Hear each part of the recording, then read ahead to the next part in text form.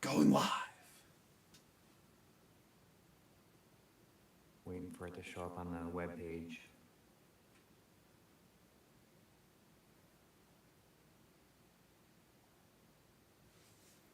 There it is. I see there we are. Kebab's saying something about a Spiders Resource website redesign debut. Is that like a stream event, or is that just the website? That's cool, though. I don't know. So good evening, if anyone's watching. Good afternoon. Right? Yeah. I good afternoon. Good 2:49 in the afternoon. I'm not used to saying good afternoon. Good day. Good day, sir. Yes. Good day, all y'all. So this is not going to be like the most amazing stream ever. Hopefully the audio is, tolerable. Hopefully there's not like too much echo of Coury picking up on my mics. I mean, I don't know if there's much I could really do about it. Yeah. So,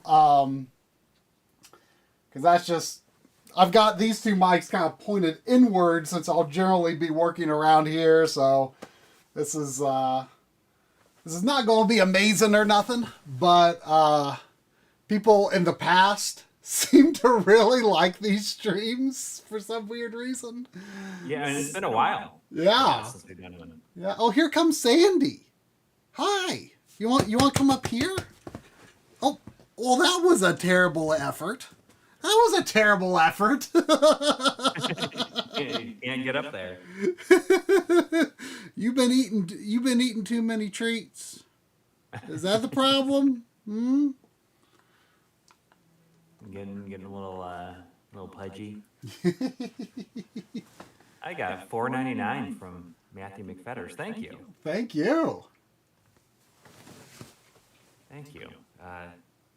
With no comment or anything on it, but I'll heart that. So I mean the main purpose here obviously is I've got the SVS back. So what I was kind of hoping to do, and unfortunately I determined that this wasn't really that feasible. You can see here what's going on in here is I've got the SVS in the back. Well, maybe I can do a little of this. The SVS is in the back. It might be a little hard to see. There's room for, I think, 2 more input modules. There's a little. Oh, okay. There's a little space there. See, so I'll most likely get like 2 extra VGA input modules when the new version comes out.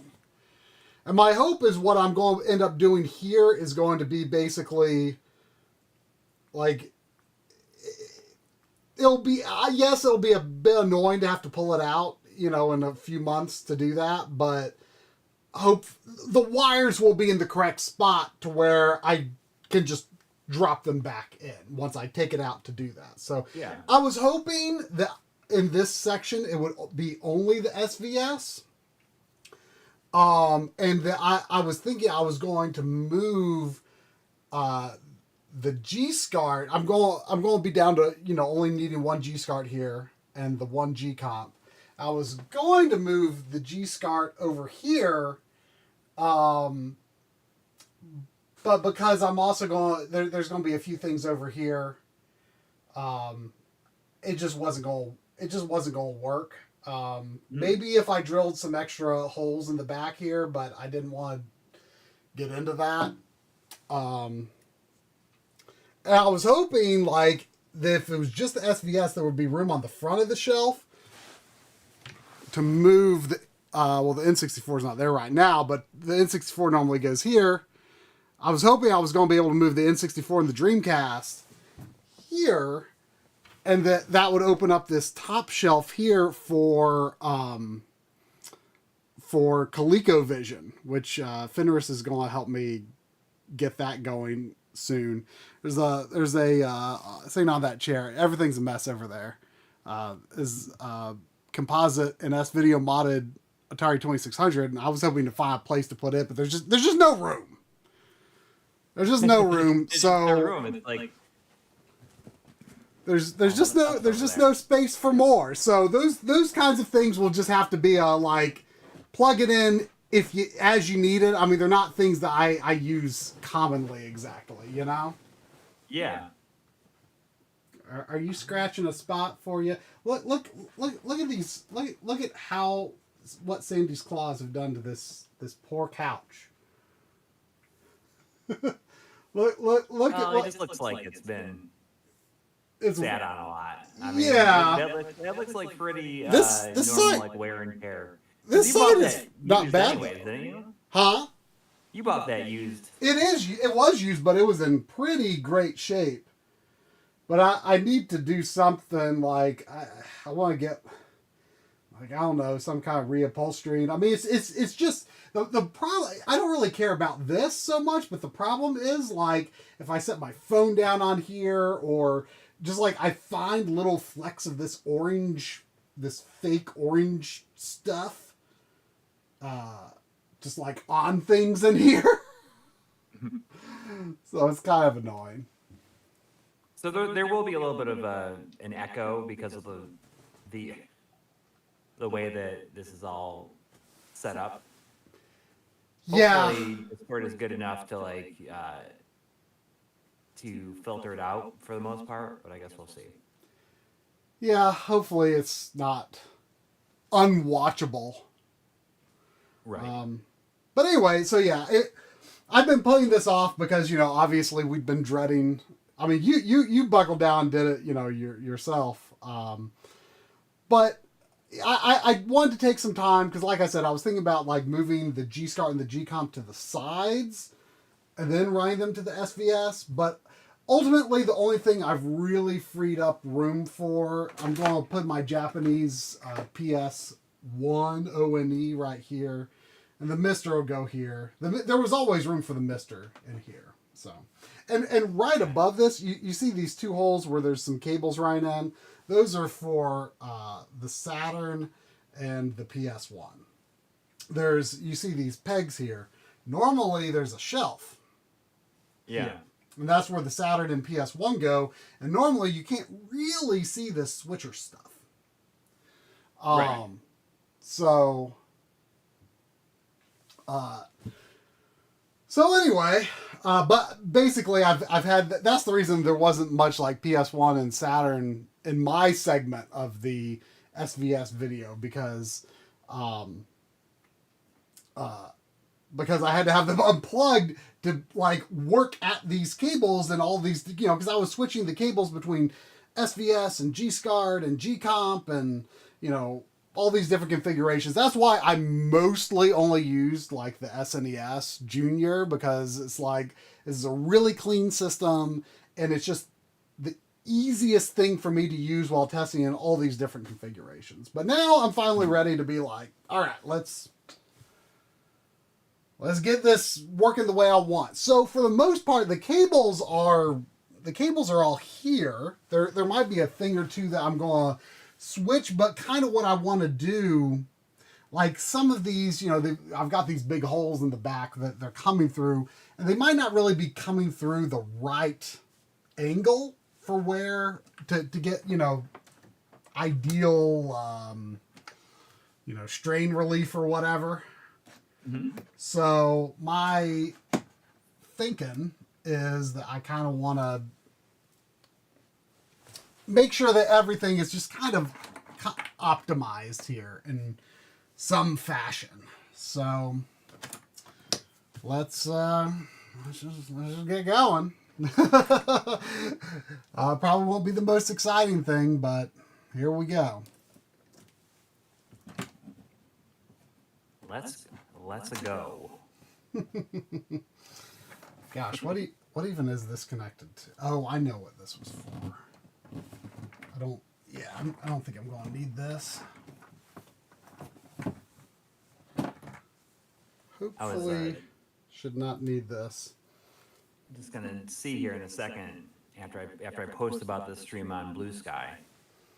I was gonna see if I switch my input over to my capture card, if it would send if a 4-3 game would be almost like perfectly centered in there. Oh, it might not be Because you know what? Maybe I'll play a little Lufia too. Ooh, that would be fun. Why not? Yeah. Although, so I finished Yakuza 6 last night. Oh, did you really? You were like, oh, I'm Like going to finish this. in the morning. I don't know. I really went for it with Oh, that one. It was like 25 hours. I did it in a week. Yeah. I'm inclined to say that I think it might be my favorite one. Wow. And you just like you decide to play that real intense. Yeah, I mean, you just decide to play it out of nowhere. Well, I mean, it wasn't out of it was like totally. After like I played 5 then 0, and you told me about that little add-on that they made in the Majima Saga. Yeah, which kind of I don't know, like ties up some loose ends from 0, right? Which was cool. And I'm like, oh, this feels pretty cool to play games in this play in this engine again. I mean, it was the first one you'd done since 7, which was your first, right? Yeah. Well, Kiwami too, but yes. Oh, right. But I went to I just like thought about it. And I was like, I'm gonna play it. Just because I want to see like the improvements. I don't know. I just want to like see where the characters are now. Yeah. And that's really the main driving thing for me. And it was the first Dragon Engine game, so it's absolutely gorgeous. But it's locked to that 30 FPS, which is fine though. Right. It feels so much heavier than it does, but not. I mean, not in a way that is really detrimental to the gameplay, in my opinion. Yeah. I mean, based on Kiwami. I finished it last night, and I was immediately like, "Oh, I wonder how long Like a Dragon Gaiden is." Because it's like a direct sequel to 6. Because 6 6 was like pitched as like the it's like the final Coury. It's like the send off for Coury. Right. And I was like, oh, I wonder how long Gaiden is. And it's like, oh, like the story's like 12 hours. And it takes place concurrently with 7. Oh wow, it's that short. Like, so I like started that this morning. You just can't stop. Well, I mean, now it's like I'm going and I'm like have this momentum, right? Right. Well, that's exactly why I played Kiwami too when I did. Series in a row. Like I can't even think of another time I've done anything like this. Yeah. I see Frogor asking, does SVS introduce any latency? I mean, I'll be honest with you, that's not something I tested because I don't think there's any reason to test that. I mean, it's not like the only thing that would add latency is if it was like putting things into a frame buffer, as far as I would know, and it's not. So, I mean, it's pure analog. I mean, there should not be any latency at all.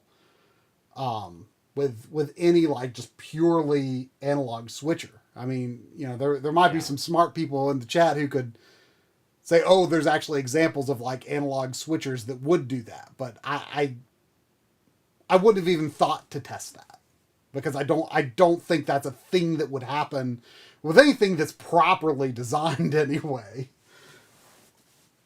I'm not having any. The mic issue is because of the way that Tri is set up, and he has me coming out of his computer speakers in the other room. So it's not my setup here. It's just the way it's set up there to allow him to move around. Well, I mean, I'm right here. It's just like I don't want it in my face. Yeah, I mean, is it like cutting out or something, or is it like it's not cutting out for me, but is it just echo? I can always up the gain for it a little bit. I mean, I don't think. And that should do better. I mean, I'm not that far. I just didn't want the microphone in my face. Does that sound better to people? Yeah, I mean, we'll see. We'll see how that goes. I mean, I can always put this like right above my head here, and I mean, I can. I can reduce saying this. like it's fine. It's just a slight echo. Here. I turned Coury way down on. So this is really stupid. Let me show you how I've got. It's a little askew right now, but down here is like one of those like. I think it's actually Blu-ray. I don't think it's DVD. I think it's a Blu-ray. It's like an LG, like one of those like all-in-one like Blu-ray sound system, like a low-end sound, like surround sound system. And I've got the optical output from my computer running through the wall into that, and it's what's being used to drive these little Panasonic speakers, which is what I'm hearing you off of. So, I mean, I just got that Blu-ray player from the grid. So the only purpose of it is actually just to drive those speakers, not to play Blu-rays. So that, you know, I have control over turning, hopefully that will help somewhat. I turned Coury down. Normally I would have to have him up a little more, but normally also these mics would not be pointing toward the speakers, but they're only pointing in this direction because I'm working here. I'm working here. I'm working here. Working. Sandy, I'm working here. You getting in my way, Sandy? Are you being obtrusive? Who do you think you are, Sandy?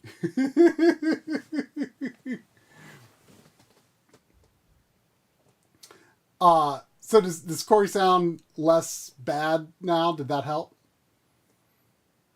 I guess we'll find out. There's $5 from Robert Hernandez, though. Thank you. Thank you. Happy Saturday, everyone. Here's a super chat for your struggles and for sharing them with us. I know this pain well, but the end result will be worth it. Well, Tries to like, I've been waiting for this pain. Well, I don't think this will be too bad. So what's this? This, is this what's going into the PVM? That looks like a Mr. cable. Oh, yes, I think you're right. That's probably the other end of this. Is that right? Is that right? It's hard to tell. I have not played any of the Judgment games. I thought about doing the first Judgment, but I felt like when I saw the Like a Dragon Gaiden, the man who erased his name is only around 12 hours for the story. I was like, I'll play that. And then I'll be basically caught up, except for like the spin-off and, you know, the spin-off games and Ishin 8 and Judgment Pirates 1 and 2. Oh, Judgment 1 and 2, Dead Souls. But Ishin and Dead Souls, I feel like are ones that I don't feel are super high priority because they're just their own thing. Yeah. Do they still like use like the like Kiryu face model? Like, is it? I think so. Yeah. It's like some of the same characters, but like just in a different time period. Yeah. Or like they look like the same, like kind of how like Ryunosuke from Great Ace Attorney like basically looks just like Phoenix but with different hair. Oh, okay. But you know, yeah. it's like, you know, early 1900s. Okay, so then what's this? Wild that you don't use wire tags. I think that's just that we spend so much. I tried doing wire tags at first, but I felt like it's not that hard for me to figure out what stuff is. Like for instance, this that I plugged in here, like I know that is either. That's either a G or a G comp. No, it's either the Wii or. Well, it couldn't be the PS2 because the PS2 I actually pulled the cable out. It's an HD Retrovision. Yeah. Actually, what is? Okay, well, see. Okay, look. See, this could be the Mr. Cable. Here's another one of these 3. Is one of these going to the PVM? Because I want to change which cable. Or actually, one of these could be going to that VGA Extron matrix. Some things I have not completely figured out. Let's say that. Some things I've not completely figured out.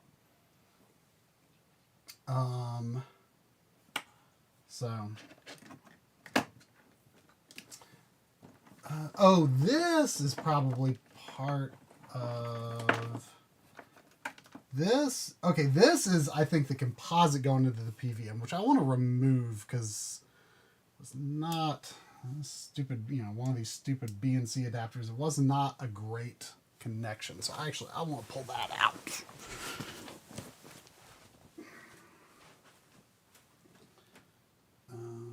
Wait a second. Hang on, I'm. Maybe that's not what it is. Oh wait, yeah, it is. Yeah, here we go.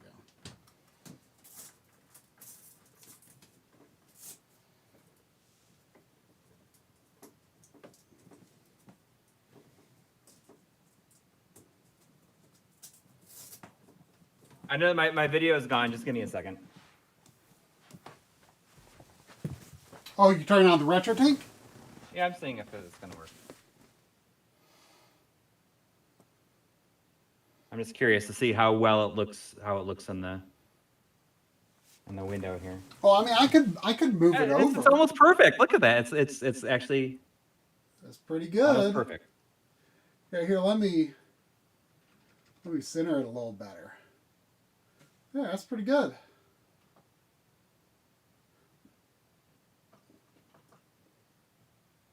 Not bad. Yeah, I think that you can't have more than one control module. Is there a reason they have more than one control module?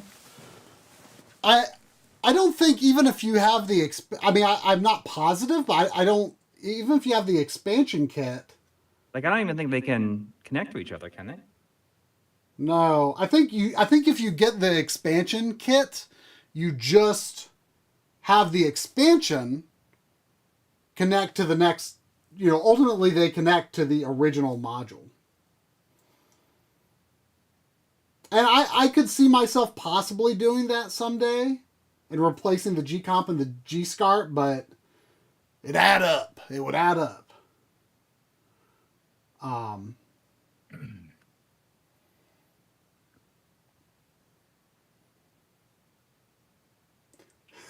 I was saying at the start of this Fenris, I was trying to make room like for the ColecoVision and even the Atari to be like a permanent installation, but I'm just not seeing a way to do it. So I'm just going to have to leave open spots on like the G-SCART and the G-Comp to like temporarily plug in stuff like that. I'm just not seeing a way to do it right now. I tried, but there's just, some of these systems, like it looks like there's room here, but some of these systems need a lot of clearance. Like, I have to have room for like Super Game Boy there. I have to have room for like tall Famicom carts. Down here, I have to have room for Master System on top of, the power-based mini FM. So there's, especially, those old consoles, they're very wide. I mean, there's a reason there's no Master System set up in here right now, right? Like, it's just too big. It's just too big.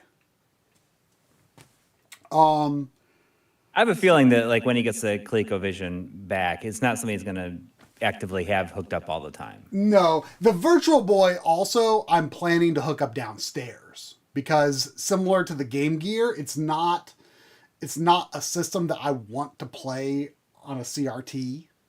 Like, I'll only really want to play that upscaled on the OLED.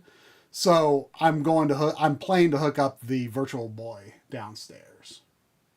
Although the problem with that is controller length. That I don't know what to do about. Like, am I just going to have with controller wires, or? Well, am I just going to have the Virtual Boy like physically close to me and just have like the long VGA run to the RetroTink? I don't know. Yeah.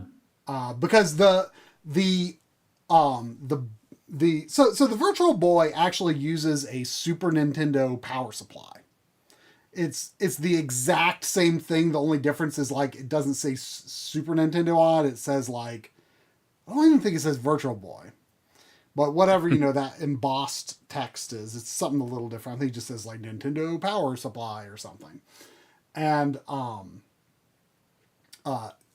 it goes, the Super Nintendo input, like that fat gray port, actually goes inside this little box that closes, and then that box latches onto the back of the Virtual Boy controller. And then the Virtual Boy controller connector is not that long, connects to the Virtual Boy itself, and that actually is providing both power and control input to the Virtual Boy. So it actually kind of almost looks like an NES connector, actually. So I see Fenrir saying Retro Onyx sells a Bluetooth controller adapter. So, yeah, send that to me on Discord, Fenris, because I will almost certainly need that. Stellar's asking, can you still get a Virtual Boy that outputs video today? Castlemania recently put up new stock of, that was when I bought it. I bought it not that many weeks ago. You can get the SCART version, or there's the RGB-S version, I guess would be more accurate to say, which has a slightly less accurate aspect ratio compared to the VGA version, which is what I got. So, although with a RetroTink, I would assume you can correct those to be the correct aspect ratio. I think the aspect ratio concern is mostly if you're actually connecting to an analog display. So, I also ordered from, I think it was from Stone Age Gamer, because my right eye on the Virtual Boy is finally going. So I ordered. That's a common problem with just the right eye, or is it a problem with both of them? I assume both of them. It'd been a few years since I'd actually had the Virtual Boy on, and but then I turned it on. I was like, oh, it's like got this like weird mirrored image going on the right eye. Apparently some sort of adhesive that like holds something to something is just not very well designed, but people design fixes for them. So, I'm going to be seeing my Virtual Boy Defender soon for all that work. So, okay. I want to figure out what is, so over here, I've got this Extron, this VGA Extron. By the way, I'm going to show y'all. Don't get too scared. Don't get too scared. But it's, you know what, y'all? It ain't pretty back here. It ain't pretty, and there's no point in making it pretty. There's no point in making it pretty because, you have to do things like what I'm doing today every now and then. And if you have that stuff all tightly bound up, then it becomes a nightmare to change anything. And the thing is, my philosophy is you just hide it. See, look, I can access it there, but this door right here, this door is almost always open. It's almost always open. And guess what? I can't see it. What's that thing that's bolted to the side of it? That's the HDMI. No, to the side of no, on the other side here, right there by the door. Like look down. There you go. That thing. Yes. It's an Extron VGA matrix. Oh, okay. Of course. Yes. Which I'm actually using. I again, like I said, I haven't fully thought some things through. I'm not. It's kind of complex to explain what I'm even doing with this. Here, I'm not going to. I want to get this cable out of the way for now. Okay, is that? Okay, yes, that is what I plugged in. The other one is probably the mister. So I'm going to get this out. At least for now, I'm just not sure if I'm going to need that or not. I haven't thought it through.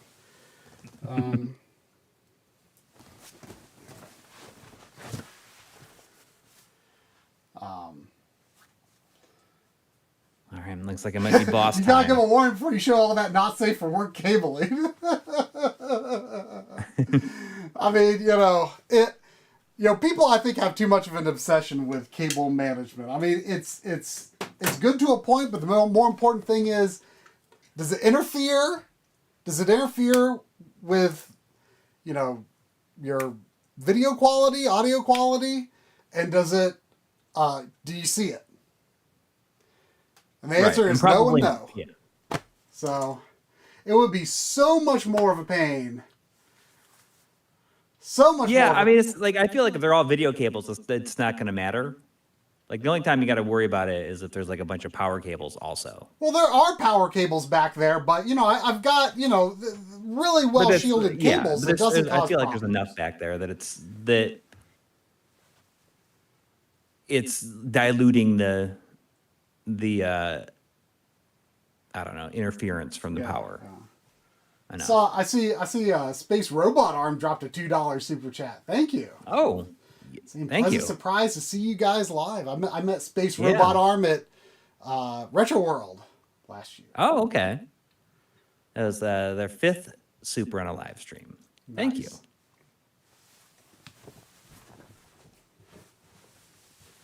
So I'm going to pull this out and decide later if I'm see my real strength. Oh, it's boss time.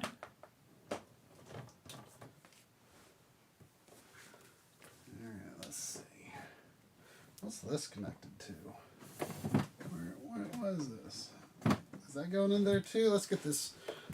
This is a Extron VGA cable. I'm going to pull that out for now. It might go back in. Hopefully this stream won't end up getting too much butt crack for YouTube.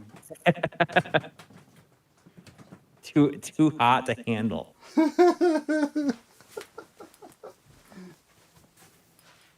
That's why you're wearing a belt, right? Oh, yeah.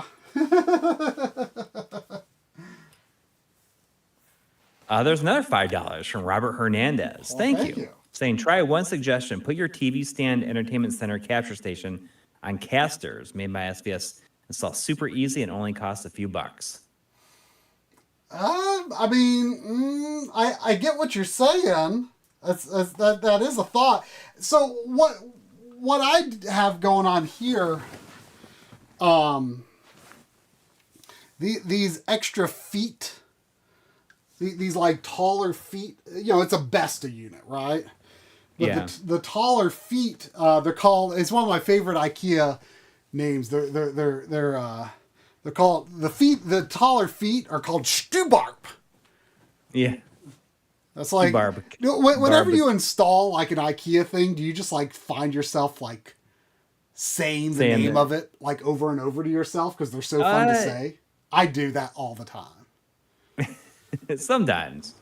I bought this this storage unit I put in my closet called Bagabo. I kept saying Bilbo Bagabo. Bill Bagabo. Bilbo Bagabo.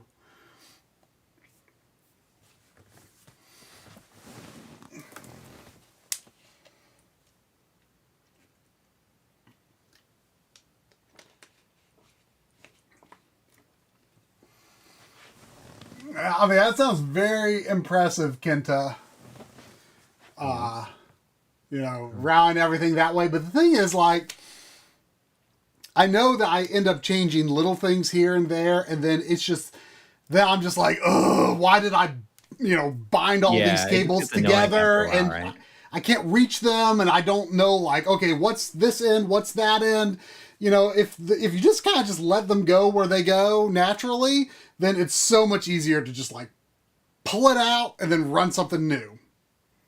If it's not interfering with the quality and you can't see it, I'm just like, whatever. Oh, but what I was saying about these feet, this actually lets me reach under.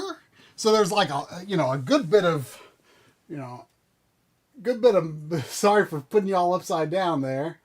There's a good bit of mess under, but it also lets me do things like hide this right here. This is a USB-C cable that's, obviously not right now, but it's like running out the mister, out the back of this unit, then under here for mister controllers. So I just like pull this out and then hide it back under, So I like doing stuff like that. It's useful to have just like dangling cables that are already connected. Yes. Especially like charging cables. This other, let's see. What is this? Oh, this is the GameCube. This is the GameCube. So then... Yeah. Oh, yeah. I mean, I can tell you that. So then where... This is probably the audio for the GameCube. So... Okay. But I would prefer it to be coming through that hole. Have you ever heard of those things? That's going to be the thing that everyone's going to talk about. Like, why haven't you like labeled all these? Because, like a lot. I mean, for me, I have one that's on the GameCube that's labeled. Well, and these like little tags, but it's just like you get to a point where it's like this is like so much time. And honestly, they look ugly. Yeah. And they get caught on things a lot. Especially if you're like pulling stuff out or moving stuff. I mean, well, look, for example, these retro access cables, they've got labels, and I can generally, some might be like this is Genesis 2 C-Sync, so I know that's actually my Neo Geo because I think that's the only Genesis 2. So I mean, it's generally not. It doesn't take too much for me to be like, oh, I know what this is. Let's see. I just, but a big part of what I am doing here is trying to just manage these a little better because the cables are all here, but I want them to be flowing in a way that is better for strain relief in whatever particular direction they end up going. In whatever direction they end up going into the switcher. Because I actually had things here the way that the G-SCARTs and G-Comps were set up. Actually, this part, like even though it was covered by this other shelf, this part was actually pretty nice looking, I would say. I would say it was pretty nice looking. Okay, now what's the situation with the GameCube in here? Is it... Oh yeah, we got... It's real nice and loose. Oh, the GameCube audio is unplugged. Castlemania Ryan is here saying, I love how there's 300 people watching you do what we've been putting off for months.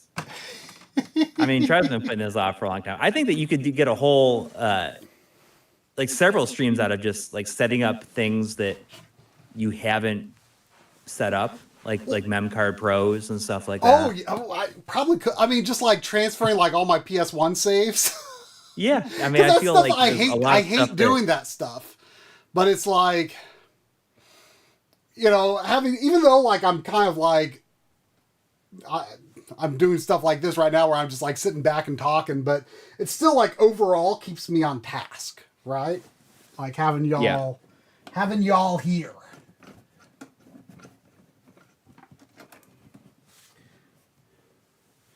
All right. So, you got to open those treasure chests. I hate it when things like this happen. Like what? When something bad is happening, like a tower that you're in is collapsing, and there's 3 unopened treasure chests, you can't just leave them. You know what I mean? Like the tower's not going to crumble with you in it if you stop to open those treasure chests. I mean, who could say? Oh, what you doing? It's just video game logic that it won't. So there was a $5 super chat from EB Chill. Thank you. Oh, thank you. Yes. I need to keep a better eye on it. All right, then let's get these GameCube audio cables over here too. Kari Taylor is asking, are you guys like me where all my HDMI Ethernet and possible even my power cables need to be color coordinated?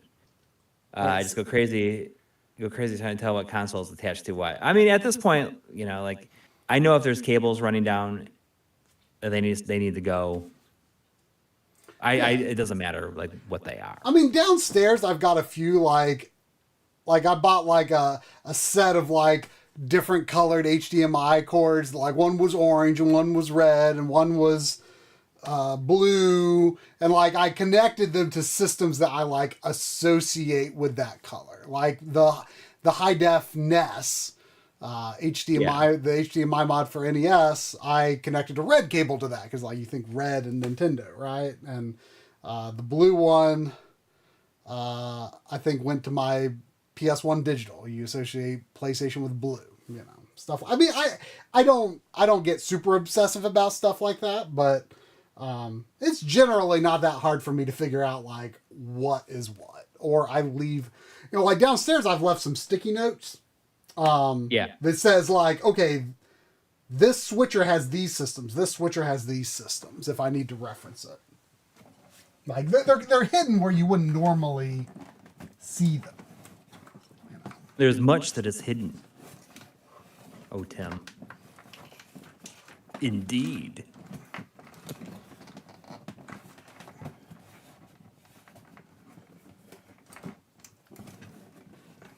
Oh, actually, you know what?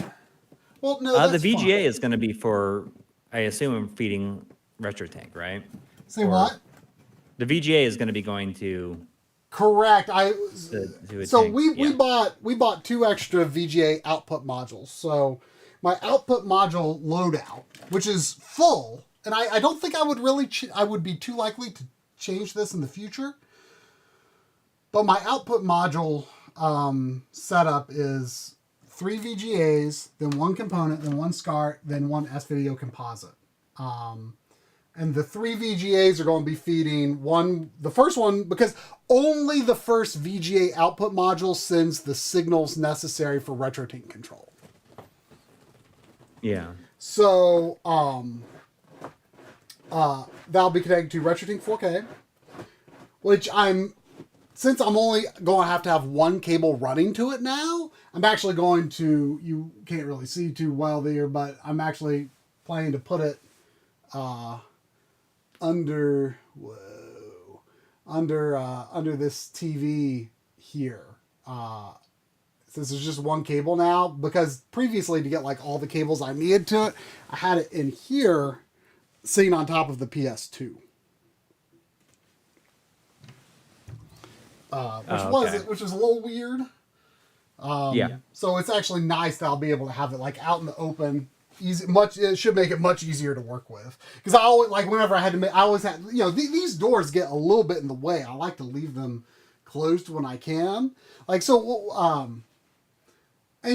just made it so I always had to open this door to do it basically anything, or to change RetroTink settings or whatever. So it'd be nice to have it above. What I normally do is I have them closed if I'm not actively really doing anything with the system. But if I'm like say currently playing like a PS2 game, and I've got PS2 controller connected, I don't want to unplug that when I'm done. So this little spring thing, if you can kind of see that maybe like on the door, I usually leave that popped out and then just close the door too, and then the cable can dangle out from under here without it being pinched. So they don't, some of them, like, I think the other 2 work fine. They're supposed to, like, if you push on it, it's supposed to pop out, but I didn't get them installed quite perfectly, I guess. Okay, let's plug in this GameCube audio. Plug in the composite, because that, just to put it somewhere, I don't think it would... I don't think it would cause any issues with like the wrong input going active or something. Okay, so what is this? What I don't think it matters if you play Lufia 1 or 2 first. you know, The beginning of the Luffy. beginning of part 1 ends with part 2. Yeah. It has the ending of part 2. Because 2 takes At the place beginning of before 1. So Yeah. like, it depends on which one you play as like consider a these spoiler. core characters.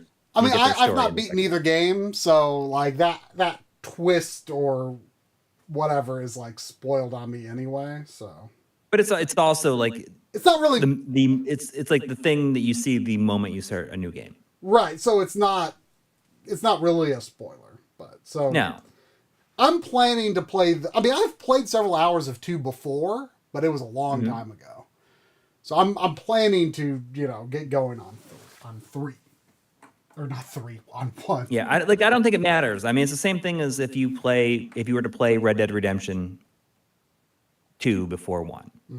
You know, Okay, what is it doesn't really matter. Whatever just sounds more fun. What? One of these is the Wii, and one of them I don't know. What are you? What are you? By the way, I've got the Xbox I've got in here right now. It's not one of the better video encoder Xboxes for sure. Although with a low pass filter, it's fine enough, but it's definitely, I would say, the noisiest component system hooked up here. But I've got like the breakout box. And I'm not sure which one people have. I've heard people say both ways, like the breakout box versus like the official cables. The official cables should be here somewhere, unless I pulled them out. Maybe I pulled them out. Were they over there? Yeah, I think I pulled them out. But I think I'm going to use just the straight cables. Oh yeah, We got $2 from Mr. I Crap and Shits. Oh yeah, how about that? Yeah, thank you. Saying thank you guys for the RGB 101 series. Absolutely, thank you for your name.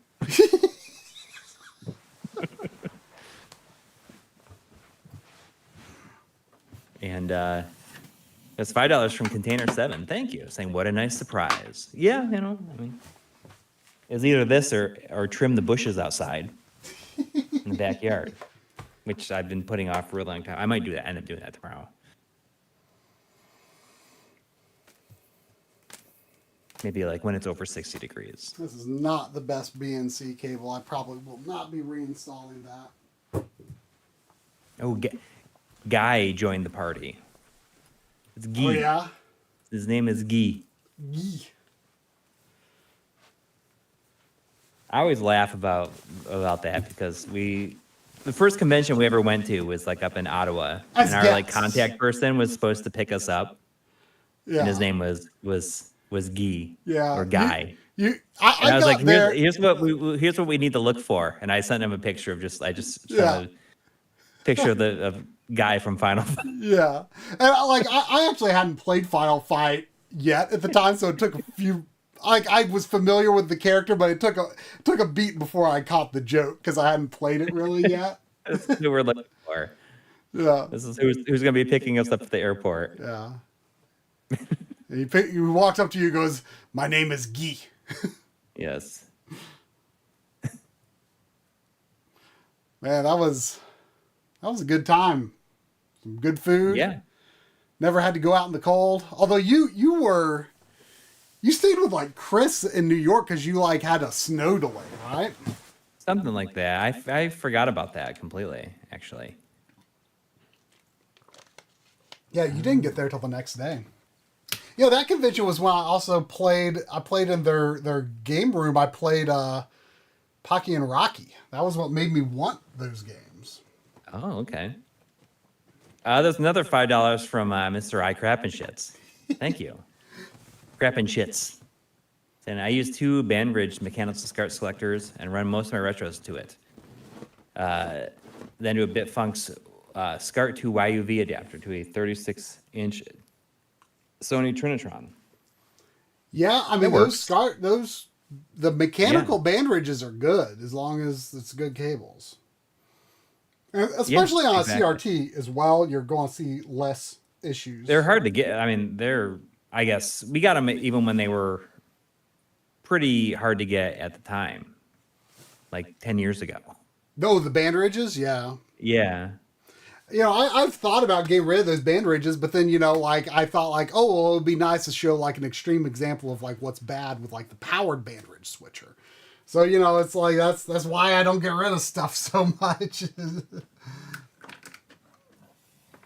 Okay, what is this? Why is there a single composite cable here? Why is there a single composite? All right, just as a heads up, we're gonna meet some people for dinner at 5:30. Oh, okay, yeah. Yeah, I can hang out by myself. Or we can, I mean, always ask around if there's anybody else who wants to jump in with you. Okay, so this is this composite. What is this composite? Let's see. Is this the PC engine? Is it? All right, where am I going?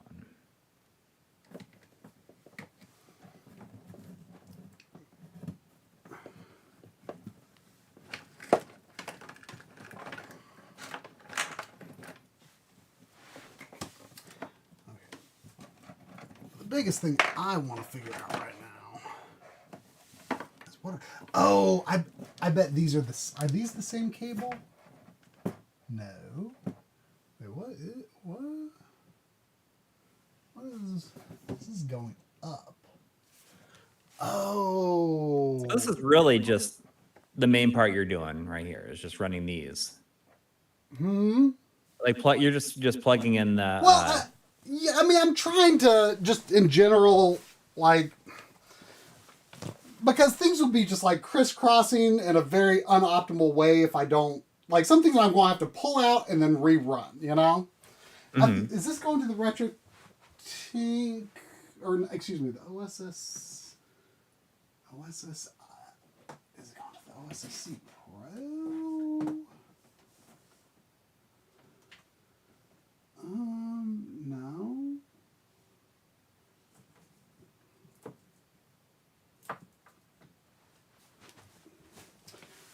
What are you? What is it? It's this, right? Yeah. Alright, it's this. What are... Oh, it's the DVD player. Edgar Pause in the chat says that they have that same PVM and they traded a mint copy of Minish Cap for it. Ooh. Is Minish Cap that valuable? Well, I mean, I bet you that trade couldn't happen now, but at one point, probably I would made a lot of sense. I would definitely think that a PVM would be more valuable than Minish Cap, but I mean, I'm assuming complete in box. Yeah. All right, let's get this. You have a 4K HDMI switcher that you prefer.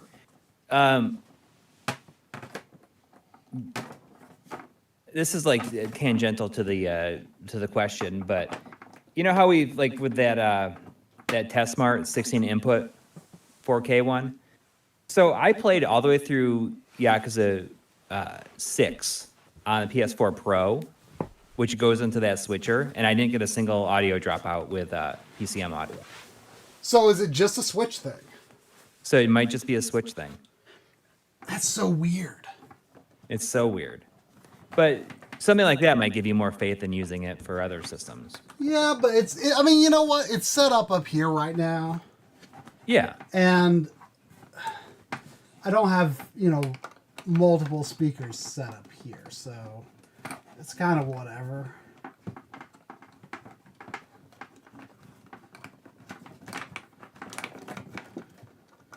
I know where I'm going here. What are you? Do I go back into the You caught tower? on the Saturn cable? I wasn't listening to the... Don't worry about the city. They'll be fine while we're gone. Okay. Fine. This is caught on the Saturn cable. Clemento Village. I'm going to Clemento Village. just beyond the tower. Others 5 pounds from the multi-gen gamer.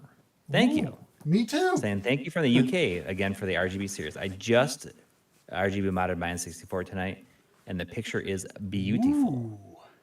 You know, the reason the N64 is not in there is I'm actually, I don't know why I didn't do this before. Yeah. Like it seems so obvious, but Because Mark's doing something. You can come. You want to come say hi? but I'm putting my Ultra HDMI N64 back downstairs, and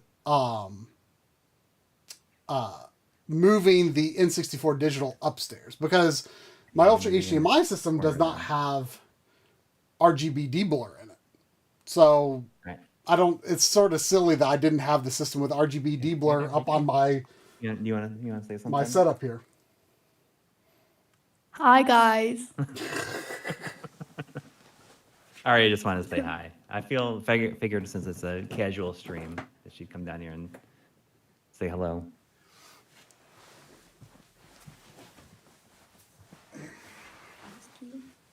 You know where the saltine crackers are? Because I'm big and hungry. No, they're gone. You should have gotten them. Sorry.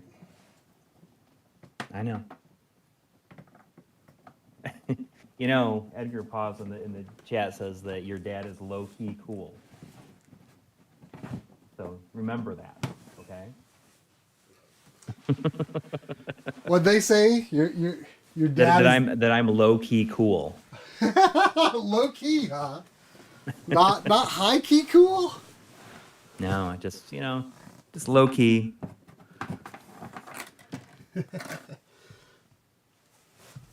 How bad she cringed when she said that? She just kind of went, gave me the grimace.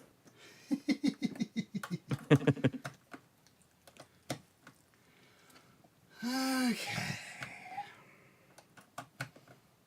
DVD.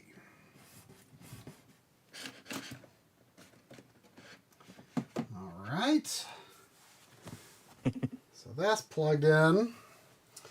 This must be the other end of this, right? Oh, look at it. I switched my video source back, and now it looks like the frame rate is back to being okay. Oh, was it? It was real choppy before, but it seems like it's okay now. Huh. Okay, so this has to be the Wii. Which, by the way, I swapped my Wii. I'm going, maybe there's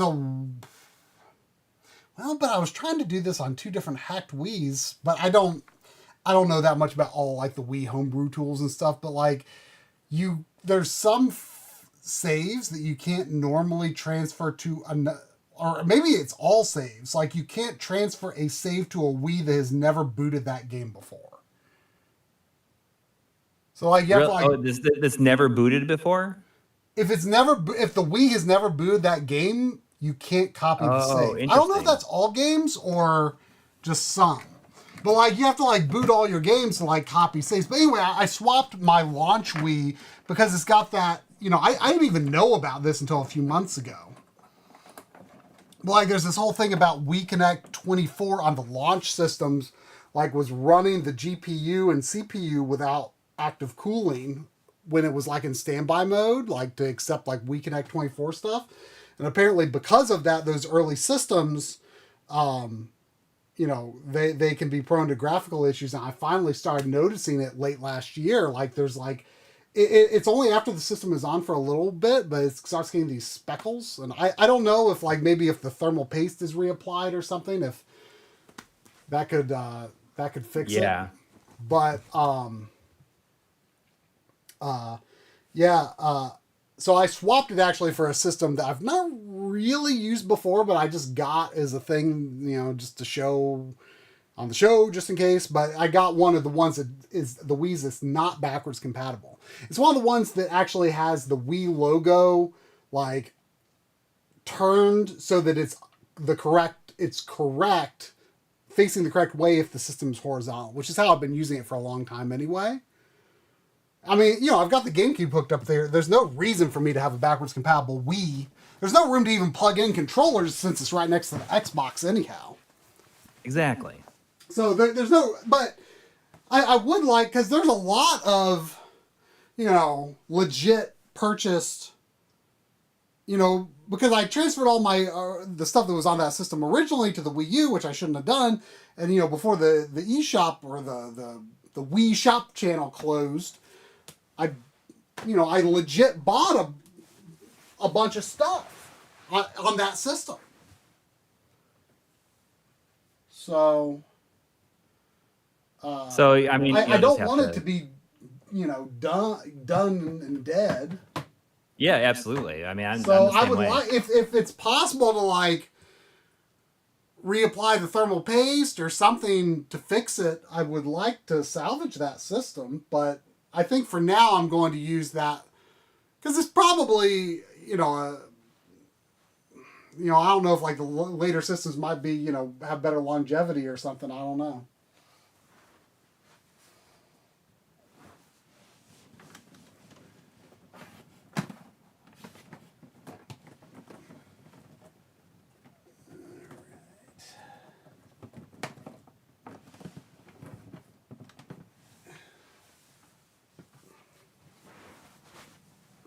The richest, stingiest man lives in the big mansion in the back of this town. Oh, weird. His name is Rochi. The richest man in this village. Weird. I understand you're warriors. The exhaust fan that I have installed in the cabinet behind the Xbox randomly turned on. But the Xbox isn't on. Normally it turns on because like there's a temperature threshold. Maybe I hit did I hit a switch? Oh, I probably like accidentally hit the switch or something. Maybe.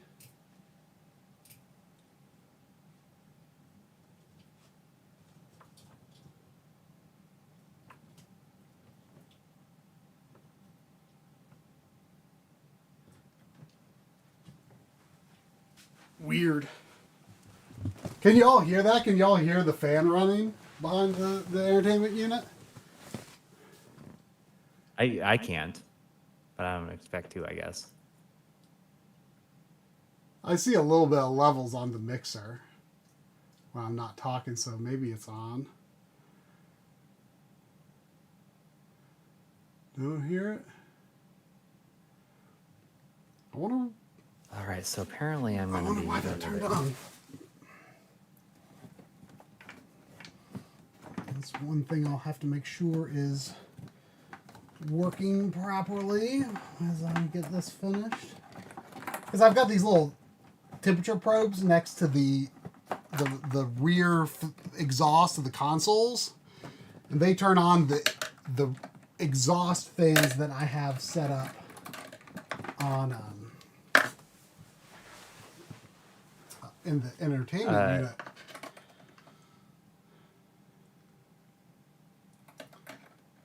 D-Dave64 is asking, or saying, I think the wireless card being on all the time in standby mode can contribute to the GPU heating up too quickly and ultimately overheating. I assume on the Wii? Wireless card being on all the Like time in the standby wireless. can contribute to the GPU. Oh, really? Can you just disable? Can you just? I think you can turn it, or just make it so it's not connected to anything. Eventually. I mean, I Not that it I matters don't now. need wireless on that system, so I'm trying to Yeah. remember if you can even just like disable wireless. Probably. Yeah, I don't remember.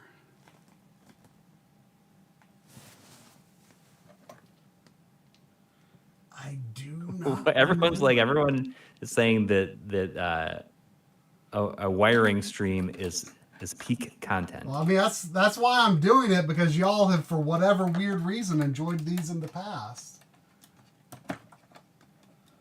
So, you know.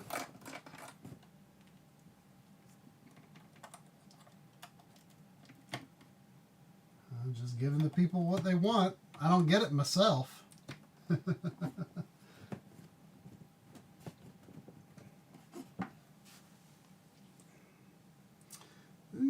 Okay. So I believe that's all of the component that I'm intending to put directly into the G-SCART. However, I'm going to put 3 composite things, or actually one of the composite things is already in there. So I will, so this composite, that's actually the NES. So it's actually, this is something Fenris sent me. It's a tiny, they call it tiny NES or tiny NES. And it's like, real chips. And the video output is authentic. Like, it's completely authentic to an unmodified NES. I've tested and verified it looks exactly like an unmodified NES. So this is how I capture composite NES now. Oh, that's really cool. So, I mean, it's nice because it looks like you can just take a cartridge and slide it in sideways. Right. So, like, I mean, it normally, it's obviously it's meant to go horizontal, but yes, I have it positioned exactly so that the cartridge goes in right in front of the FDS there. Does the cartridge actually like sit along the shelf too? No, it's not hanging but or anything. It's rigid.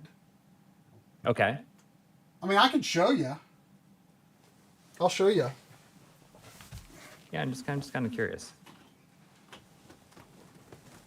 There was $2 from Physical Copy. Thank you. Saying, when will the next room tour be shown? I'm assuming this is like a piece to like making that happen sooner rather than later. I'm guessing. So I just like what is happening here. I don't know if you hear me. Just or do not. that. Wait, say what?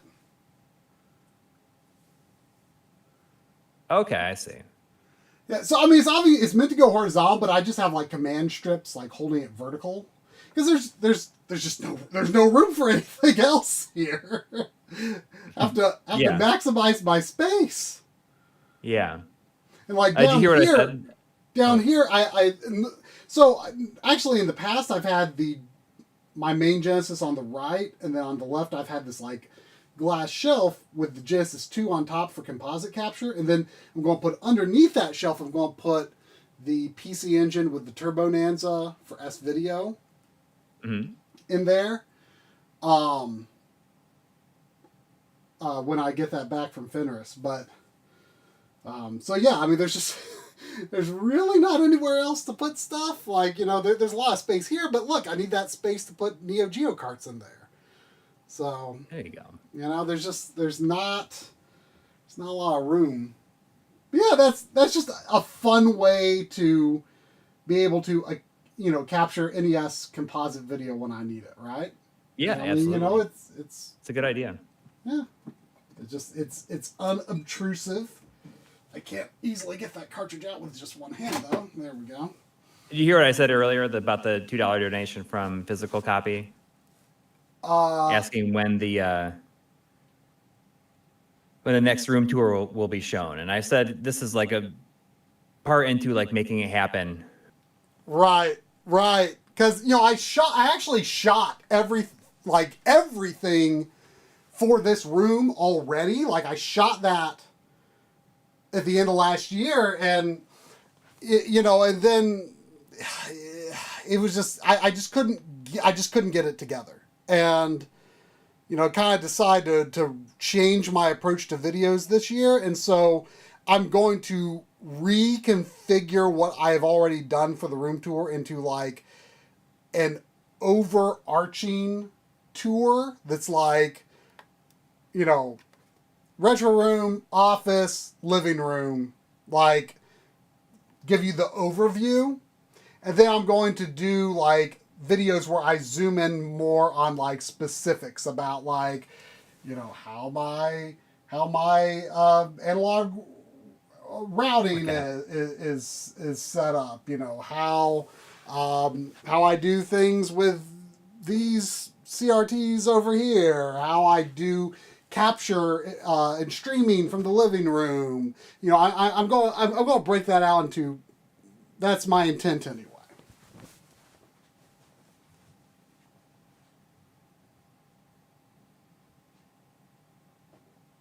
I got Capsule Monster Armor Dog. I have a royal dress that's not being worn.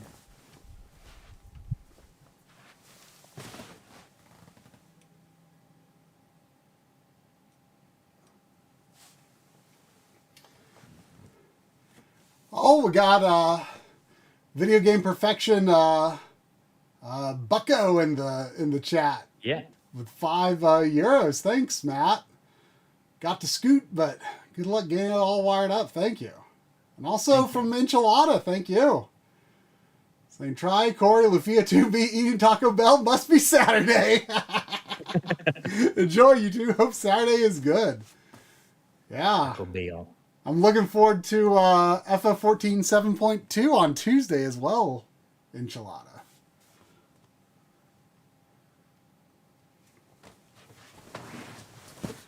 All right.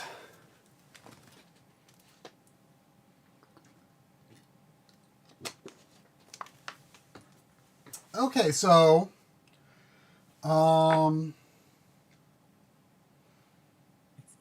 wait, did I We're real early today. Yeah, I mean, we're just... Wait, I didn't plug in the Mister. So okay, if this is Yeah, is there an audio for the... So your audio would probably be what for the RCA Mister? code. Oh, I just used the HDMI audio. Is that what you're asking about? Yeah, I mean, I send audio also to the switcher, so I can send it to like PVM if I needed to. Although it's just No, mono. I just use the HDMI audio. This is it, right? This has to be it.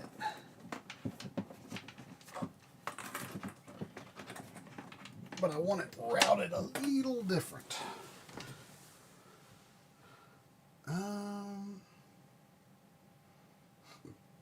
Okay, yeah. That should be fine.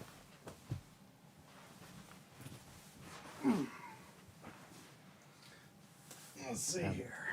Got that Armor Dog. I'm gonna start calling Sandy Armor Dog. Armor Dog? Yeah, I got a Capsule Monster Armor Dog. I feel like the What? Capsule Monsters, I have no idea what you're talking about. you can collect these like monsters, and they will fight alongside your party. I don't know, probably. Oh, and Pokemon Lufia. inspired. And yeah. And I got one called Armor Dog. Armor Dog. Armor Dog.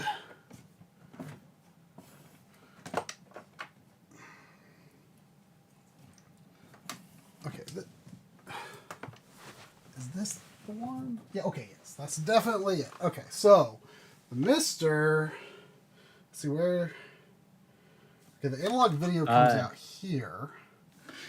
I am using an edge enhanced Super NES to play this right now. Done by Fenris Wolf Retro in a retro game restore shell, a see-through shell. Okay, that should work. That should work. So this, I want it to go like a this. Like a this.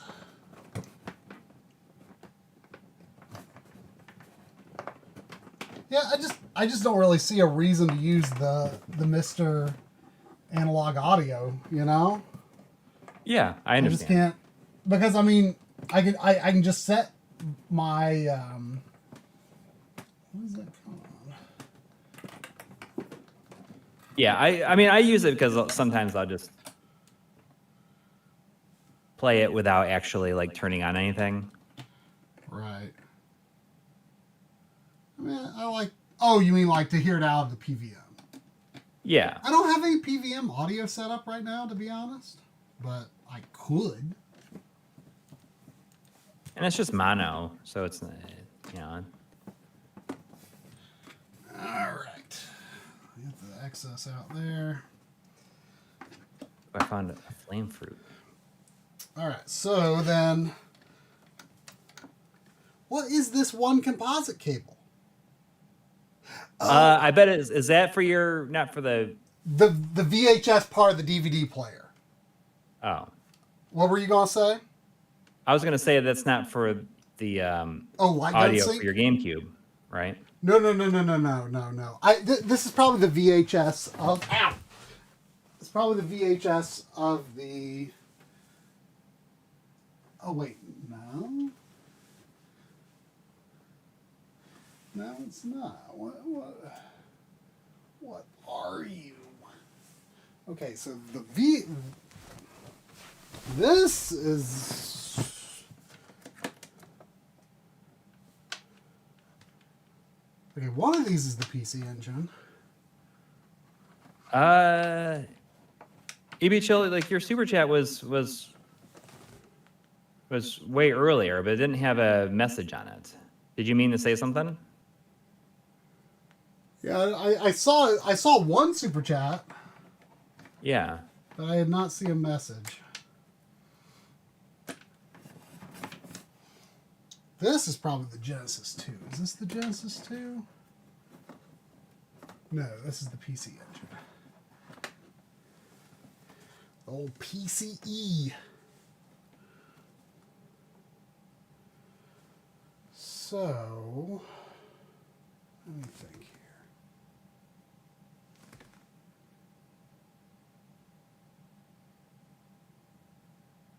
Ooh, here we go.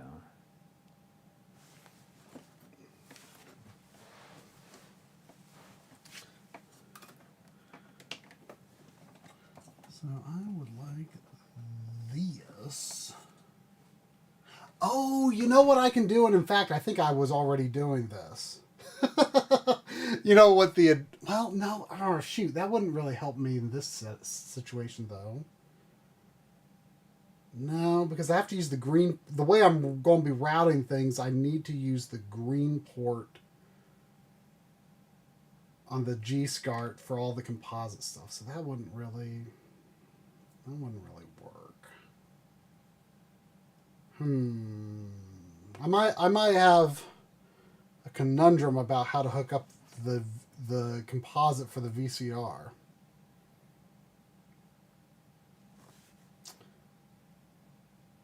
So is there an S video on there or anything else on there on the VCR? Well, the problem is I've only got one S video input anyway. So, and that's going to be used for the Turbo Nanza. I see. Well, you could always just So pull it out. that's why I'm undecided. Like, I'll probably get either 2 more VGA or 1 more VGA and 1 more composite S video, ultimately. Yeah. But our findings here today will likely determine that. Good old Armadog. Speaking of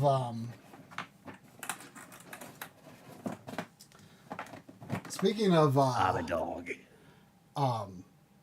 You know, Lufia 2, which is a pledge game for you. I've been doing nothing It's a but pledge game from games. last year, Huh? honestly. It's a pledge game from last year, but Yeah, like but they still all... a pledge game. It's still important to Yeah. get through it. I got Yakuza Kiwami done, and this week I've been making progress in Tomb Raider 1. I've only got 3 levels left. I'm going to try to do the third to last tomorrow or possibly even Monday.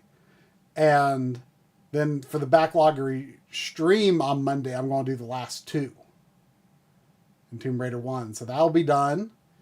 And I also, believe it or not, started playing Viva Pinata. It's like my evening wind down game. Although honestly, it can be a little stressful, like in the beginning, because they hit you with a lot of information, just bang, bang, bang, bang. Yeah. In the beginning. But I've finally sort of figured things out. Like I figured out, like, I looked up some things where I was like kind of confused. And like, you can't like have like, you don't even have, it's not even possible to have like all of the different piñata types in your garden at one time anyway. So like, if there's there's certain piñatas that will they just don't like each other and they'll be like fighting. I was like so sick of hearing this like ominous battle music like constantly, and then my piñata would be sick and I'd have to call the doctor, and like more valuable piñatas are like more expensive to heal. And I was like really sick of that, and I eventually figured out like, okay, like certain piñatas just don't like each other. So I'm like, okay, well, I'm just going to like sell one of the piñatas that's always causing a problem. Like, I'm not going to have that type of piñata. And so things calm down a lot. Crazy piñatas. Yeah. They're wild, man. They are wild. They're wild piñatas. And so I things got calmed down there, and I've finally like been able to focus on like actually making it look nice rather than just like, it's just like, it was very haphazard as I was like trying to learn the game. But like, though, I think what I'm going to have to say in my rare after Nintendo is like all of the non-piñata characters are like kind of like body horror. Like, I don't like them. Like the non-piñata characters are like a woman with a mailbox for a head, a woman with a sprinkler spout for a head, like this dude with like a hammer for a head and a bunch of nails sticking out of his head. Like they're all really like kind of unsettling, honestly. With a hammer for a head. That's pretty creepy. And I think they are actually really creepy looking. I don't like the non-piñata characters, but the piñatas are, they're nice enough designs. But I'm going also, before I do a rare, because there's no point in doing like separate videos on Viva Piñata and Trouble in Paradise. So I'm going to ultimately play both before I do a video. And I also realized, the Xbox Live Arcade game Jetpack Refueled came out. Yeah. Before Viva Piñata. So, okay. That's a good game. Yeah, but I'm thinking about maybe like I might make it like a quick like interlude in the video between like Viva Piñata 1 and Trouble in Paradise or something like that. Mm-hmm. Like I don't know.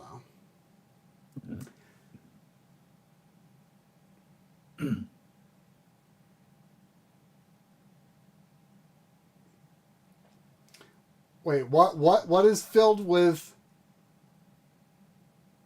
crickets? Piñatas filled with crickets? What? I don't need that.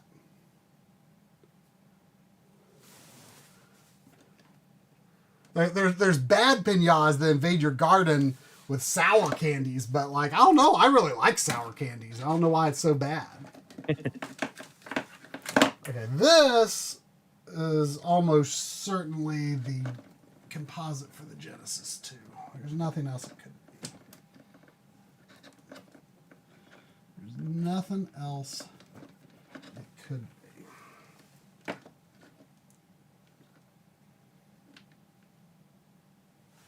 All right, I think I got it. Okay. I On the Aqua Whip. In a lot of ways, this is already looking a lot nicer, And the Fury a lot sooner than I thought it would, to tell the truth.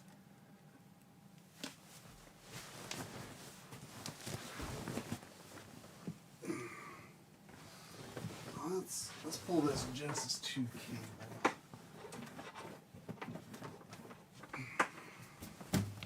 Is that helping?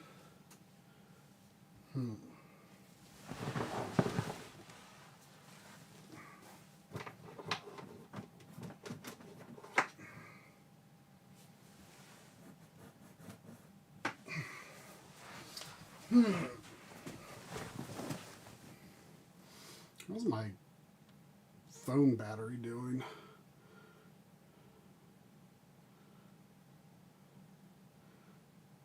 Oh, there it is.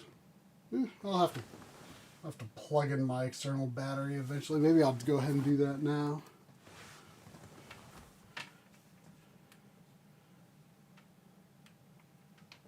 There we go. I need that key though. Where's that key at?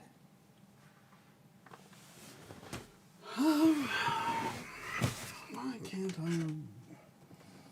You gonna do, yeah, for Rare after Nintendo, you better cover Grunty's Revenge and Banjo Pilot at some point in the Nuts and Bolts episode. I'm thinking about maybe sometime just doing like a separate like Rare on the GBC and DS thing. Although I don't have very many of them. I don't think I have any of the DS games. But I've got Grunty's Revenge, Banjo Pilot, and it's Mr. Pants. I'm not sure. Is that Mr. Pants? And it's Mr. Pants. And Donkey Kong Country.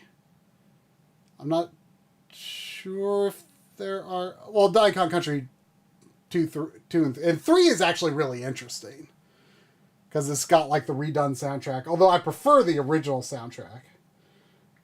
I think the DKC 3 soundtrack is really underrated. I think Evelyn Fisher did a very good job of it. It's just that her compositions did not sound good on GBA. Is the problem. Which, I mean, what does sound good on GBA?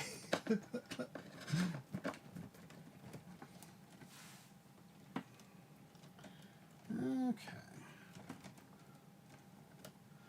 That's looking decent. It's looking decent. Yeah, it looks like it's coming together pretty well. Yeah. See, look at that. Look at that G comp. Not too bad. Not too bad.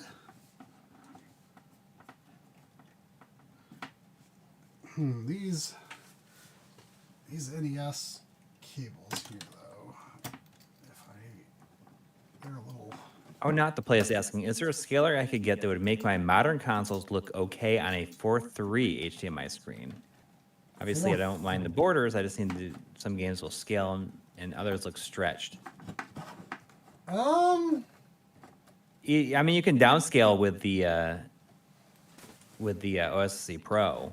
But are you asking about an But like to an HDMI screen, I mean. So you're talking like a CRT. You're talking Or about like an HD CRT with HDMI. Like my HD CRT had DVI, but you know what? It was weird. There was like some kind of rolling noise actually that would go on the TV. Maybe it was part of, because obviously in the end it's analog because it's going to I don't know if it had something to do with the digital to analog conversion for actually displaying it on the CRT. But there was like a line that would kind of roll through the DVI connection on my HD CRT, and I actually found that for like PS3 component looked better on my HD CRT. But that's kind of beside the point. Yeah, I mean, the OSSC Pro does downscale. I want to learn more about the downscaling function, though, because I'm wondering if I was maybe overlooking something. Because ultimately, like, for instance, like 240p will look good, but I don't know if you can, like, downscale to, like, if you can output 720p with its analog output or not. But like 480i, like I was hoping 480i would look really good, like, because kind of the main thing I wanted to do with it was do 480p component to 480i so that I could see it on this PVM. And what I found was that it was the 480i looked much harsher, like the flicker, it was just the interlacing was just more pronounced. It looked a lot harsher, is the only way I can think to describe it, compared to as if I just output the console in 480i to begin with, but I wonder, because there's like multiple, like there's like true scaler mode, and then there's like line doubler mode. And I learned a bit about the OSSC Pro, even though I didn't really use it in the actual materials. I felt like while working on the SVS episode, I felt like I learned a bit more about working with OSSC Pro. Okay, so this is the VCR. And I am out of inputs on the G-Comp for this. Nana Cheesecake has been a member for 28 months. Wow. And it says, might as well burn this one for free. What's your favorite sour candy? To both of you. Ooh. Or alternative if you're not a fan of sour. You know, I really like sour gummy worms. Like, That is like covered in sugar. well, like sour sugar. Right. Yeah, like the I don't know how you say it, like trolley or trolley. I don't know how you say that brand tend to be really good. I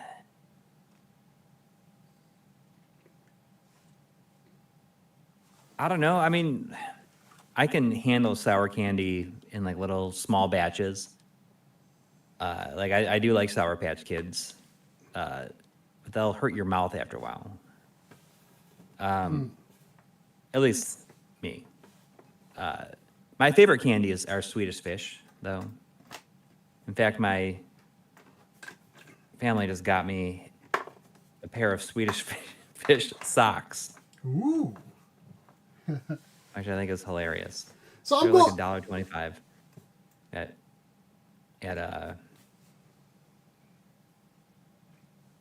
I don't know, at a store. I don't know what it is though. Or it was, maybe it was at the grocery store.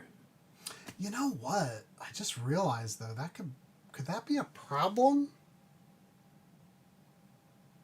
Yeah, like stuff like Warheads they make my mouth feel really rough, if that makes sense. Just a lot of sour candy does.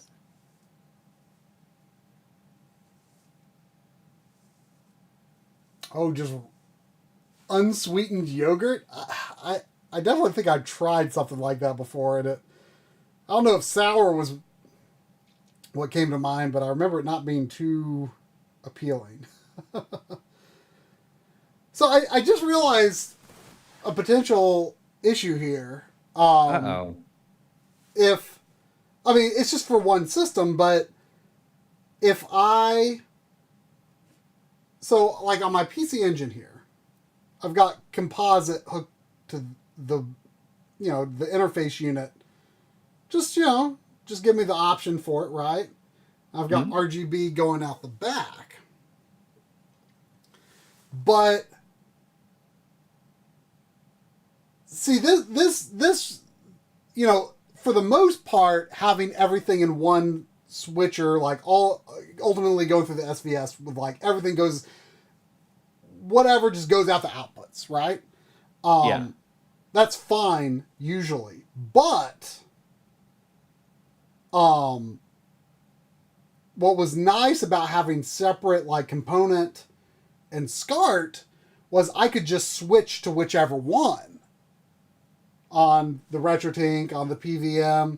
And so it was no problem to use both RGB and composite from one system like the PC Engine, just because it's easy enough to do it because that connection is just there.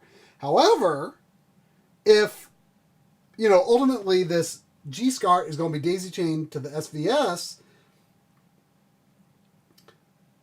then it's going to be it's going to be detecting it over SCART as well as component composite. So that could interfere with auto switching.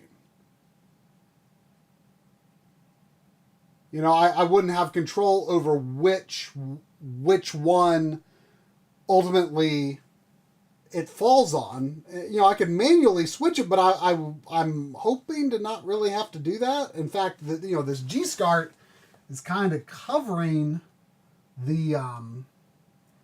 Yeah, the I mean, it's possible auto it switch. might read it through like the plexiglass, but I'd rather yeah, but it's not. I'd rather not have to use the remote for the. Yeah, This is the SVS remote. I don't really want to have to use it.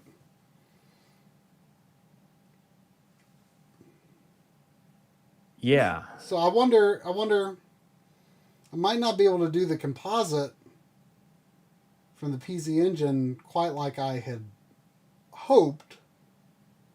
So Yeah, I mean, you just have to I just unplug plug it in. Just plug it in. I mean, as that's what I would needed. do is get like a little pigtail and then plug it in when you need to. Yeah. Yeah. Probably the thing to do is just like. Wait, no, that's the Genesis, right? This is the PC Engine. So I'll plug these in. Here's someone mentioned yogurt. I'm gonna go get a little cup of yogurt. I'll be right back. Okay. No, not okay.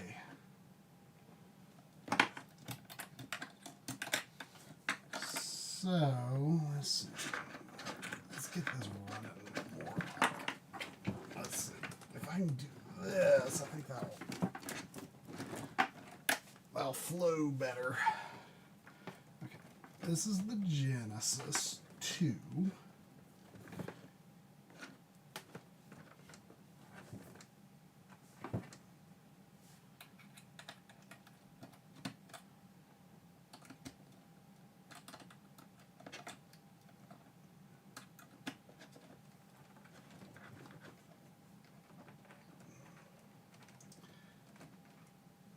Alright, and then this is the PC Engine. So what I could do, since I was like, oh, what am I going to do? Got the VCR. I can just run this VCR cable into here, and then I could leave these PC Engine cables like kind of accessible here in some fashion, and I could just swap the VCR and the PC Engine. Because, like, let's be honest, how often am I going to be, how often am I going to be recording PC Engine composite? Not very often. Not very often. So I can just remember to switch to these. So let me get these VCR cables. And how often am I going to use the VCR either, for that matter? Not that often. Not that often. Oh, that Xbox fan just went off. As soon I must be bumping something back here. I'll have to make sure those exhaust fans are wired up correctly.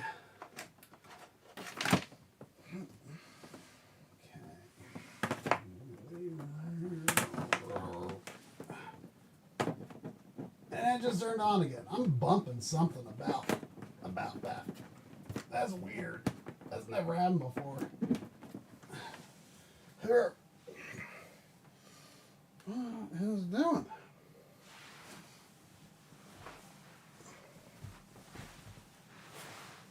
Okay. Ow.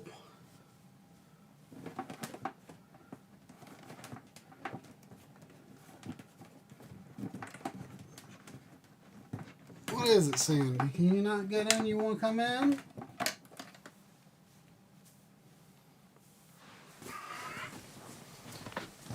You can't get in? You want to come see? You want to come see? Come see. Come sit up here. Come sit up here.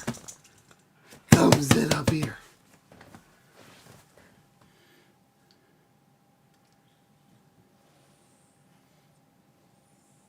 No, you're just gonna sit there? Okay.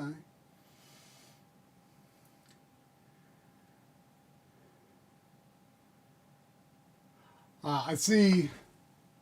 What was that? JM Should I get a Sega CD or an EverDrive? Get an EverDrive. I do not enjoy... I personally don't enjoy using the Sega CD. Like the... Yeah, I have had...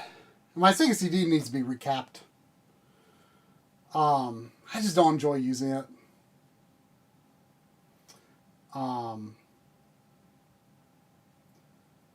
But the PC Engine CD, you know, I've had a read issue on it like once or twice, maybe. But the PC Engine CD just has so much better games than the Sega CD. Like, it has regular video games. You know? Sega CD is all, like, trying to be, you know, weird and FMV. I mean, don't get me wrong, I like FMV games and all, but... I don't know. You're talking about games? Like, Huh? the Sega CD games versus PC Engine games? You know, I was just saying I don't really especially enjoy using the the Sega CD. It just feels like a pain in the butt a lot of the times. Yeah, I understand that. All right, so let's do this. This.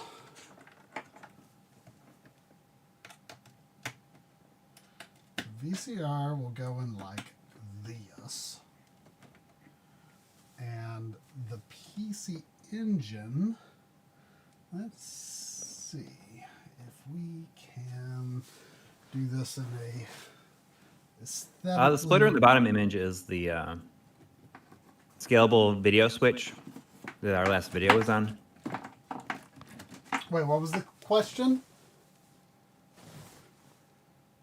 The decline was asking, what's the splitter in the bottom image? Oh, yeah, I just needed to fill the empty space, so I had that was a photo that I took for, it's not the photo I ended up using on the thumbnail, but I just needed something to fill that space, so I just found that picture, and because that's, the SVS is the purpose of this task.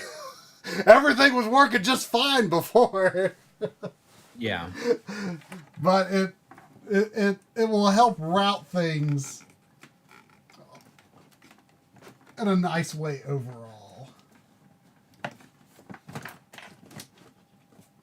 Okay, if I can just make a little space over here for these PCE composite cables. Let's see. I can tuck this under here.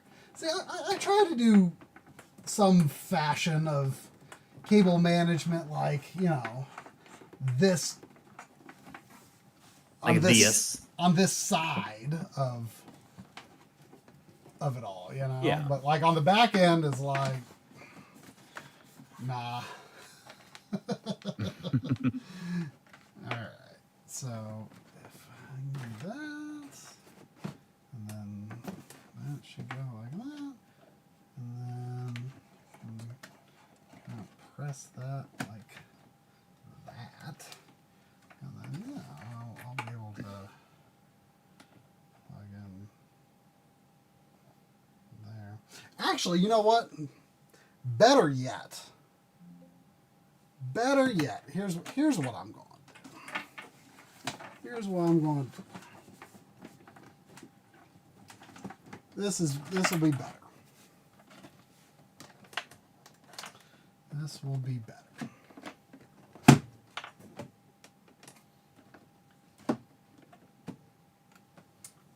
I will actually run these back out of here.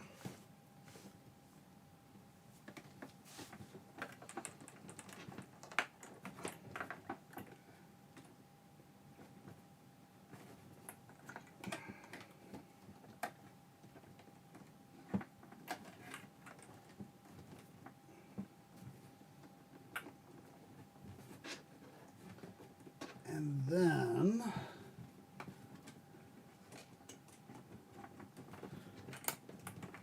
Excuse me, Sandy. Excuse me.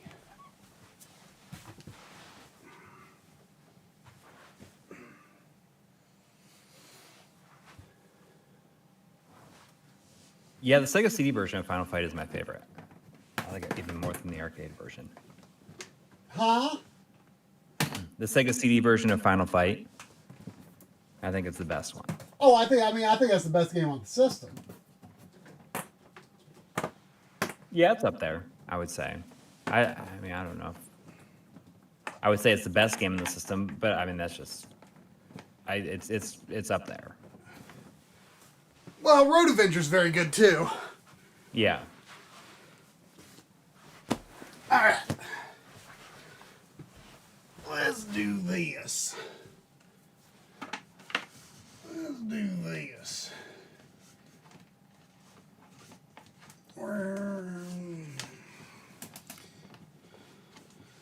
Let's do this, Sandy. Here we are.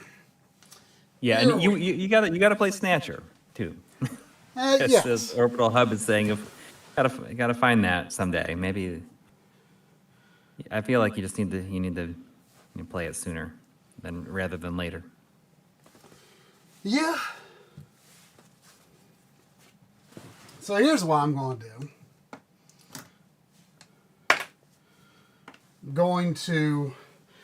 So this is what I'm talking about. See here, you might be able to see a little bit. See, I've just got them. Now I've got these PC Engine composites just right here. And if I need to use them, I'll just take out the VCR cables and put them there temporarily, and then unplug them and hide them under there again. See? There you go. There you go. That's what I love about having these feet where you can just like tuck things away. By the way, I was talking about like this stuff that Sandy has scratched off of the couch. Mm-hmm. See, look, it's can you quite see that on? There's like a wee little. It gets in there. You see that little orange fleck in that SCART cable right there? Yeah. Like it just gets everywhere. It just gets everywhere.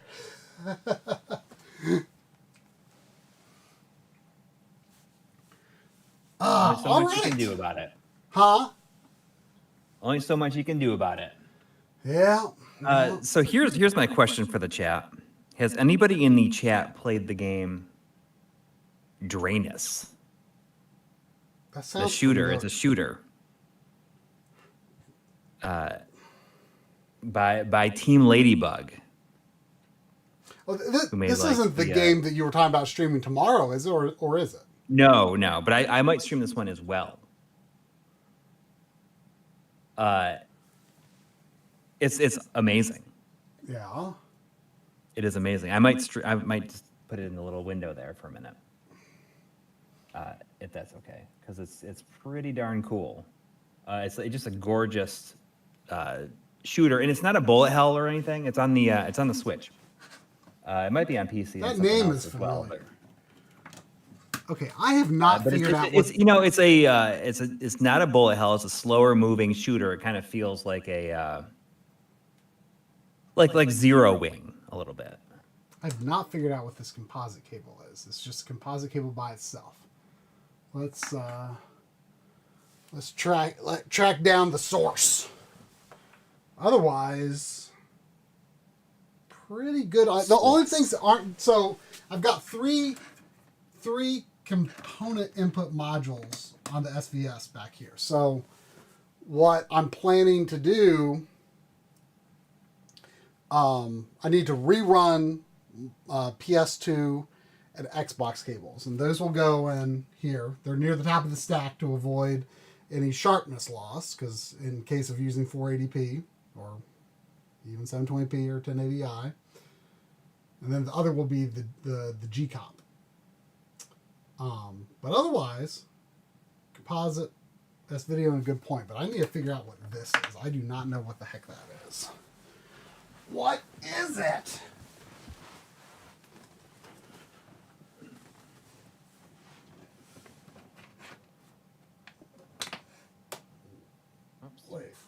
what's the? Oh wait, I don't. Oh, okay, this is well. For one, this is a power connector I don't need anymore. So, I actually am not quite. Oh wait, where? Oh, is that? It's got to be that, right? Got to be that over there, right? No. Yes. So something. So I'm actually going to use my oldest SCART, which has no low pass filter or anything on it. Very, very early SCART. It only has one output, but I only need one output since I'm daisy chaining. But the weird thing about it,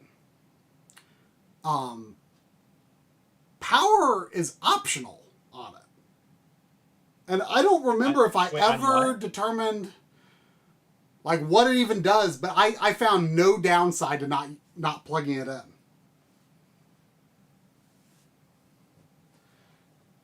That I could determine. Okay, so that way over yonder. Oh, I'm going to go deep. People are just going to be able to see a fraction of the screen. Unless you want to switch it over to like a wide screen. Here. Ugh. Got it. So this.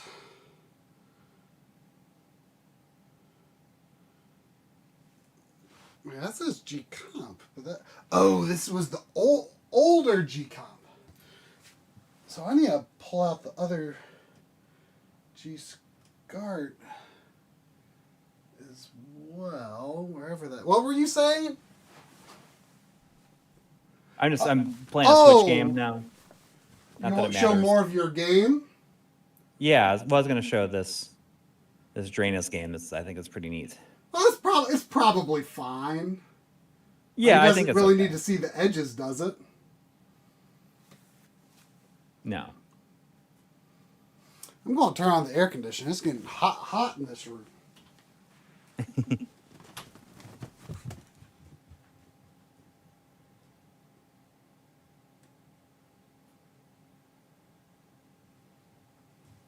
Sorry, it's not 60 FPS, but I think that's just the limitation of Discord.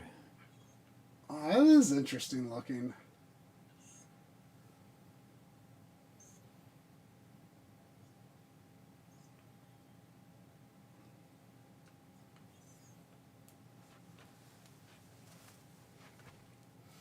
Well, we're going to do the old G-SCART and G-COM. I mean, I'm using one of each. The others, I don't know. I'll see if I can come up with a use for them eventually. I'm sure I can. Okay, so I pulled that out. Wasn't there another of those power cords, though, that I didn't need? Where would it be? Oh, hi. Oh, hello. What you want? What you want? It's 45 minutes to dinner, okay? Can you wait that long? You'll have to, all right? You'll have to. Oh, maybe I already pulled out the other... Did I already pull out the other G-SCART power supply? I think I did, actually. Is it over here? Yeah, okay. So, now the G-Comp does need power.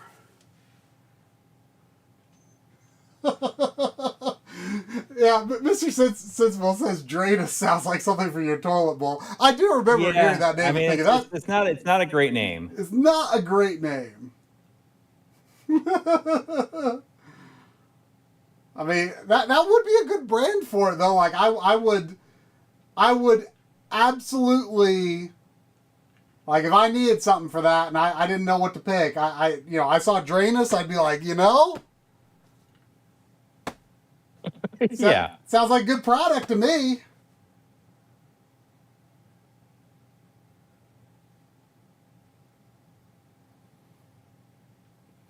Okay. So I still need to figure out what the heck this composite is. What are you? What are you? All right, going in deep again.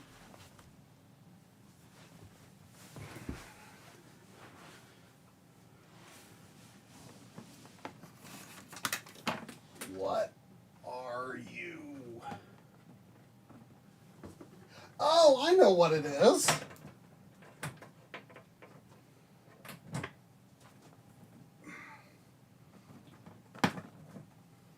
I know what it is.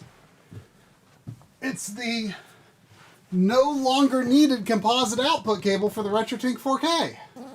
Oh.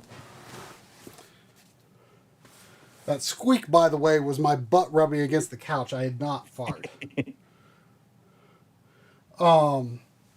I bought this for, I mean, we love our right angle Yes. cords, right? And what I got it to do, maybe this gives some people some ideas if you're not going to be running everything through the D sub. Let me show you.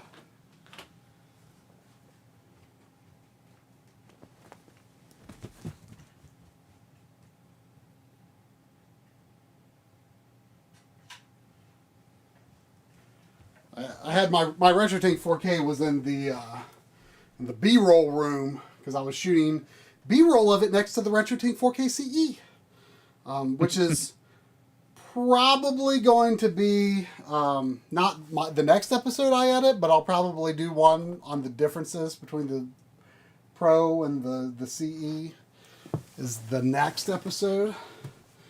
But anyway, It was chill I till that.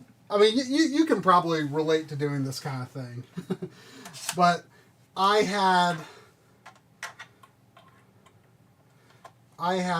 got this right angle composite so that I put these like slightly taller feet on the Retrode 4K so that there'd be room for a wire going underneath. Oh, yeah. So that was how Didn't I you- had composite going in, but in that way the composite cable didn't like go like way far out and like loop around, right? Right. Like, so the right angle just like keeps it from not sticking out too far. I don't remember exactly what the brand was, but I mean, I got it on Amazon. If, this may be an idea for some of you. Anyhow.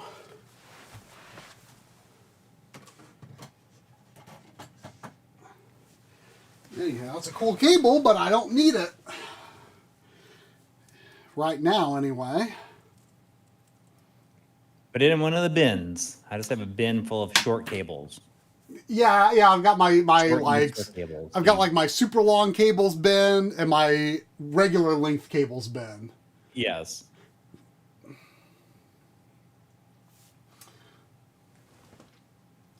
So, let's see. Should I start working on SCART or... No, I think I'll finish with component. Which should be relatively simple. Okay, I'll need one of these. Yep.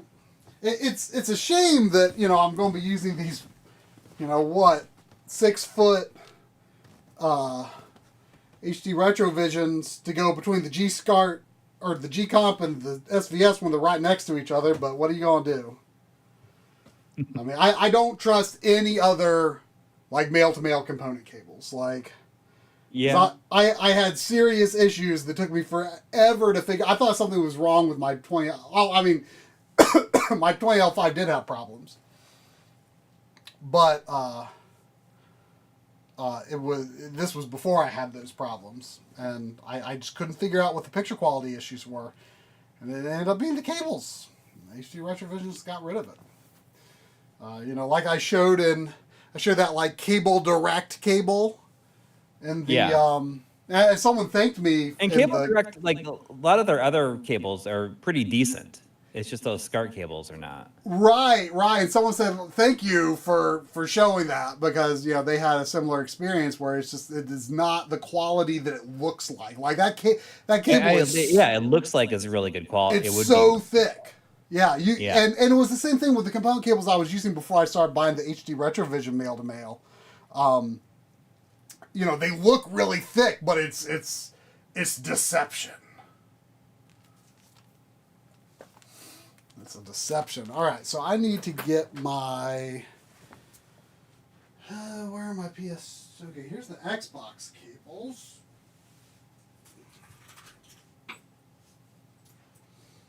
And I have like the Toslink things on the inputs that I'm going to use with PS2 and Xbox, but I have no intention to actually use those right now. Yeah.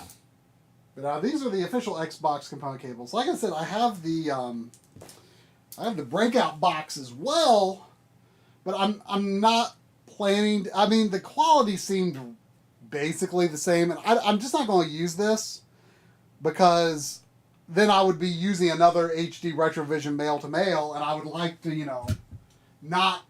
I like to keep at least one like not permanently installed, so I can like use it for temporary connections. Okay, where did the is the PS maybe the PS2 cable's in the it's the HD Retrovision PS2. This is a game called Drainus, which is like an unfortunate name, honestly, but it's super super cool. By Team Ladybug, who made like what is it? The Record of Lodos War, Deedlit, and Wonder Labyrinth. That's not it. And most recently made Blade Chimera, which is also pretty awesome. Sorry for bumping Hopefully that gets the a physical. tripod. Did that throw off the shot? Like I feel like they just do super good pixel art, as demonstrated by this game. Ah. Where is?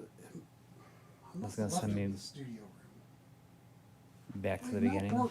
Wait, no, it's in here. It's where it's supposed to be. Does that ever happen to you? Like you're looking everywhere for something, and Yes. it's like driving you nuts, and then like in the And you end, just it's overlooked like it it's exactly where it was supposed to be. Yeah. I mean, I have a real problem with setting things down in places and then forgetting where I put it.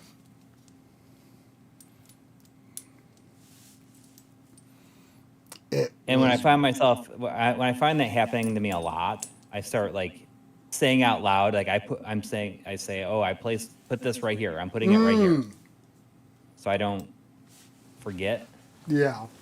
But when you're doing the kind of stuff that you're doing right now, it's super easy to be absent-minded about where you put certain things. Yeah, well, and the floor over here is just like piled up with cables that I was using for testing the SVS. Oh, I see. And Yeah. some of the cables that I need to use are mixed up in it. So, yeah, I've been putting this off ever since finishing the episode, Because as we said in the episode, we weren't excited about the SVS until we actually like realized like, all these cool things it could do with like, sending everything to multiple outputs is extremely helpful to us, and also streamlining what you can send the Retrode 4K over one cable is extremely cool. And same with the OSSC, except they can't take composite and S video. But I'm also like really excited about the using optimized S video with the Turbo Dancer, because it's going to be like the accurate palette. I'm going to do a video on that. I'm excited about that.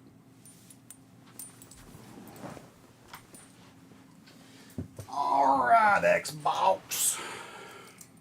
That was not the boss level, I guess. That was a boss, but not the boss. Let's get you in here, Xbox.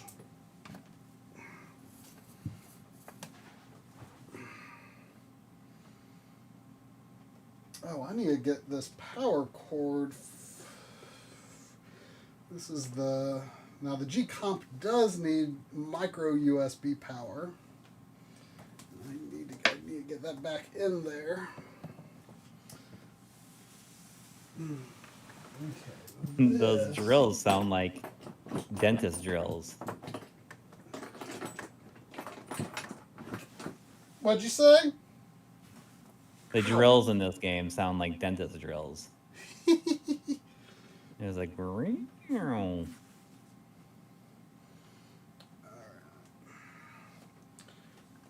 G-Comp. You know what? I could move this to where I pulled out that barrel adapter for the old G-Comp. Way down that away. And that would free up that. I gotta do this a different way. Oh, I see. I'm hurting. That's going to be a long reach. Oh, get ready for some grunts.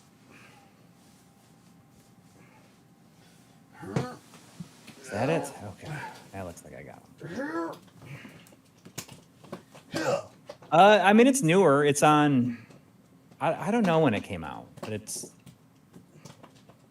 not. It's not really recent, but I mean, it's the last couple of years, I think. It's very cool though. I mean, I think it's gorgeous.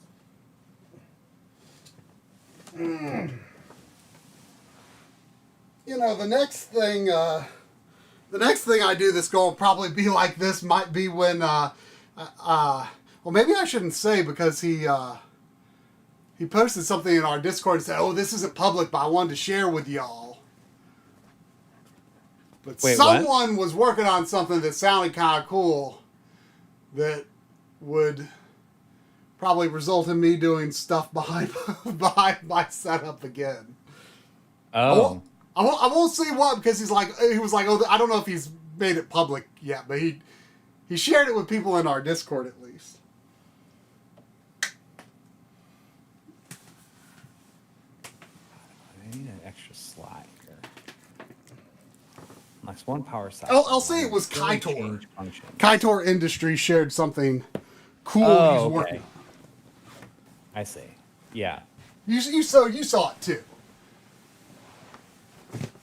Yeah. I don't know if he's shown it publicly yet though. Okay, so the power for the G-Comp.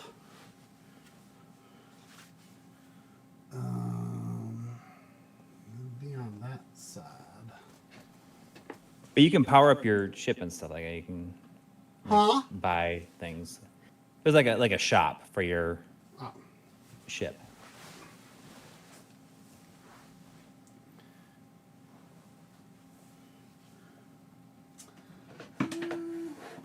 Where's the power input? Okay, it's over there.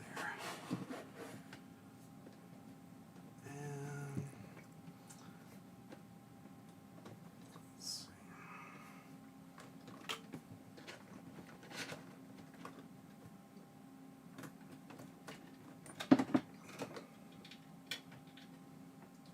Oh, I have 10 energy tanks. Let's see here.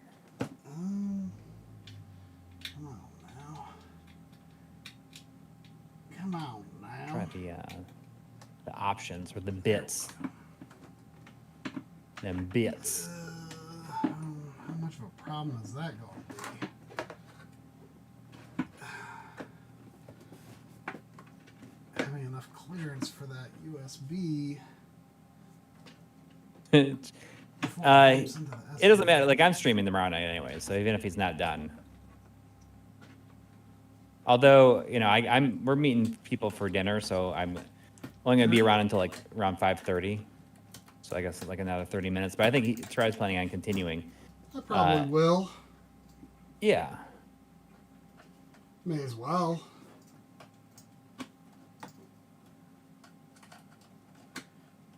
Sooner this is done, the sooner I can get on with my life. Yes.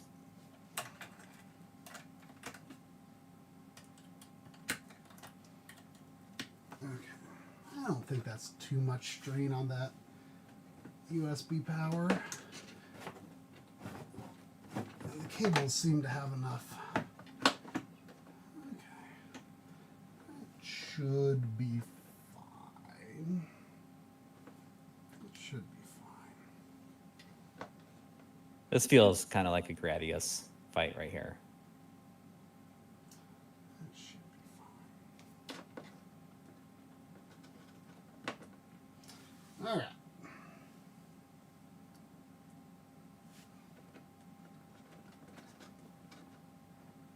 I'm not worried about that. That's okay. That is okay. Oh.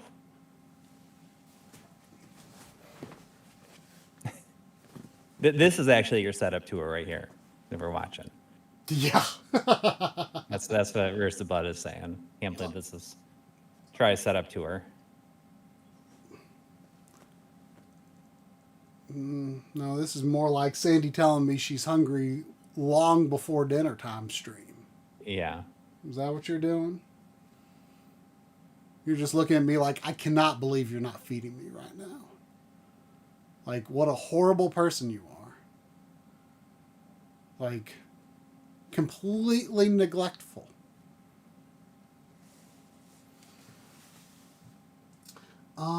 Okay, so I ran the Xbox cables in here. I'll go So it like goes this. from Gradius into like an R-type level. You're slowly dismantling a giant chip.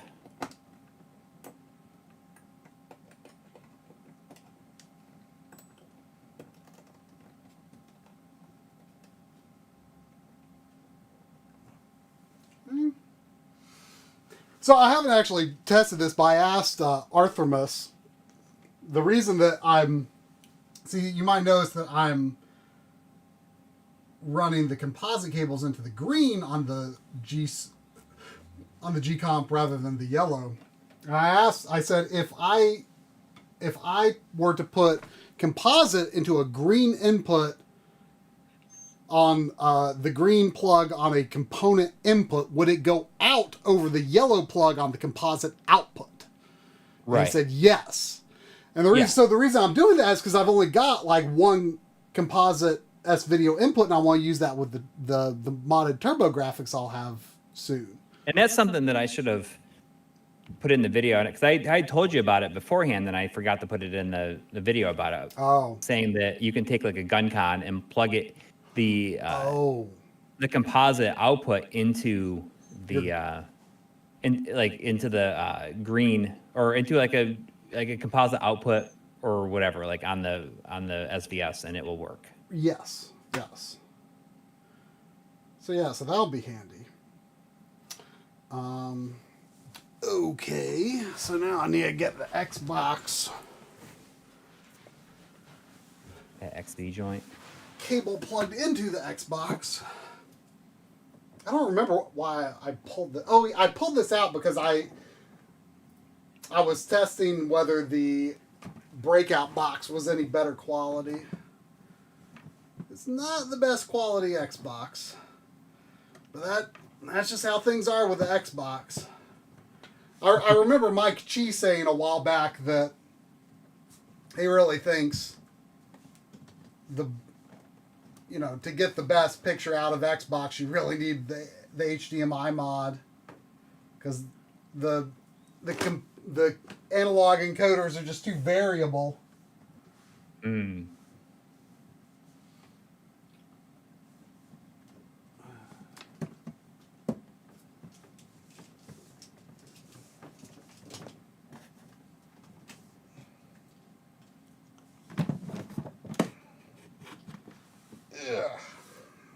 Okay.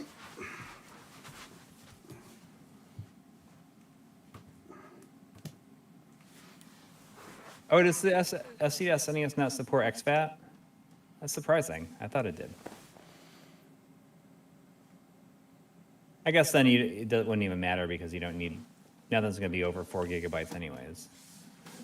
Well, but you might have like you might have some. I mean, that's the only real limitation, is like the 4 gigabytes file size versus FAT32. Like, Oh, I see.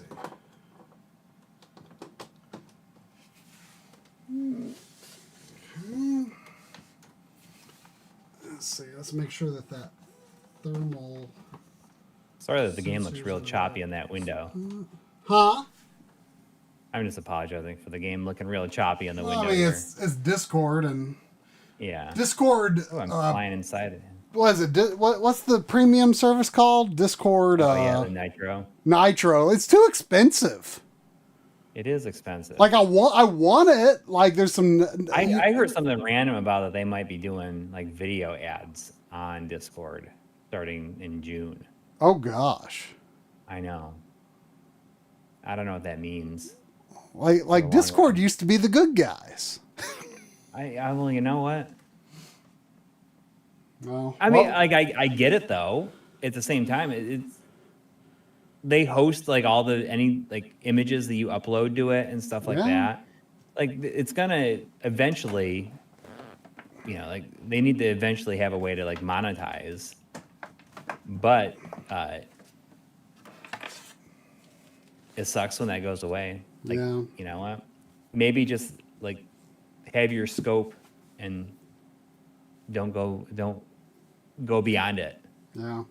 You know, like why not just like keep it consistently good? So I instead wish of, I had like, having actually. to add stuff all the time. I wish I had actually recorded those PS3 comparisons with this PS2 PS3 HD Retrovision cable, because I remember being told that the higher resolutions, like lower resolutions, you wouldn't notice the difference really between this and the official cables, but this should be better for higher resolution stuff. And there was definitely some like ghosting, even going into input one, like there was just some ghosting. And I wish I had done the test with this cable instead, but I just didn't have the time or energy to redo it. But I was actually using my PS2 cables. I don't know if there's actually any like difference between like the because I don't have like PS3 branded official cables. Like I just have the cables I bought for the PS2 back when I got my HD CRT. And that was what I used, on the PS3 up until I got my first LCD TV. So, Sandy, I know this dog is hungry, but it's too early to eat. Okay, it's too early. If I feed you this early, then you won't poop, and then we have a problem. And then you get backed up. You don't want that. No. It's so funny that it's like right on such a schedule that if she breaks from the schedule like in any way, it's going to like ruin her time. Well, she's been on such a good poop after breakfast and poop after dinner schedule, lately. And if you don't poop right after dinner, well, then you're gonna be fussy late at night, and you'll go out and maybe you'll poop, maybe you won't. So when you're in that golden sweet spot of like you're always pooping right after you eat, like man, we gotta keep that schedule, Sandy. It's good. It's good. That's right. Daytime dorks are back. Although it's slowly becoming early evening dorks. Yeah. Which hole does this go through? The third hole. All right. PS2 going into the third hole.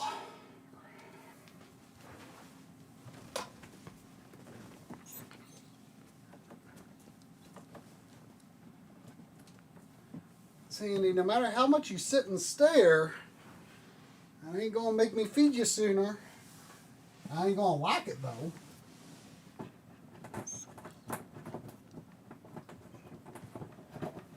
Nellie was real sick earlier in the week because She ate deer poop? eating that deer poop. Oh my gosh. and she was like so sluggish. I kind of got worried about her. I took her to the vet, so I was nervous about her. I'd never seen her that affected by it. Yeah. What did that say about her eating deer poop? How dangerous is it? I mean, I know that, you know, one of the usual vaccines that you get, I forget which one, like, you know, is supposed to help against stuff that's in deer poop.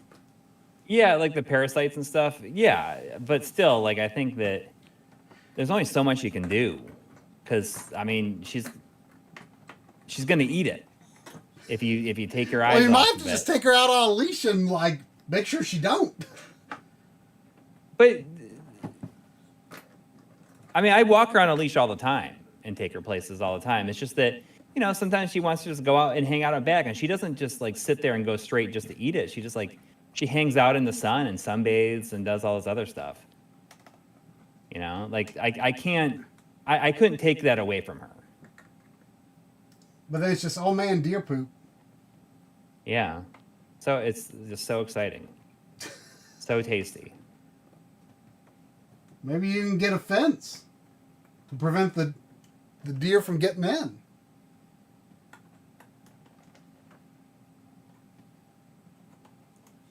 I mean, that sounds expensive. I mean, your backyard is a bit bigger than mine, so. Yeah, and it's like, you know, it's on partly on an incline. It's just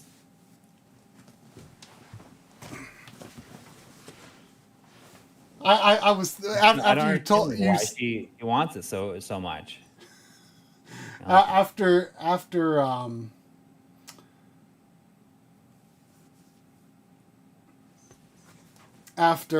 you told us about that several weeks ago, and you were talking about that one meme that the Drake. what? Meme Yeah, where, what's like, his face? Yeah, he's like no and Yeah, I was thinking like, about that she doesn't all want her, day like, about good Nelly food. and the deer poop. Yes. Because that's what it's like. We do, like, you know, but the thing is like we talked to other dog owners and they had that same problem. Yeah. I mean, I do see it at my parents' house, but Yeah. you know, I always take Sandy out on a leash when we go there, so I try to keep her away from it. Yeah. I mean, if she just likes to be out there because she likes to watch the cars go by and stuff, and other people walking their dogs. She's very social, you know, and she wants to socialize. That's like her favorite part about going on walks is like, who are we going to run into? Like what kind of new people am I going to meet? And also, she like takes offense if they don't like talk to her. They don't have anything to it. She's like, how can they not want to talk to me? Sandy is much more interested in other people than other dogs.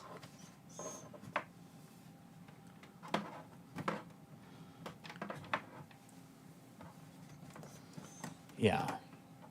Like she's not had like the most interaction with dogs in her life, so I think she knows most humans are, you know, petting and treats and fun times, right? Yeah. Dogs, I think she's like, I don't quite know what they want. What are they all about?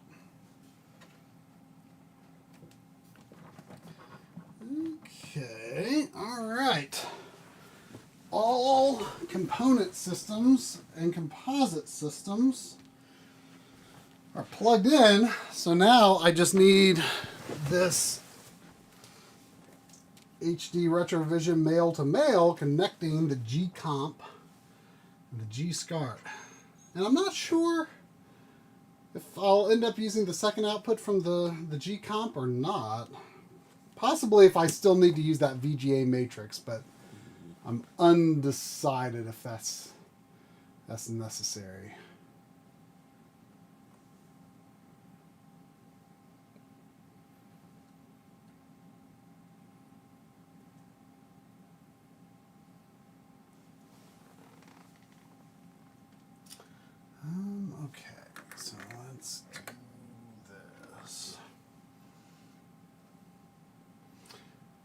you know, I brought this up on the Backloggery stream where no one cares about these kinds of musings, but here y'all do. Y'all care. Have you ever wondered why the original OSSC has the green YPB-PR port in the middle? The Pro's the same way, I think. I'm pretty sure it is. Why? I've never seen it that way on anything else. I think there is a reason for it. I'm sure that if Matt was still here, he could explain it to you. But I feel like there's like a specific reason for it. I mean, they're an RGB order, you know, but which I don't know. It's just it's you know, it's usually YPB-PR. It's against the norm. Yeah. All right, so let's put this output cable down like this.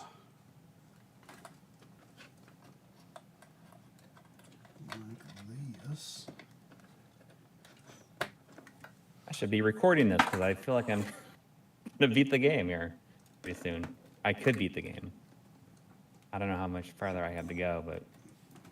Oh, you weren't recording? I should be, but I'm not. But it's okay. It seems like that there's a lot of stuff to unlock. So I can replay it.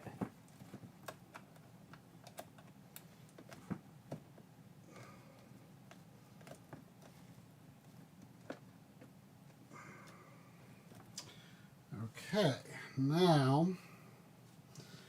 You better not piss off Palpatine in that room, apparently. Flaps. Palpatine? I don't know. I assume because of, like, you know, using electricity in that room. I guess. Would be bad. Yeah. That'd be Maybe. bad. I don't know. That's just what I'm assuming.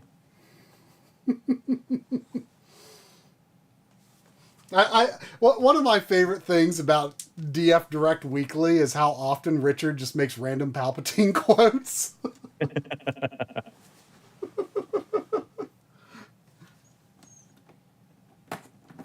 All right, I'm going to run, even though it's going just like less than a foot, I'm going to run this cable out the back here so that there's just not, it's not like looping around within this little space.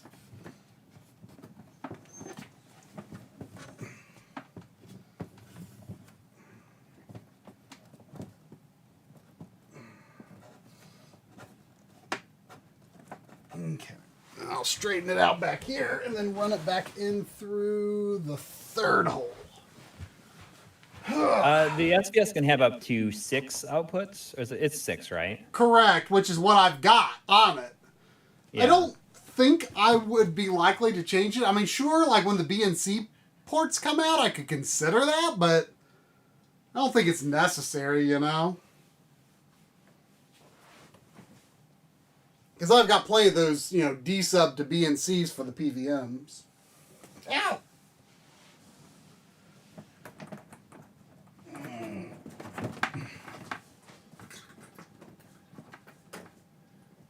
How do I... There's got to be a way to... How do I control? Alright. Maybe I have to just do it the... Oh. What is high?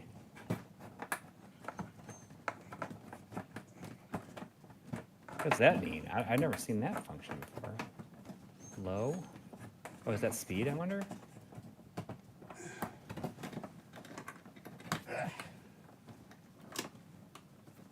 They've completed their own Drainus, guys. As an FYI. What about Drainus? The enemy has completed their own Drainus. Oh, yeah? Yeah. That... Their Drainus should be capable of entering the warp hole as well. Be careful. I mean, Yeah, I mean, yeah, I get it. I Oh, I feel like dryness that's there. really something that only a doctor can evaluate for sure. Yes. Oh, they have 2 drainesses.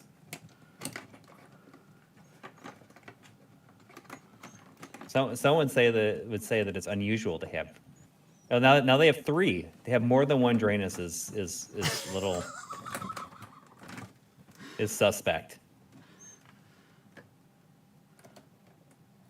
This whole game, we thought that was impossible. Yes. Sandy. It's called this game is called Drainus, and it's awesome. It's unfortunately named. Drainus.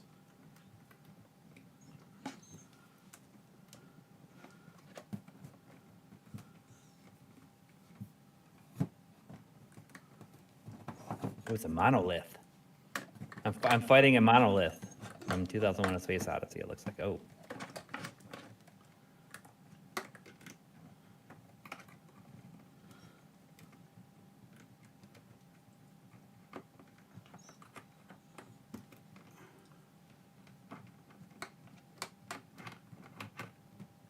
All right.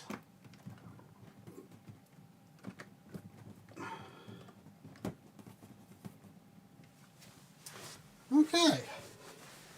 I think that's not managed too bad. All of that composite and component wiring. Oh, look! Oh, this boss is from. It's from Fantasy Zone. What? Look, can you see it on the screen? This Yeah. boss is it's definitely a Fantasy Zone boss. Huh. It's like the level 2 boss in Fantasy Zone, or level 3 boss. Solid Unit says, some would say that 2 Drainuses would be considered unnatural. Yes.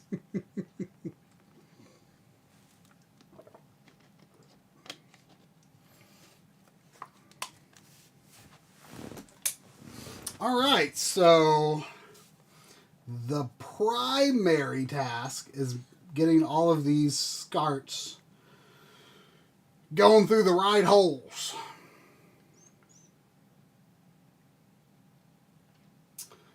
Come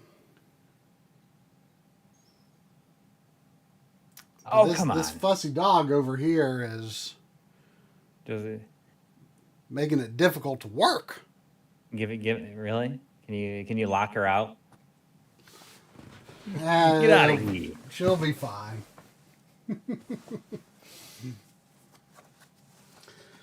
Okay, so I think most I saw this first boss and made me think of like something from Shinobi. So I'm curious if there will be another boss that feels like a Shinobi boss, or not a Shinobi boss, another Sega boss. I wonder if that's like what's happening here. So we'll see after I. Yes, it's probably the NES or Famicom. Let's see. And then this is it's the PlayStation. I should be able to get that one. Well, let's see. Let's try that one in here. And then yeah, Sandy, I'm aware. I'm aware. Okay, I know all about this. I know what it is that you want. I do. We need to wait 6 more minutes. Can you wait for 6 more minutes? Yeah.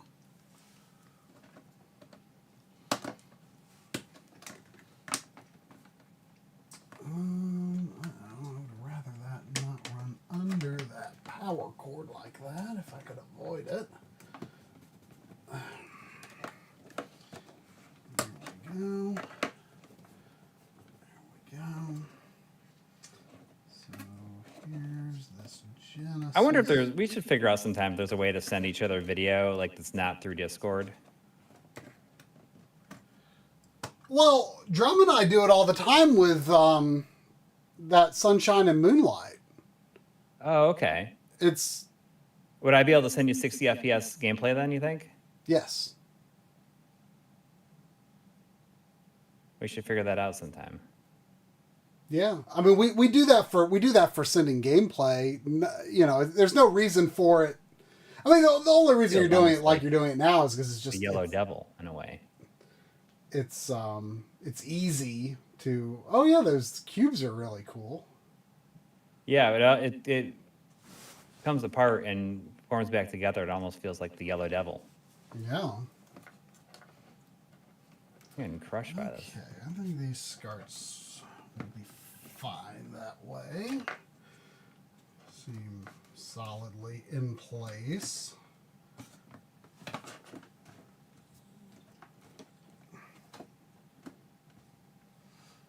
Once I get this pretty settled, what I might do, sometimes I use like these felt strips to like kind of block where things can move to.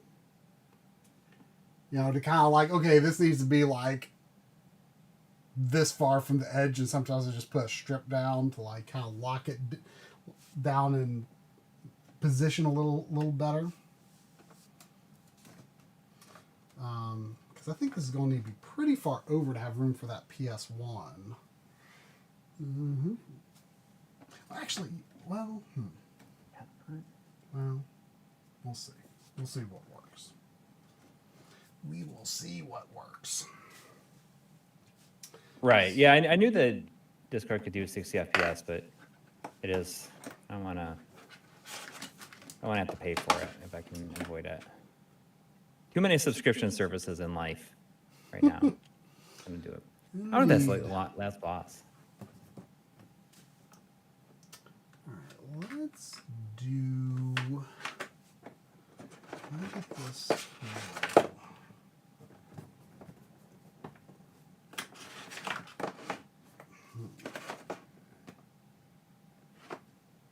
PC Engine.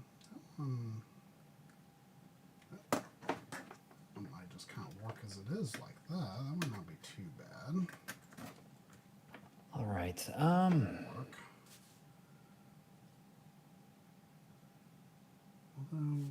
I think I got to get ready to go to dinner here.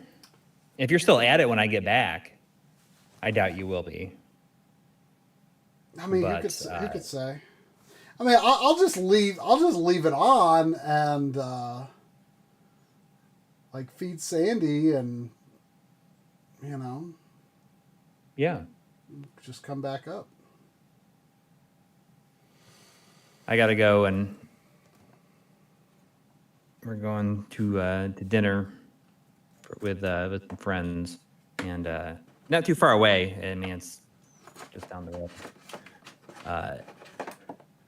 But if you're still streaming when I get back, then perhaps You'll I hop will. out. We'll jump on. Yeah, I mean, I don't know. why Maybe not? you'll get a message from somebody who's like, "Hey, can I jump in on the stream?" Very possible. I'm not paying All right, much I'm attention gonna to Discord duck at out. the moment, but okay, cool. Well, I shall. I guess I'll go ahead and feed Sandy as well. So Okay, you're just gonna put like a BRB type thing. no, Or- I'll just leave. Easy enough. I will be right back. Okay. Okay, Sandy, do you want to go pee? You want to go pee? All right, I'll catch you all later. Thanks to everybody who showed up to watch this. We should do some more Saturday afternoon streams. Maybe Yeah, absolutely. people would be into this kind of thing. Even if it's just like making progress on games, it might be a fun Saturday afternoon All thing. right, Although I guess now that it's getting warmer out, at least for me, it gets tougher. But who knows? But All right. I'll after feed Sandy and she does all her business, I'll be back up. All right, sounds good. See y'all later.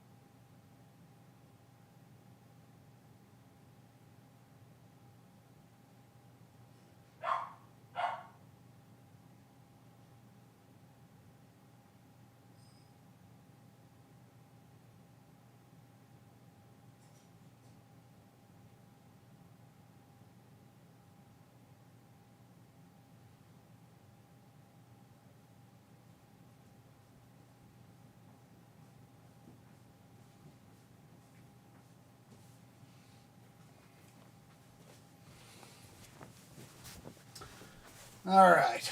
She's eaten. It won't take long before she comes up here and says, oh, now you need to check the mail. And I'll say, Sandy, I already got the mail today. She'll have to decide between whether she wants to go poop right away or whether she wants a drink of water. You never know. It's like 50-50 on that.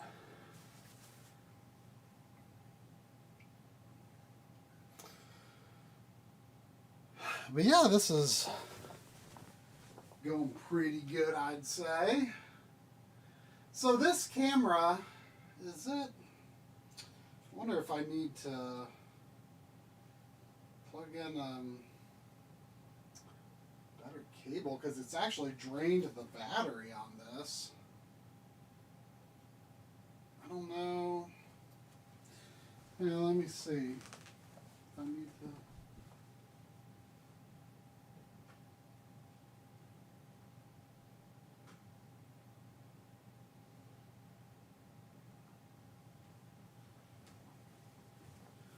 I'm surprised it drained the battery rather than this. Should be able to. Let's see what happens here. If I take the battery out, well, maybe I don't have the right cable plugged into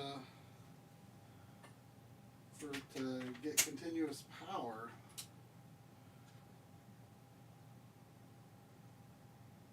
Alright, well that should be fine. That should be fine now. Oh wait, didn't come back up? Why not?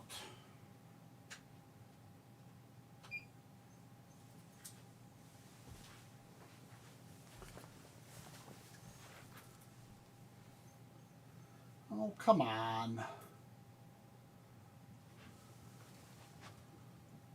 Why? Oh, yeah? Oh, there comes the camera. Oh, there it went. Come on. Yeah, do I need to check the mail? Sandy, I already checked the mail. I already checked it. I'll be back.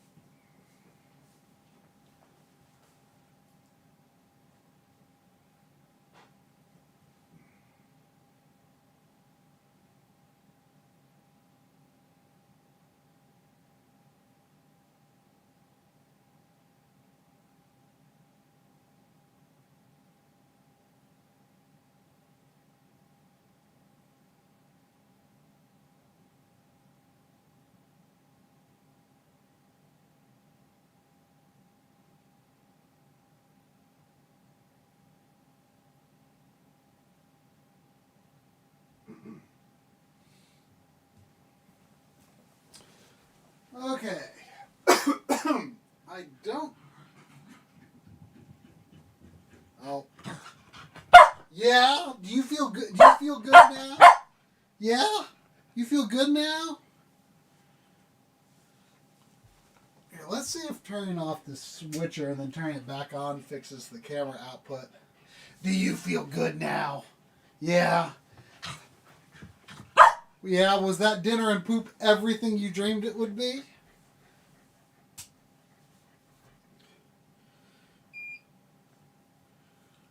Alright, let's see if that fixed it.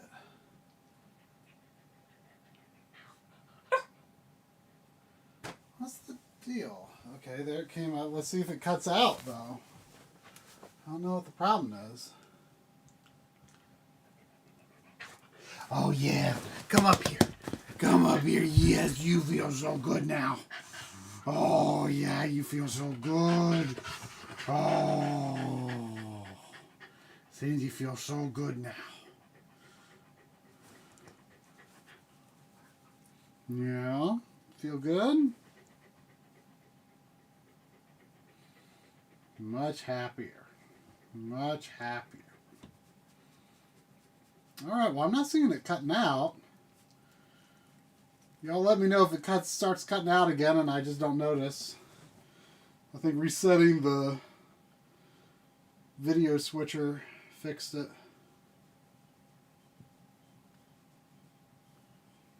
Sandy, don't chew your leg. Don't chew your leg. We're going to have to see if we need to ask the vet if we need to adjust your allergy pills dosage. You've been acting itchier lately. Don't do that. Don't have an after dinner leg gnaw. Don't do that.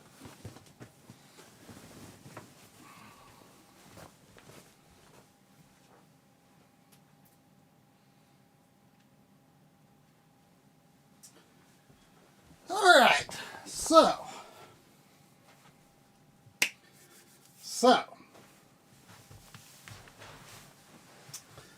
we are on SCART action now. So I've got 5 SCART inputs on the SVS back here, which means 4 things can go directly into the SVS.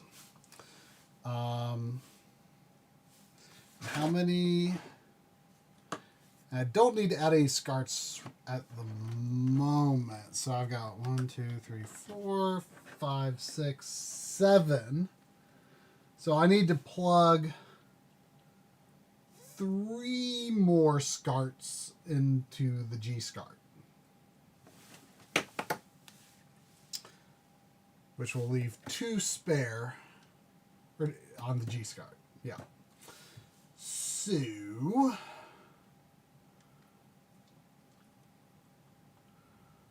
let's see.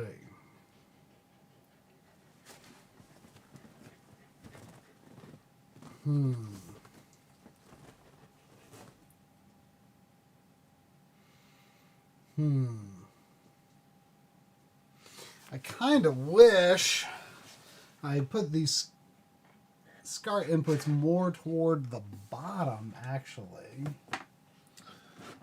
What happens if I move this down a bit? Maybe will that be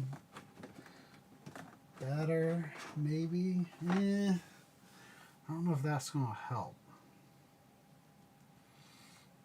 I'm a little worried that, see, if I try to put a SCART here and there's no hole for it to come directly through, it's going to be bending too much, potentially.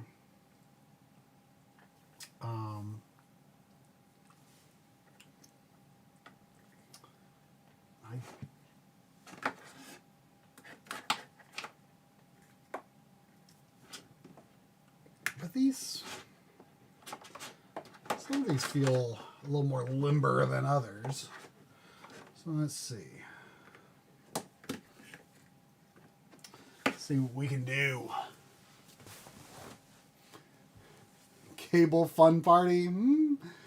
Maybe. It's fun to have y'all Fun to have y'all watching because I would feel very unmotivated. I mean, I've been putting this off for weeks. So I thank y'all. All right. I'm going to want here. Let's see. I want most of these. Let's see. Okay, this one. Let's do that. Let's push all but that one. Is that gonna work? Is that gonna work? You know what? First of all, let's get this PVM cable out of there. And then pull most of the rest of these out. This USB Mr. cable can stay, and this Mr. Ethernet cable can stay. Alright, let's see what we can do here.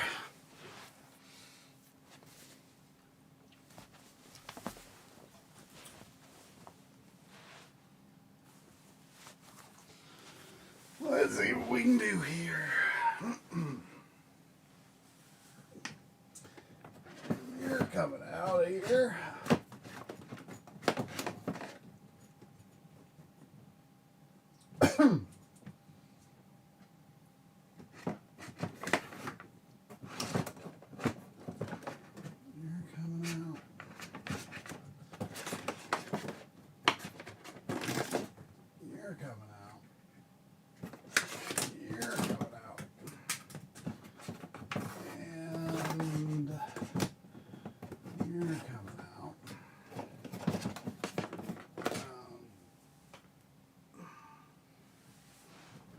Let's start with that.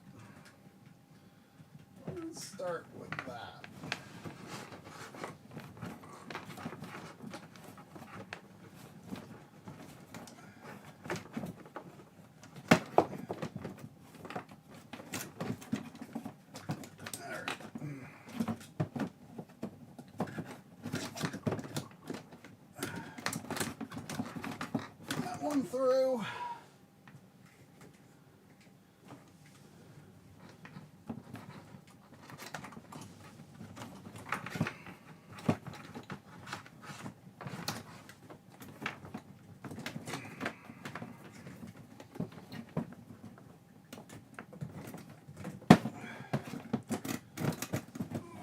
One through.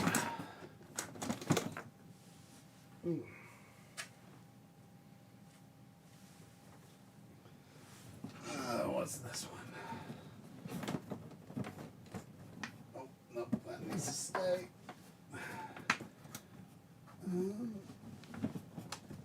Ow.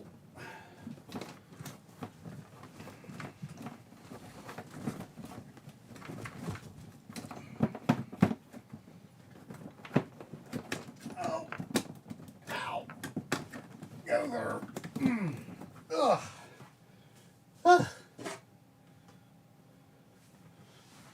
One more for now.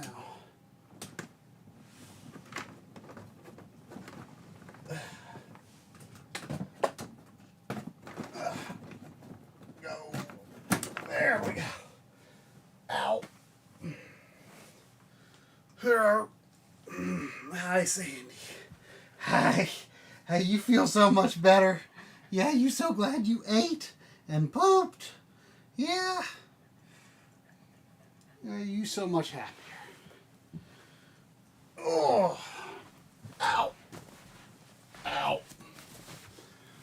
Oh. Come up here. Come up here, Sandy. Jump up here. Jump up here.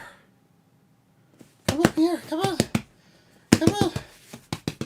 Sandy, sit with me. Sandy, sit with me. No? Ah. Sandy, yeah.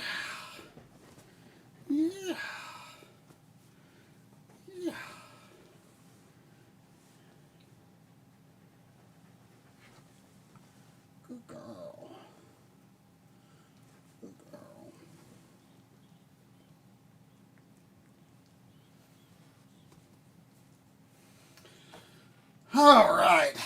Oh. Reached my shoulder a bit far there. Ugh. Oh, really, that wasn't the shoulder that was reaching, but I still stretched it. Kind of not the best way.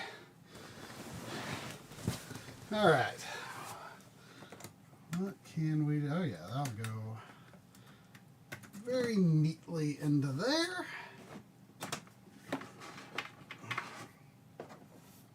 Oh, yeah. Fits very comfortably in there. Actually, let's do this.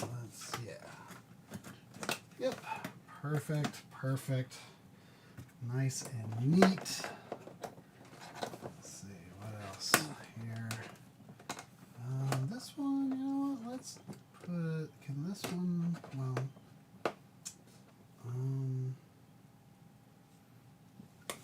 you know what, now that I think about it, I would rather, because see, this one has like this like bulky, shiny style of SCART head. And that one, I don't think, yes, it's like too big, right? Yeah, that one's not going to be, because I've got, I need to get more. Although, I've actually, where is it? I want to get more either, but I've also like, at the same time, been like contemplating getting a 3D printer. Where is it? Oh, you know what? I think I was shooting B-roll. Those Kaitor SCART locks that are compatible with the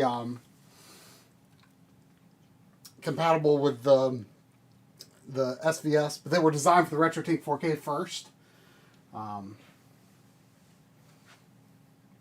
No, my shoulder has not had trouble. It just had trouble because of how it's very difficult reaching back on this behind the setup. It's a tough reach.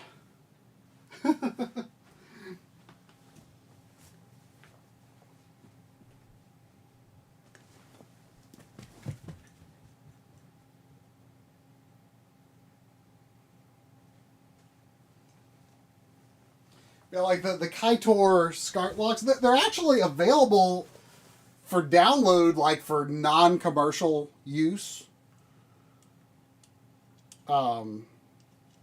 Like I would not mind buying more of them to support them, but at the same time, I'm also like kind of contemplating getting into 3D printing. So I'm kind of like, oh, I can make my own, and there's a bunch of other things I could make, and maybe I could like even design certain things that would be useful for like propping up. Like I feel like the way that I'm like doing all these weird things with my setup, and like I'm always thinking like, oh, it'd be neat if I had a thing that would fit here and hold this up in this way, and it kind of makes me think like maybe I should get into 3D printing.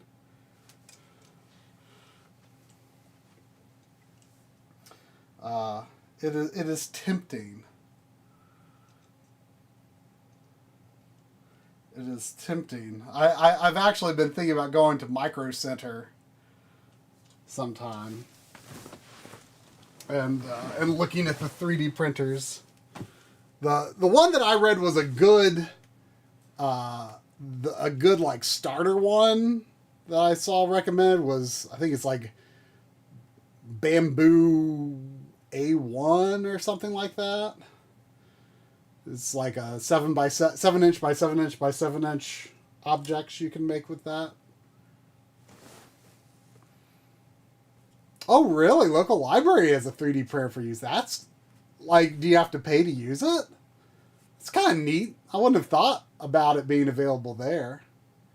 Now, Jersey says Bamboo A1 or P1S. I'm kind of far away. Hey, Jonathan Henson. Good to see ya. Well, I want to try that burger joint you mentioned up in Raleigh sometime.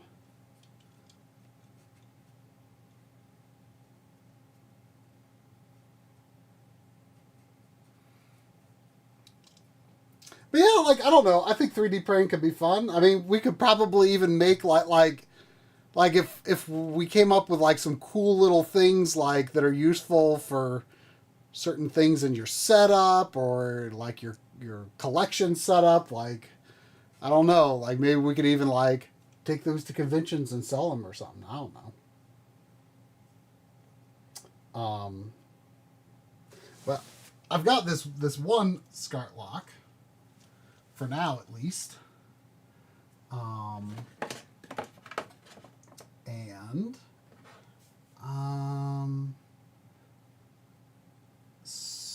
So what I think I shall do is I'm going to push this one through and put it. I'm going to put that one in the G-SCART. Since I can't use the SCART lock with it. Although, I kind of wonder, like the G-SCART has like these little screws holding it in. Like if the plexiglass had like holes through it, I wonder how easy it would be to adapt a G-SCART to have like this lock. I mean, for all I know, the new ones might actually support it.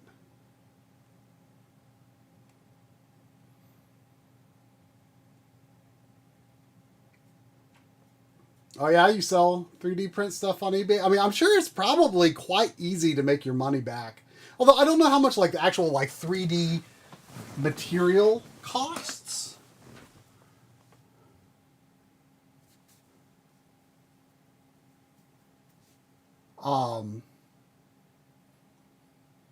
Like I don't like what do you use like bespoke modeling software with it, or do you just use like some other modeling software and like import into it? Like I used like I was going, Jonathan Henson will know this. I was going to do a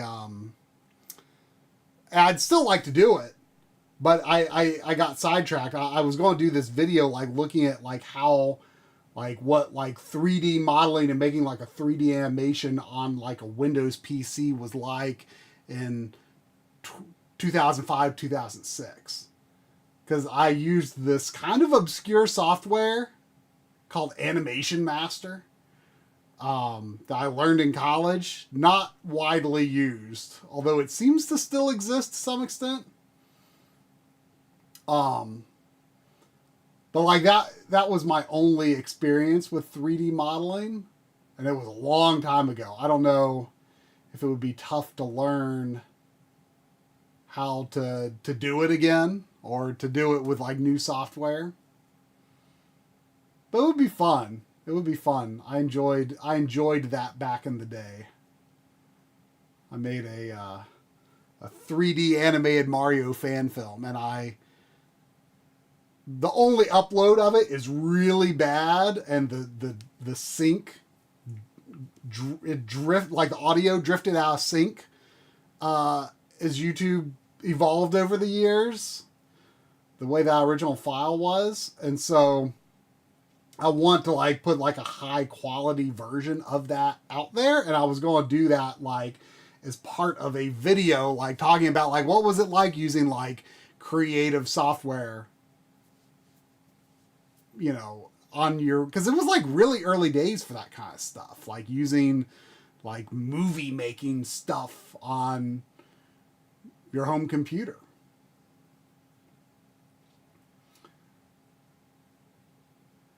There's no calibrating. Bamboo Labs are really plug and play now. No calibrating. Well, that's awesome.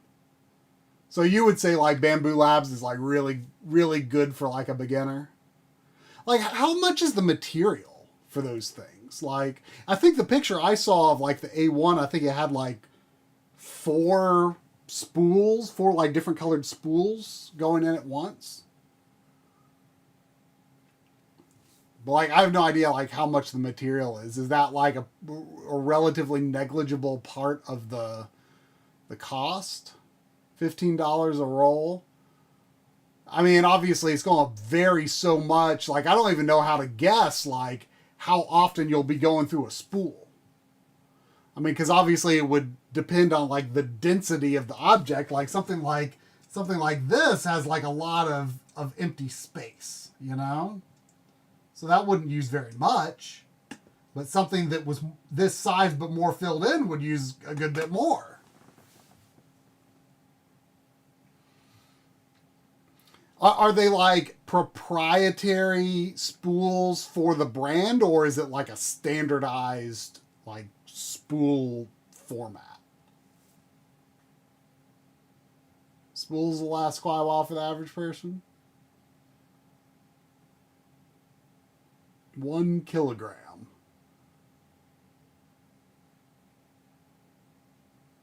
Some sort of moisture extraction apparatus? Like, is part of a cleaning process? Or is that like, that's like not something that like, you know, it doesn't come with a process to do something, to clean it in that way?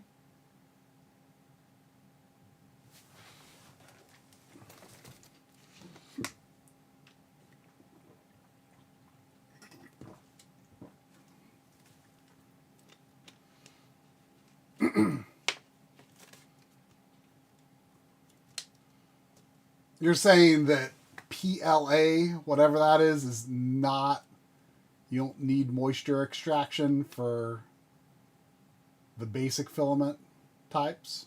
Every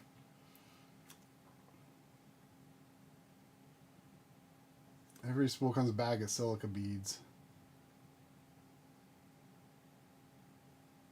Ah, I see. You want the plastic to be dry, moisture plastic, worse print quality. It's really interesting to me, like how many people like really know about 3D. I mean, obviously it's become like much more affordable, but like they're teaching it in colleges now, and you can like use. I see a lot of people in our Discord saying like, oh, I printed this on the 3D printer at college. Like I would have been I would have been super into that if that was a technology that was taught when I was in college. I mean, I don't think the technology really existed back then. Certainly not not at the scale or for the common consumer that you can get it now for.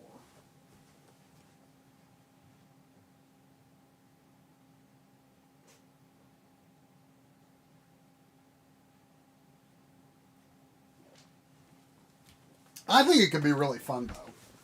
Like I kind of want to get into it. It's been on my mind lately. Okay, so I already pushed that SCART head out. Master Safran, I think Fenris told me the same thing. A dangerous rabbit hole. I don't quite know what you mean though. Like, is it just that there's like more to learn than you think there is, or you're just going to start printing everything? All the things.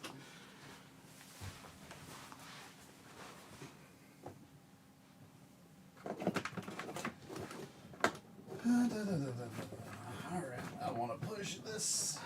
Hopefully this isn't going to be too bulky. Please go through without damaging anything.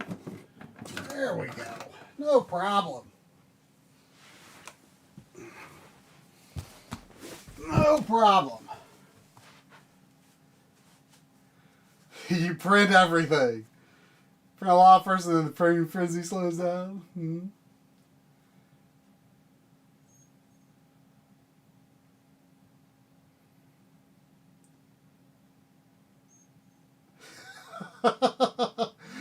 Wait, your roommate had a 3D printer and kept it secret somehow from you?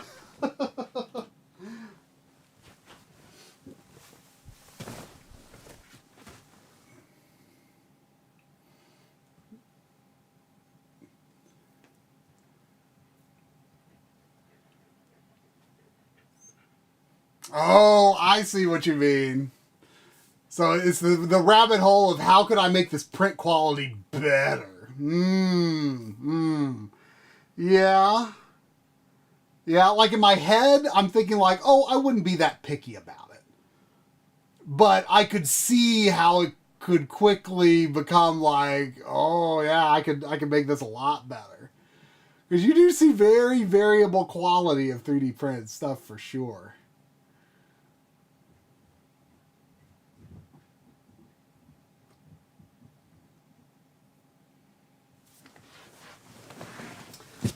Okay, so I want to put this one. Let's see. I like to have these kind of layered in a appropriate way. Okay, so that one will go there.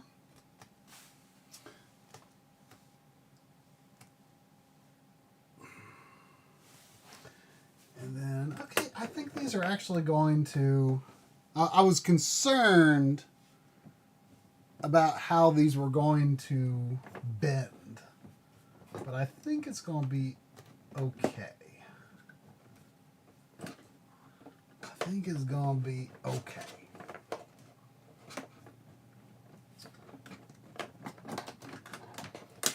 All right, let's see. Let's see. This one, would that be okay? Let's see. I need to keep the first one free for the G-SCART. Which one is this? This is the Genesis.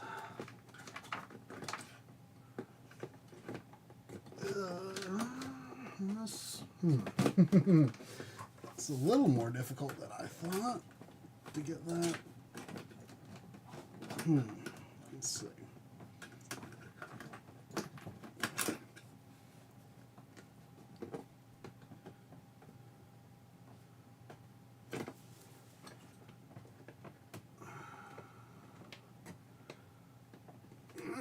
Come on. There we go.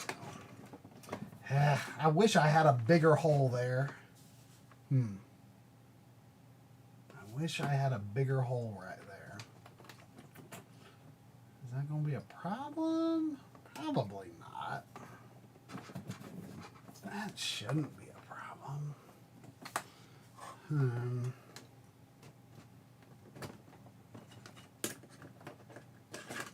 Like I can do, will this one go okay like this?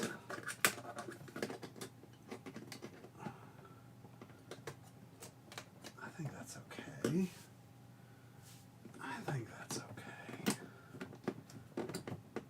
And then as like this, I think that's okay. I think that's fine. And then these two, what do we got here? What are you? Saturn? And, oh, this one I actually don't need. Don't actually need that one. Get that out.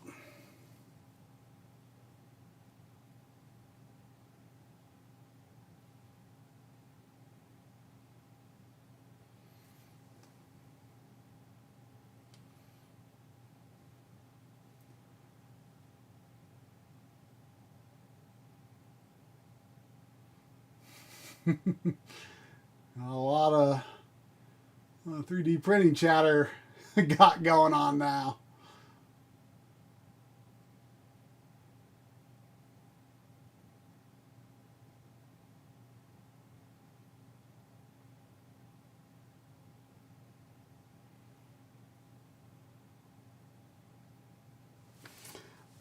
Okay, let's pull this cable out.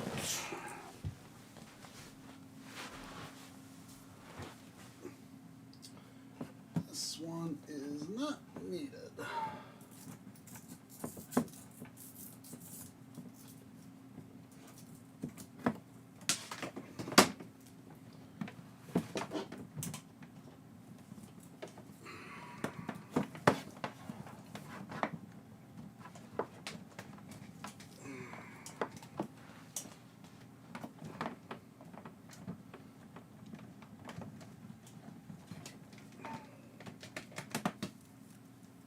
is still a mystery to me why. Ow. Rug burn on my. I rubbed the top of my foot a little too fast on top of the carpet. Still a mystery to me why that Xbox. The exhaust vent installed in the cabinet for the Xbox is running. I will need to sort that out by the time I'm finished here. Where's that? Is this the Dreamcast VGA cable? This is what I want for Dreamcast for now. It's not an amazing cable, but I generally don't play anything 15 kilohertz. Oh shoot, did the camera cut out again? What the heck? What the heck?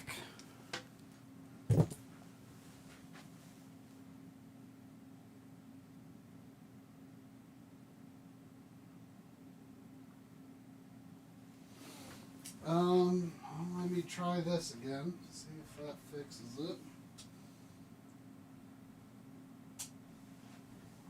It's the handy thing about having a power switch on the okay, well, hopefully that stays stable now. Oh, maybe.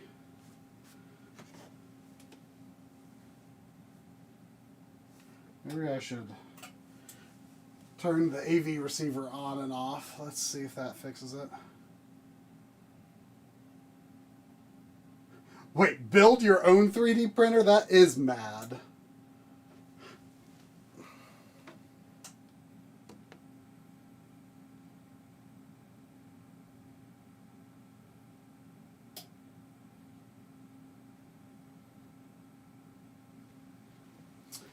The rewiring is going pretty good. We're pretty far along here, actually.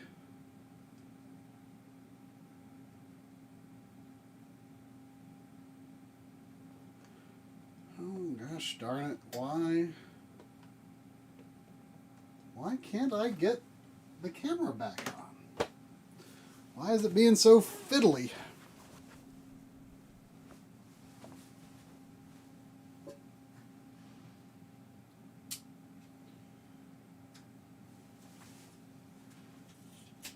Something is kind of, I think it's, because I was grabbing that cable, like something about this output is kind of sensitive, I think.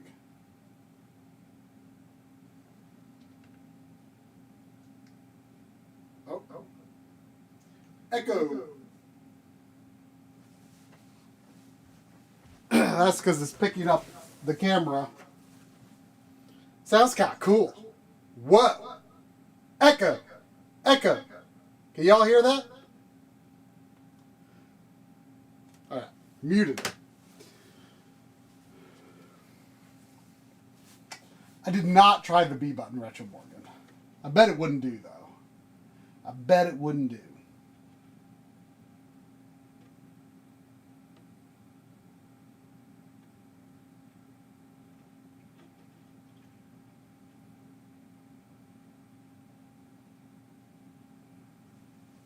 Oh yeah? What was your problem you were having with the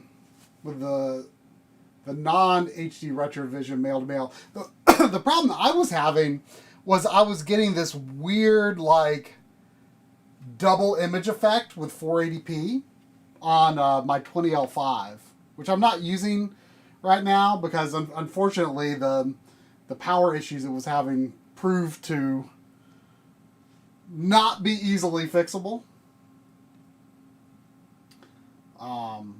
But at the time I was using it, and that was, I wasn't really having, the problem was I was chaining like two PVMs together, and then doing like another, and because of the extension of that run, those lesser cables just, it was not, even though the problem was ultimately solved by, I can't remember exactly how it was set up at the time, but yeah, I mean, it was cables that looked pretty good, but yeah. No, it's warm enough outside to be wearing shorts the past week or two.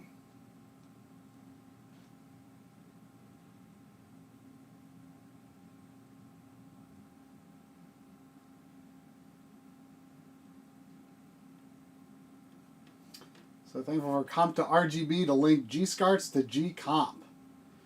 Yeah, there's definitely situations like that where I would like to consider integrating some sort of signal conversion. I do have the RGB to comp, or comp to RGB. I think I have both. Although I use them more for like temporary things rather than permanent things, usually. Is this room linked to the streaming room? So this is upstairs. Like normally, so on the other, I mean, I'll show you. I mean, this room, this is like my retro gaming room, right? And this right here is like the main setup with my main like analog video consoles. You aren't gonna hear me very well when I go. But out here is the office, and yes, there's like some portals running through the wall to the office setup. So yeah, I run cables through the wall so I can like capture and stuff. So like that room, that's where I sit like when Coury is playing. But then it's like a completely separate setup in the living room downstairs with like a different computer to handle the streaming. So those upstairs and downstairs aren't connected, but like the two rooms up here, the office and the retro game room, are connected.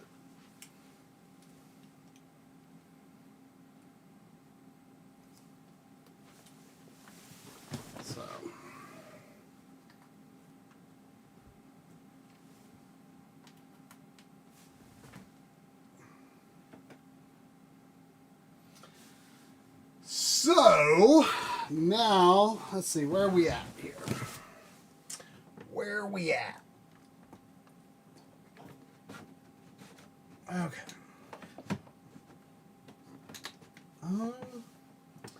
Let's put,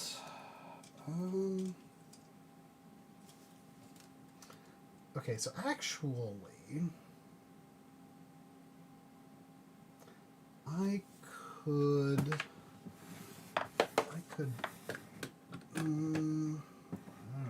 don't love how that feels. I wish I had bigger holes cut into this, but I don't want to cut any more. I don't have the tools. I mean, it's my dad has the hole saw, so I don't have the tools here to do it anyway.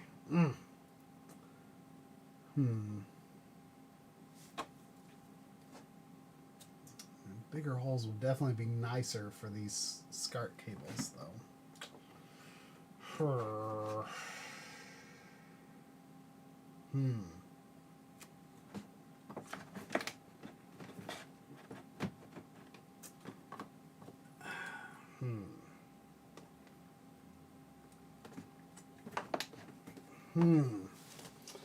What should I do about this?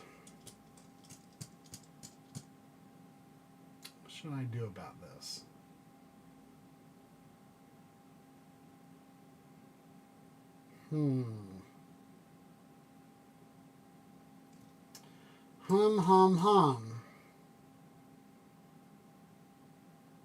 The problem I'm running into,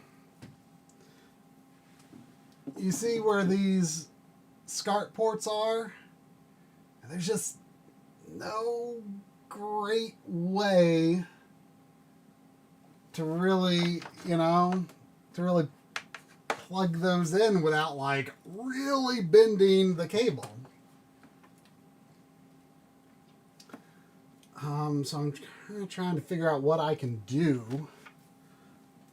I mean, one potential solution could be to rearrange the SVS inputs so that they would align with like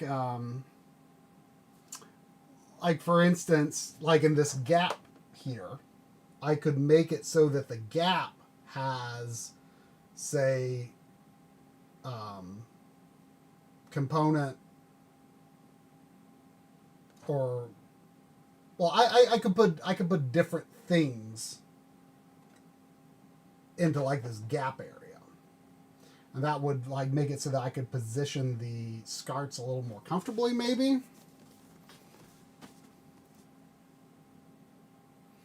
Oh, you don't want to see the power cables. It's not done all night. I'm using original power supplies with basically everything. So like, you know, like the Neo Geo is not, because it's not really a real it's a consoleized MVS. The Genesis is using something else as well.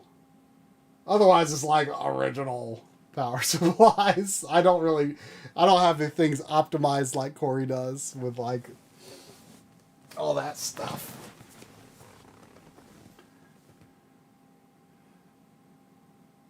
The true MLiG stream, not play games, just rewiring setup. Yep.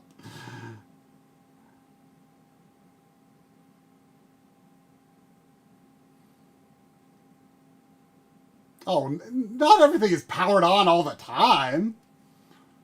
It's plugged in, but not powered on.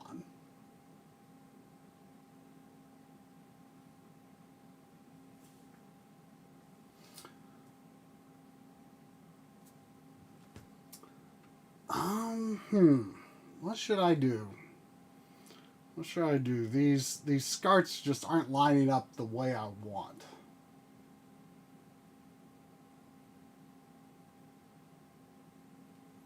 I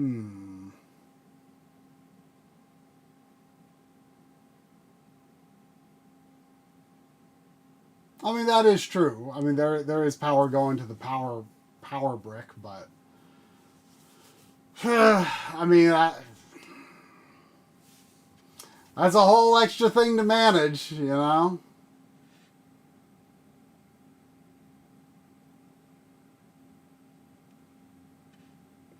The problem with the SCARTs is I want, see where I've got the SCARTs on the SVS back here? They're not aligning with these holes.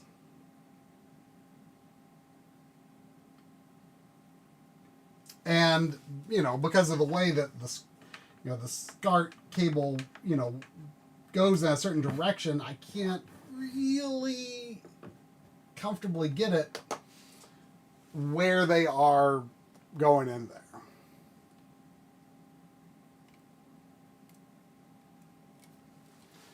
So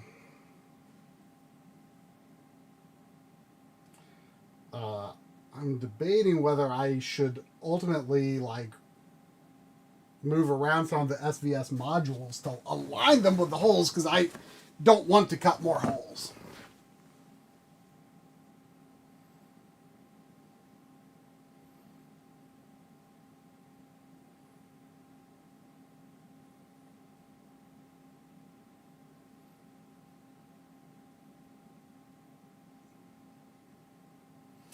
I honestly couldn't tell you about whether having them plugged in all the time could reduce their lifespan, but my systems have almost always been plugged in. And they're good. The only ones I've had issues with is Xboxes, but Xboxes are kind of pieces of crap anyway. I've had bad luck with Xboxes.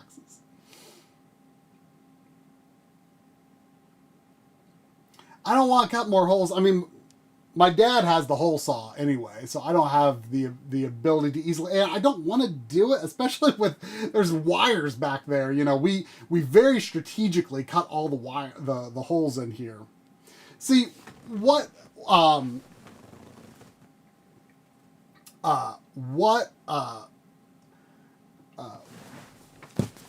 the original, see where the hole on the far right and the hole on the far left are bigger than the two in the middle. And the reason for that was, originally I was using the two G-SCARTs, one lengthwise this way and one lengthwise this way. Now, it's certainly an option to have the SVS be like further up this way, but then I would lose the ability. It's not an absolute necessity, and I've not had it installed for a while, but this little this is a Japanese PSONE, and I really wanted to have it. See, it's actually, because of the way I've had to move these things over a bit, it might not fit anyway. This hasn't been hooked up for a while. I was hoping to be able to hook it up again, but I might have to accept that's not feasible right now. And I might have to move these further from the backing. I might have to. The mister will have room anyway. See, the mister's been positioned right here like this for a while.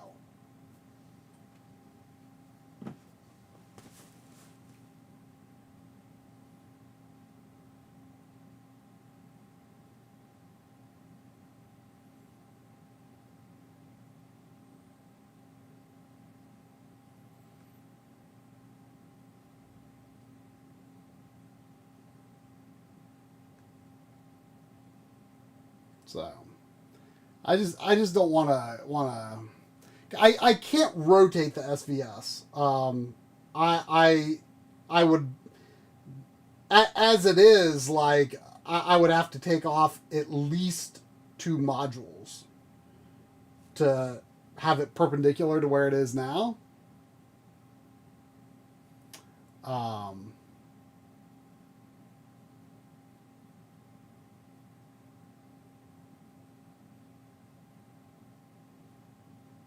So yeah, that wouldn't really work, especially considering I'd like to add at least 2 input modules to it eventually.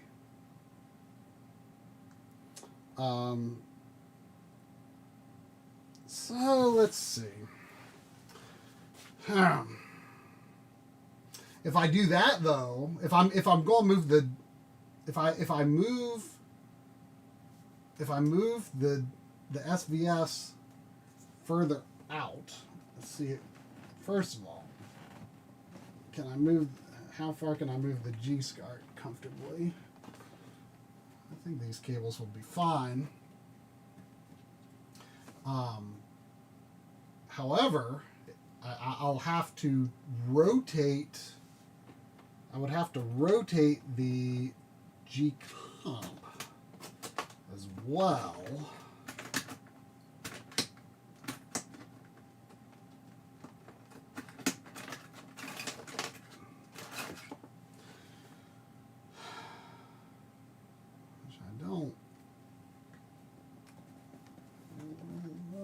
The idea of doing, because I wouldn't be able to push this stuff forward. Can I do this without removing cables? I don't love this. Alright. I would have to do this if I'm going to move it forward. Let's see, is everything else pretty comfortable here? How's this GameCube cable? Is that? Yeah. Okay, I think the strain on everything seems fine here.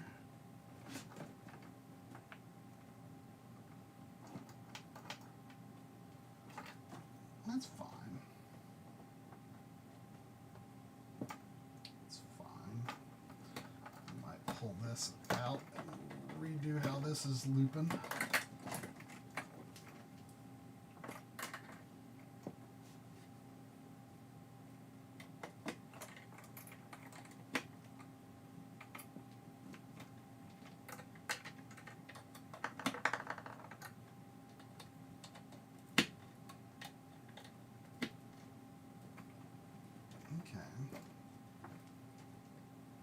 This could work. This could work. This HDMI cable is for the Mister, by the way.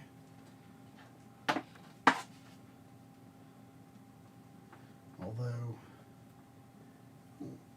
really actually need the Mister HDMI up here. I mean, I could use it sometimes. Okay. So, all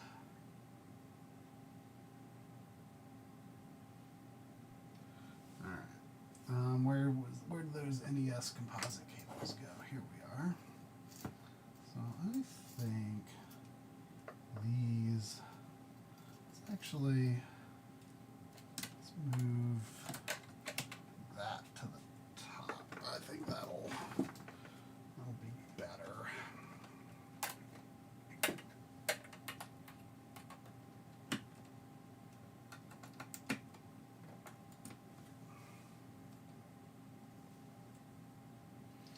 Move the GameCube down.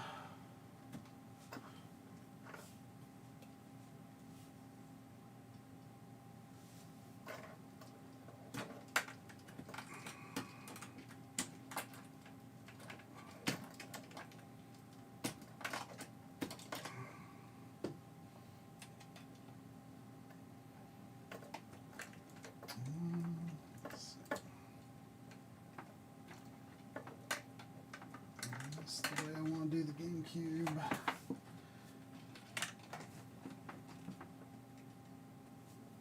Let's run it like kind of between these. Yeah.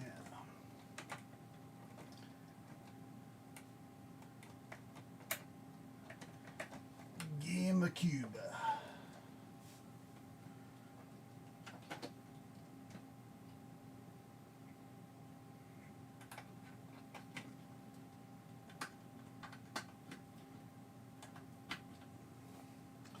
Same with the audio for the GameCube. Let's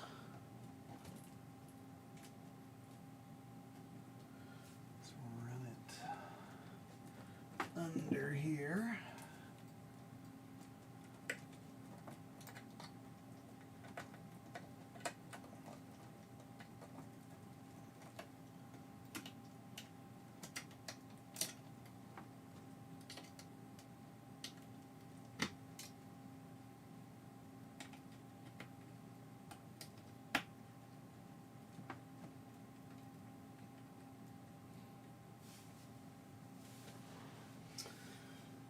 Okay, and then I'll take these NES composite cables and yeah, just run those on the top there.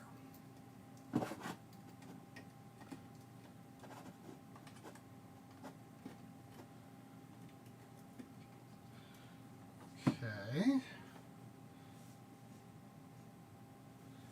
Now, okay. I think this is fine. You get this power cable, though.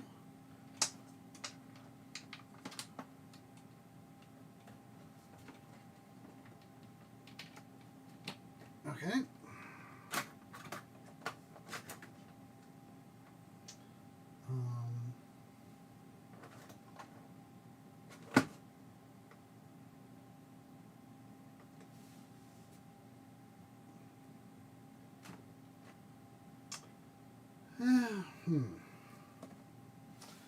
All right.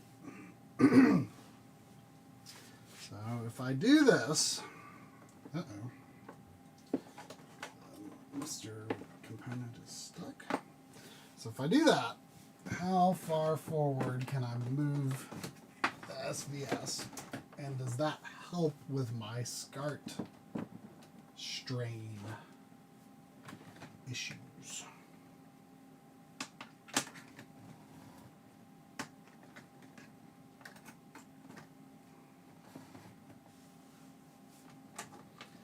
Let's see.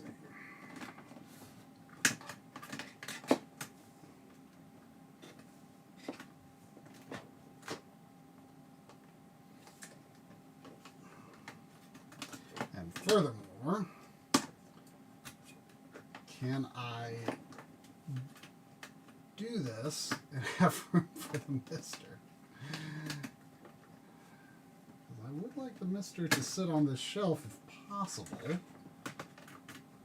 It's always been a good place for it, in my opinion.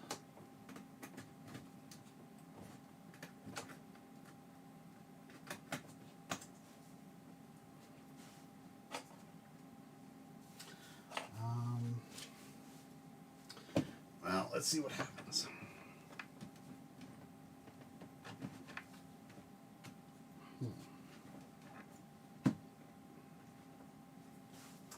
Let's see. All right, so we've got these SCARTs going in here. Back there.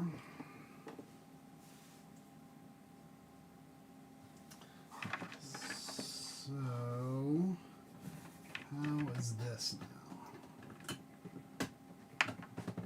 Well, that one's pretty good. That's pretty good for that one.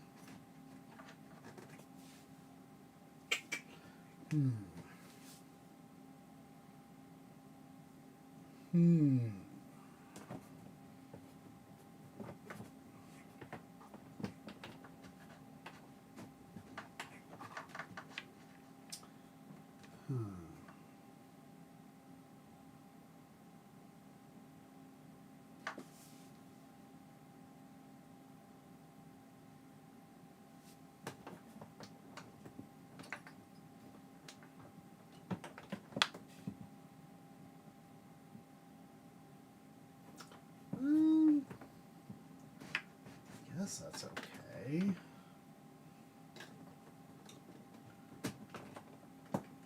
But, But what about the mister? Sorry, I haven't been peeking at the chat.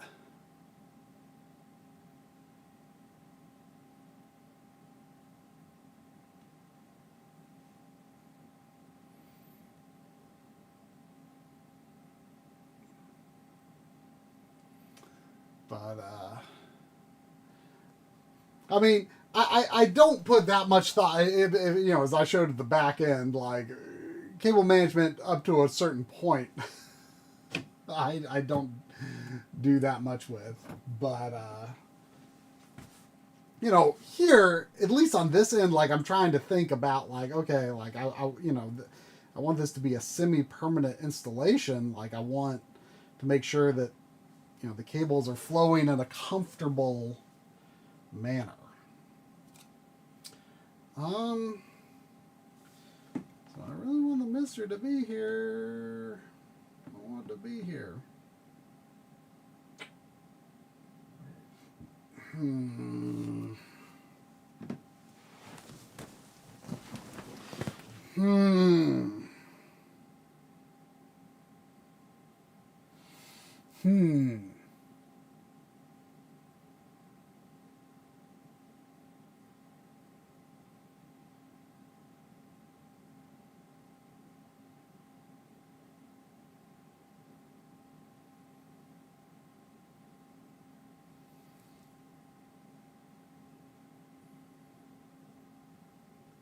No, I don't want to do wall mounting. I think, especially for SCART, I think you'd be much more at risk of them sort of falling out or getting askew. Canadian Fuzzy, you are 100% right. There is a shelf that goes above this. See the peg? That's covered. You usually can't see this. See the cables coming in from the two higher holes? That's for Saturn and PS1. So this is only accessible like this so I can access it for doing this. I removed that when I started working on the SVS video. Is there anywhere else the mister could go? I mean, not easily. And it's such a good spot for it because I can run the USB cable for the controller out the back, and it will reach everywhere.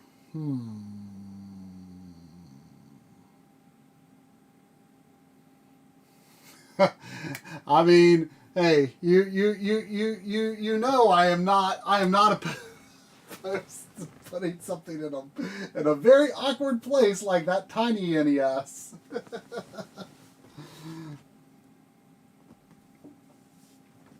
I am not above it. But that's not what I think I want to do with this right now. Man, I really want...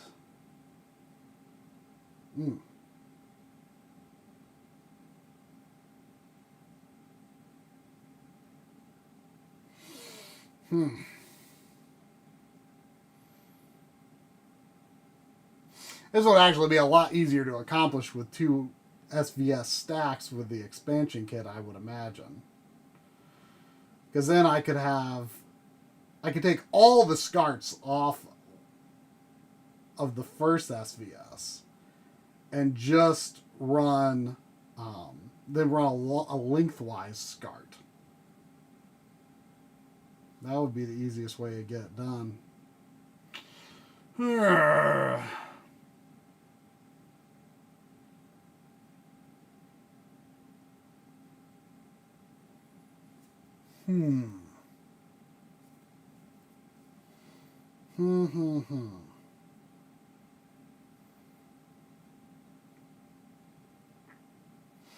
I still feel like...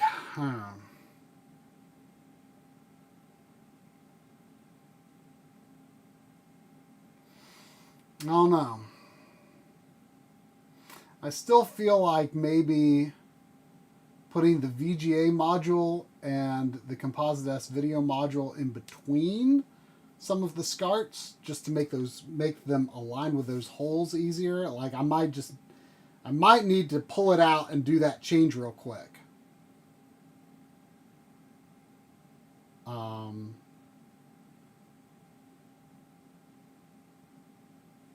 that would probably make things a lot easier on the SCARTs.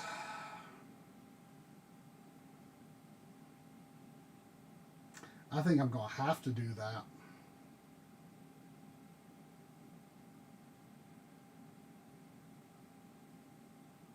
I'm going to do it.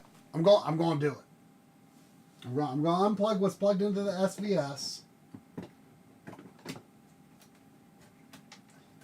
This would be good practice for what I'm going to have to do in some months' time when I ultimately buy more modules. When the revision 2 VGA inputs come out,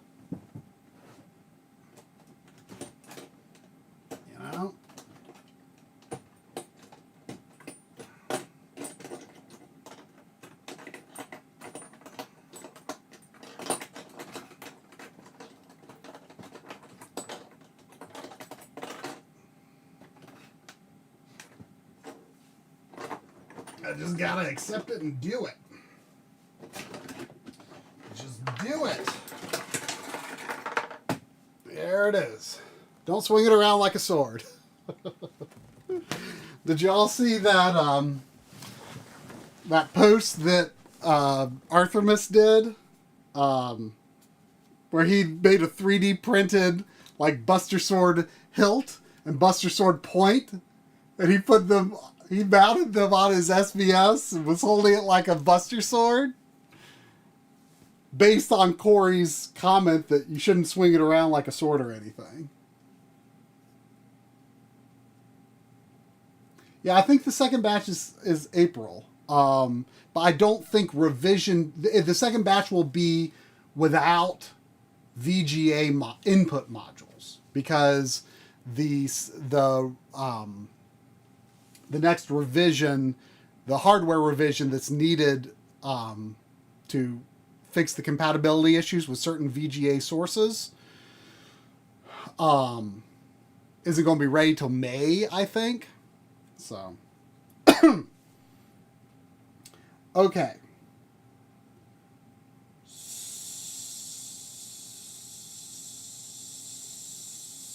So let me get a screwdriver.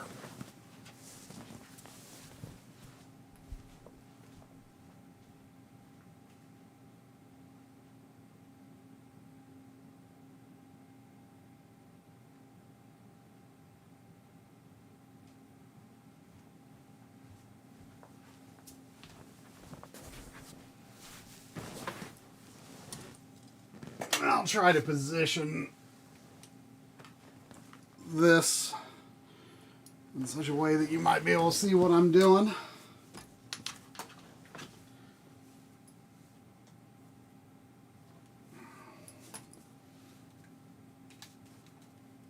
Okay. So this is like the end cap.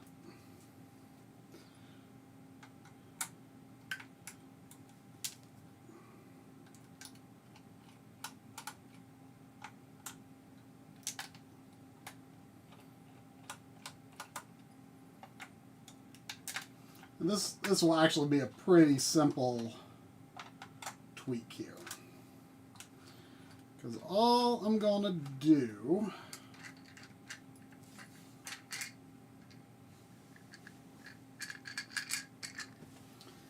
is going to take that off. I'm just going to move no, I'll move 3 SCARTs down. I think that'll be the move.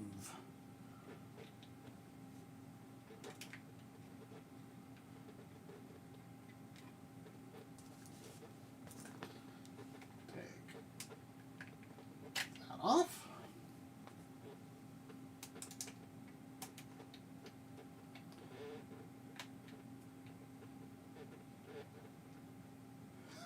Perfect stream for you to watch while procrastinating on doing the same thing. Sandy must be chilling downstairs.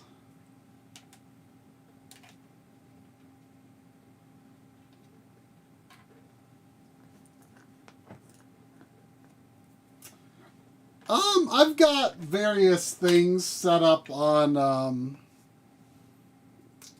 uninterrupted power supply units.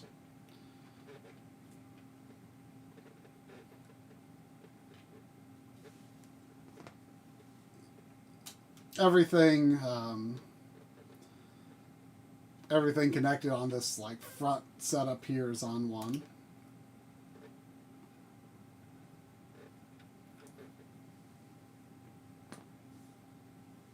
I would not say that the SVS is better than the G-SCART. It's just more flexible.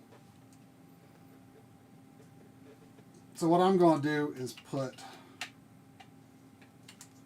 this Composite S video in the middle of these SCARTs.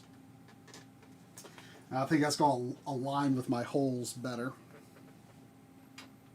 It's not bad. I mean, in fact, like just on like raw like quality, like you could make an argument that the G-SCART is slightly better, just in terms of like the actual like it like both are like the same in terms of like noise, but the SVS does drop the brightness ever so slightly more, but it's very little. And if you're using a Retrode 4K or a CRT or whatever, like you can easily compensate for that with your you can easily compensate for that with your settings, and you can do the auto gain on the Retrode 4K really easily. So but if you don't really need the main thing about the SVS is having those multiple output types. That's the best thing about it.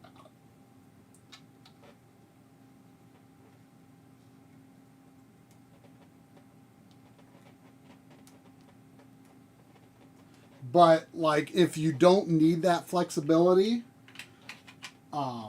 then G-SCART and G-Comp are cheaper, and arguably minusculely better quality, but not in such a way that is going to be a problem for the way I'm setting things up and the way I'm upscaling things.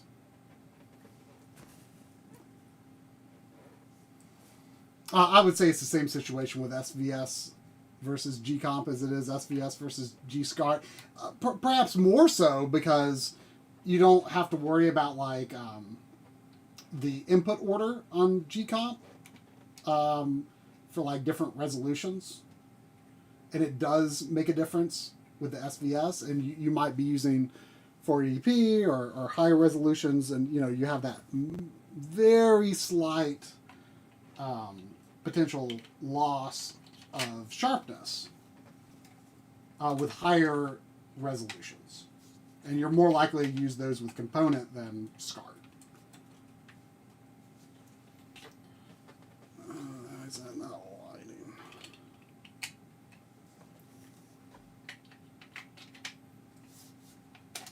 There we go. And just put the end cap back on.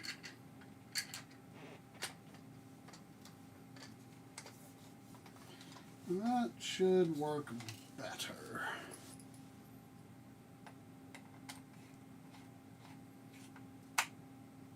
Like the only thing like that, like if the multiple output types, like one of the big things is like being able to consolidate all of these signals into just one output, that VGA style D sub output to the Retrode 4K. That's big. And also the fact they can do the auto profile switching. Now if you're daisy chaining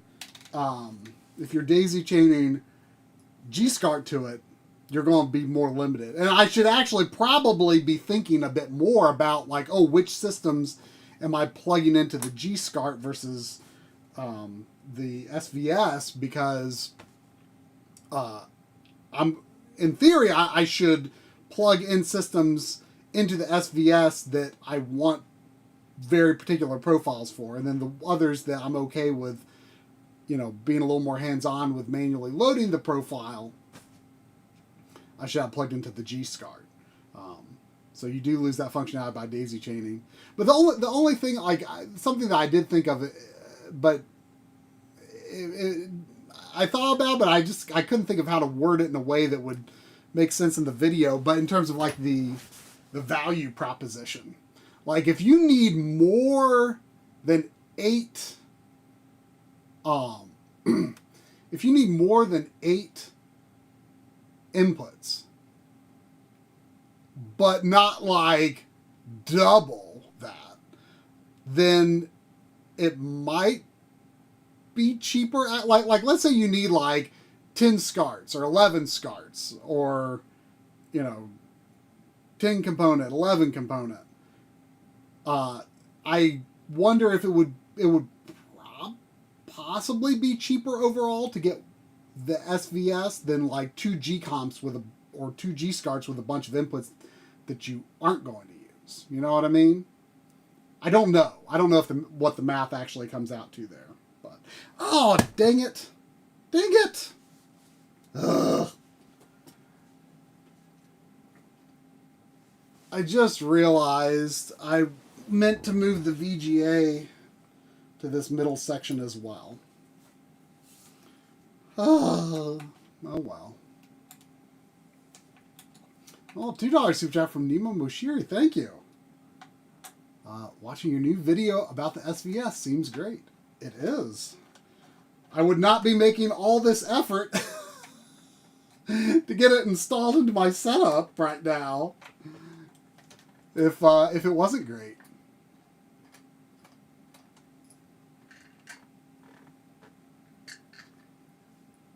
Oh wow, half the parts of the Hydra have died. The Hydra, like, when I tested it, it seemed to mostly work fine.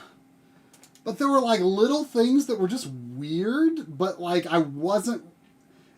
able to like reproduce when I was like trying to demonstrate them in the video. So like it ultimately came out to like the Hydra seems fine on the surface, but something about it just like gave me less confidence than the G-SCART.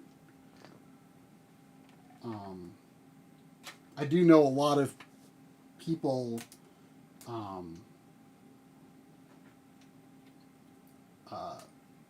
do use Hydras though, especially I think in Europe because it's like, you know, they ship from Europe.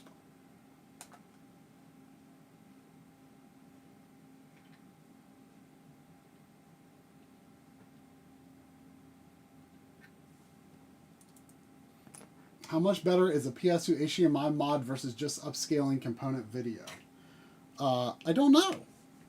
I don't have the HDMI mod. I would like one because PS2 is the most like the most prominent system that I have no way to play on my living room setup downstairs. So I would like to have a PS2 HDMI mod setup down there.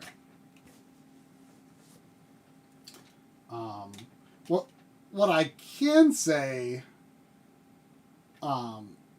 is that I prefer like the de-interlacing done on the Retrode 5X and 4K more than the de-interlacing that I've seen on like PS1 digital and N64 digital.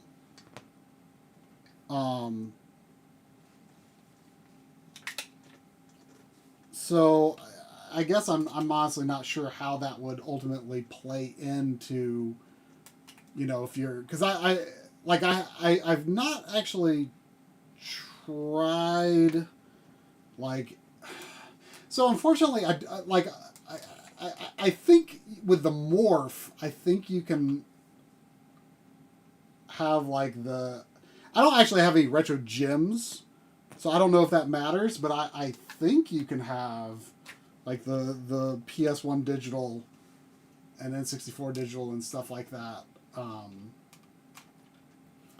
output like the original resolution to the morph and have it handle it from there, but I don't think there's any option to just like send that resolution through without it being connected to the morph. But I don't actually know. Because I'd love to do the same thing with the Retrode 4K. I do have a morph.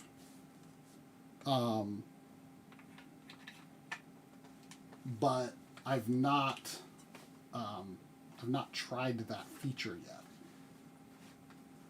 What I can say is that when you use those kinds of features, like for example the Mr. Direct video where it sends like 240p over,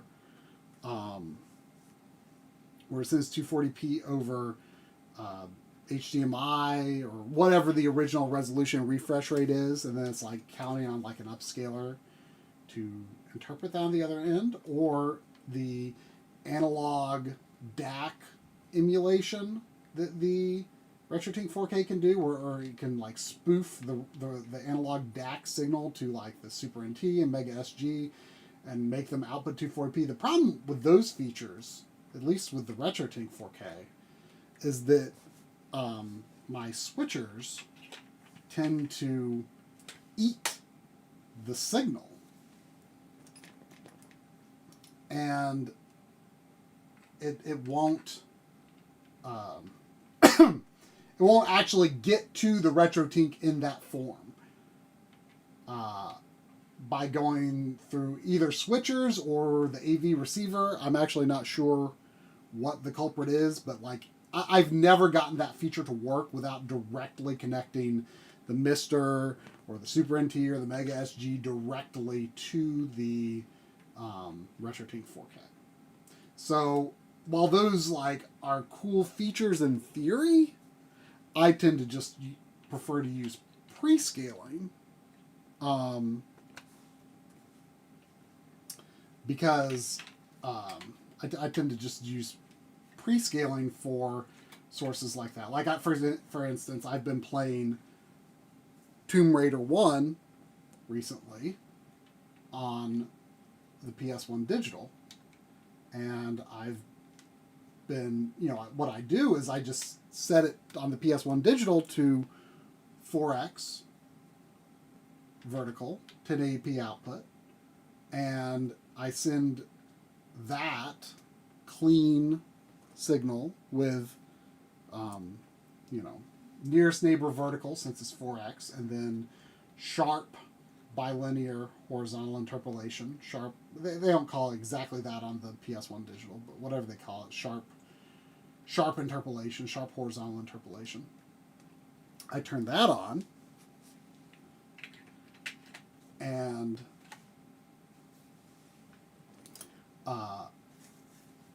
then I capture that. 1080p, clean 1080p output.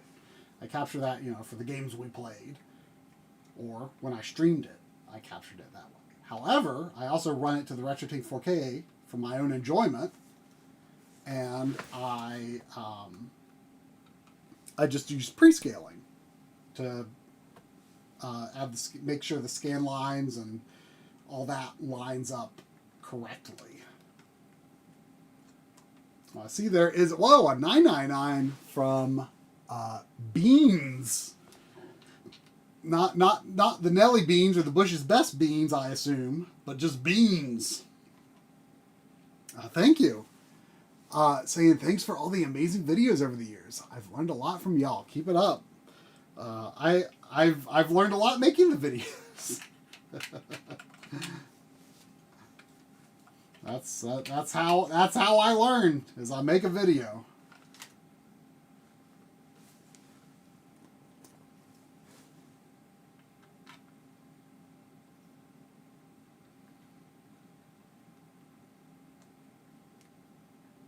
Oh, you're able to get the direct mode. So wait, you can use direct mode from the PS1 digital? Is that what you're saying on the Retrode? Either right HDMI switch. See, I don't. All I can say is that signal definitely gets lost for the analog, the Super NT Mega SG, and the Mister. Like, it just doesn't work with my switching setup. So you're saying you can use like PS1 digital that way with the Retrode 4K. I've not been terribly motivated though to work around that, because reason is I like being able to have like the PS1 digital upscaling in my signal, because that way I can capture it. You know what I mean? So I've got this good 1080p, this nicely upscaled 1080p that looks good for streams and video capture. But then I can use the pre-scaling on the Retrode 4K to, get the cool CRT effects for me to look at, but those would look bad in the capture, or they would look bad on streams, unfortunately. But they look awesome for my enjoyment on my TV. So that's why I actually don't really care that much about the, I don't really care that much about the, like, direct video style features, because I want to capture that 1080p output from Mr. Super NT Mega SG, PS1 digital, N64 digital, all that kind of stuff. I want that. But the one thing I am curious about is 480i, because I would like to. It would be neat to be able to de-interlace the raw 480i. Because I want to say the PS1 digital, if I'm not mistaken, still has like a little bit of an audio hitch with 240p 480i switches. So I would be very curious to see if you send that over HDMI to the Retrode 4K or the Morph, if it's better. I don't actually know.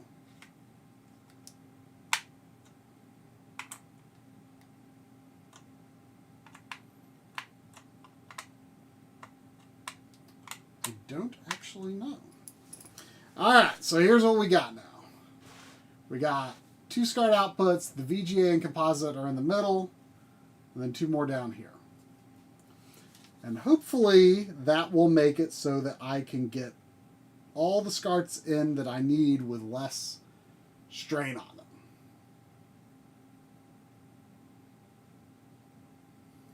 I do have the HDMI mod for original Xbox. It's I really like it. I mean, it just does 480p output, but it's it's great going to the Retrode 4K. So it's very similar to like a Carby on the GameCube, where it's just outputting that original resolution. So.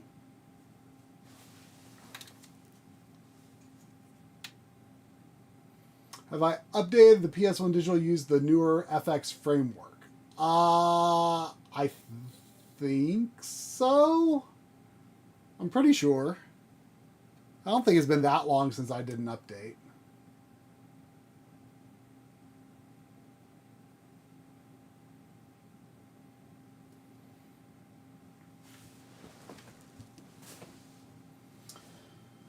Okay, let's see what we can do here.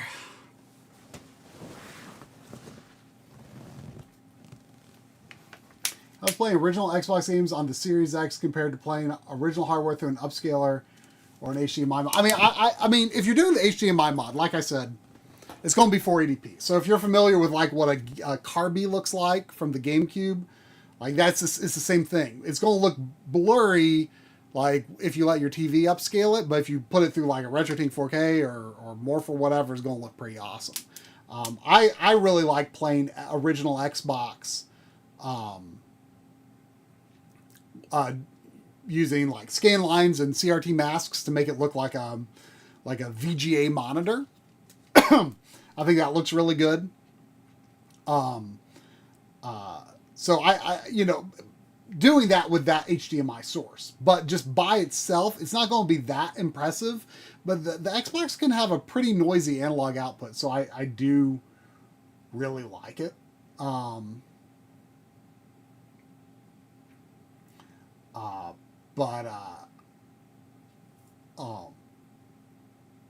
But like playing original Xbox on the Series X, I don't love it. I don't love it because they upscale the polygon visuals to 4K or near 4K, and it looks really good. But the HUD tends to not look that good. So I'm kind of mixed. I like to check it out, but I'm kind of mixed on that. But I've been playing. I started this week. I started playing Viva Pinata. Which is Xbox 360, of course. I actually didn't know that was one of the games that got a 4K bump in resolution on 360, and it looks awesome. Like that art style scales really well. Like I said earlier in the stream, I don't like how the human characters look. Or not human, but they're sort of human. Some of them are kind of human wearing masks, and some of them are not. I don't know. They're weird.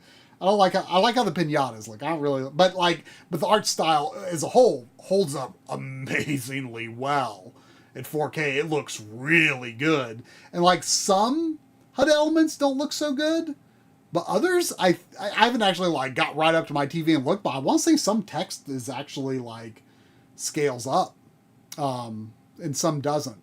But like for the most part, it looks really good in 4K. I think Xbox 360 games in general, it's worth playing them on Series X. Original Xbox, I kind of prefer sending that to a Retrode and getting the CRT effects. I think that makes the original Xbox look a lot nicer than what the high res rendering on the Series X, in my opinion.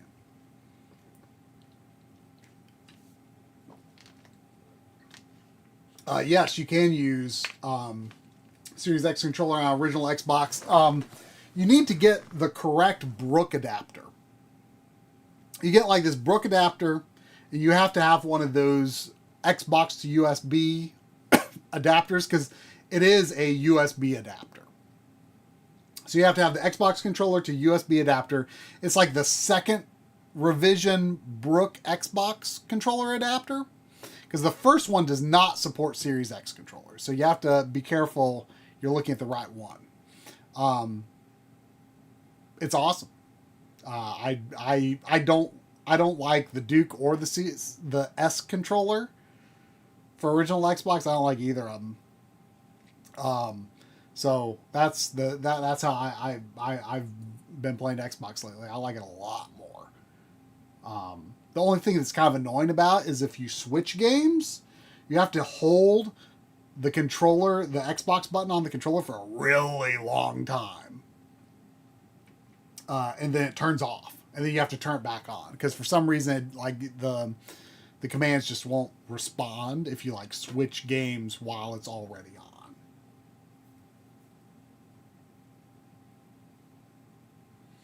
on. PS3 has always been emulation for PS1. The earlier PS3s use hardware for PS2, and then like later on like a hybrid solution, and then they later just like cut it all out. But PS1 has always been emulation on PS3. There are some games, it like the downloaded PS1 games on PS3, they're always a little soft. I don't think it's bad soft, but it's okay. But certain discs, not most discs, look very similar. Whether you're playing the download version or playing off of a disc, most look very similar, or basically the same. But some discs, for some reason, like I want to say Suikoden 1 is an example I can think of. I think Valkyrie Profile as well. For some reason, they're like ultra sharp, nearest neighbor. But the problem is the scaling's uneven. So it's not. I actually prefer the softer scaling to uneven nearest neighbor.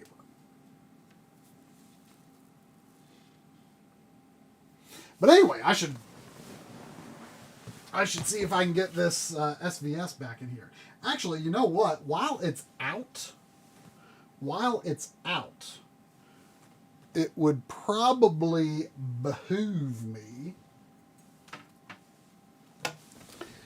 to get the power plugged in, because the power is going to be to the back. And the reason I have to put that to the back is because of the direction of the SCART plugs. You know, everything else could go in pretty universally, but the SCART plugs all have to go in this way. So where did I put? Okay, here's the cable. Did y'all notice? I still think this is funny. Here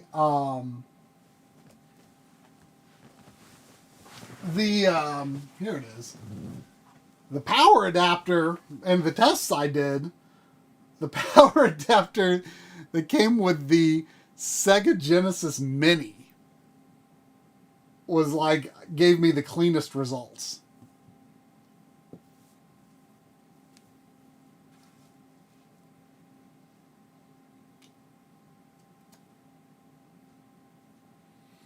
Why does Wii's component video look worse compared to other systems? HDMI mod looks so much better even without disabling the filter and USB lower GX. I don't know. It's just the way it is. The later Wii's tend to be better though. Like the like last revision of backwards compatible systems, and like the ones that aren't backwards compatible are sharper.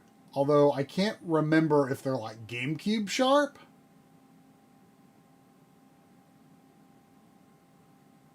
I can't remember if they're GameCube sharp, but they're definitely better than the earlier Wii's.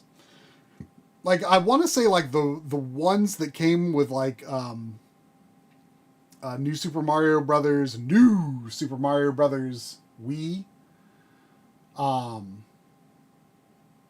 I think those are a little sharper, like the backwards compatible ones that shipped with that.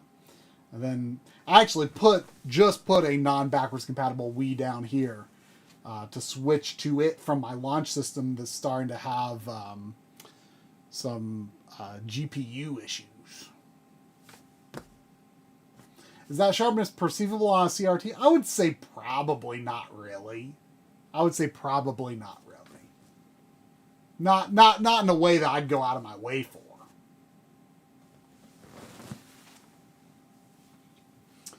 All right, let's get this power for the SVS.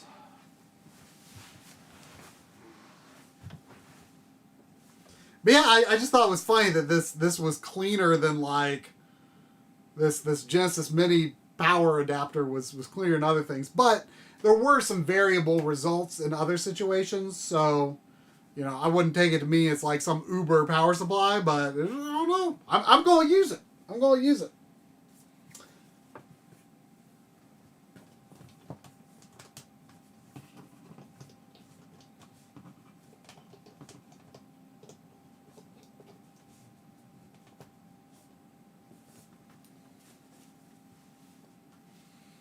I've got like a right angle USB to make it not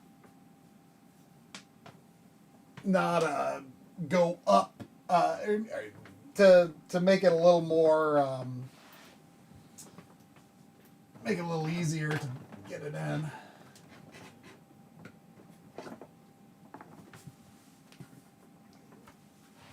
I'll show you in a minute.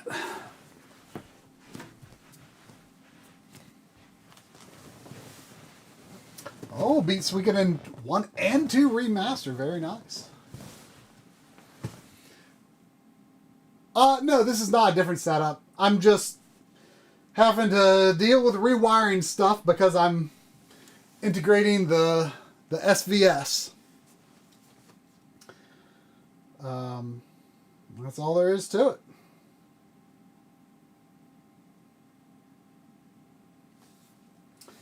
All right. See here, I'm using this right angle so that it doesn't go so far in this direction, and then has to curve up and stuff like that. So that will go in like that. I think that will be quite nice for power for the SVS. I'm going to unplug it for now, though.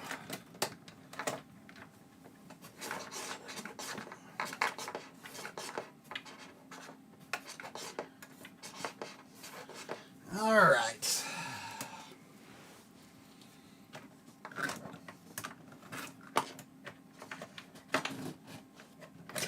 Let's see what we can do here.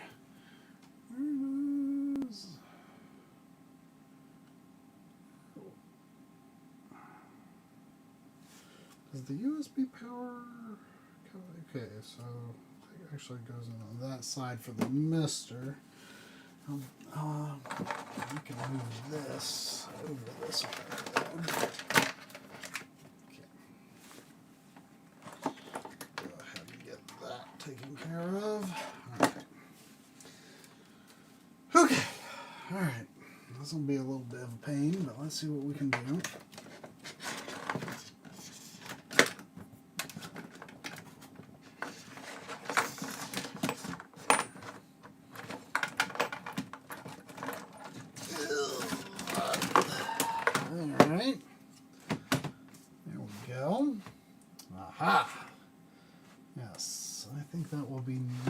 For my SCARTs.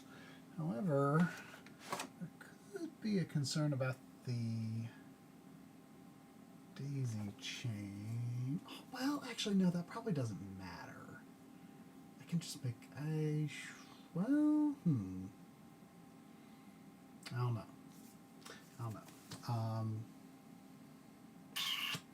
Alright, let's see. First things first, let's get this power plugged in.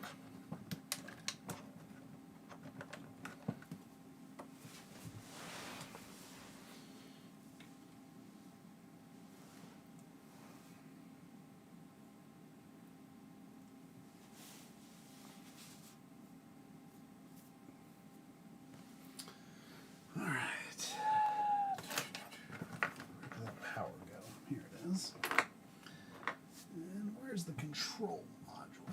It's over here. So power goes into the control module.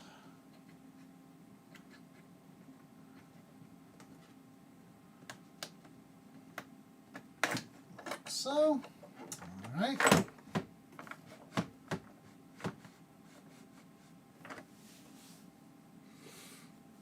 Okay, so now that I've done that, now let's see if our skirts feel a little more comfortable. And let's also make sure we put skirts that we want to use easy profile loading on the into the SVS. So like PC Engine. I think I can live with that not auto loading.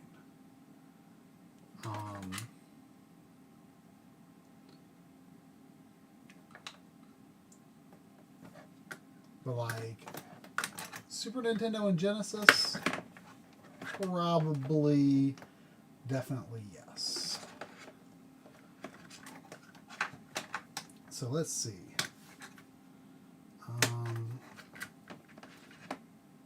Saturn, I don't know. I think I would be okay with Saturn not auto loading. Let's get this Genesis cable moved back to the other hole.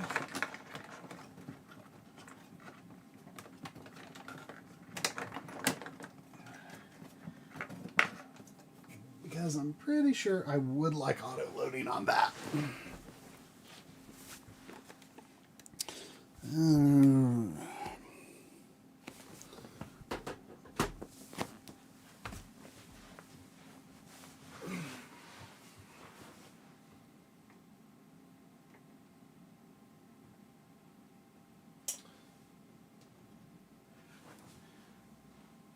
All right. Genesis.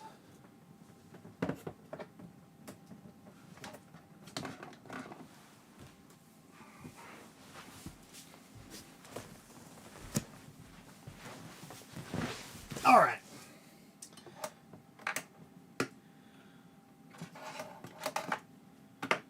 Sega Genesis. So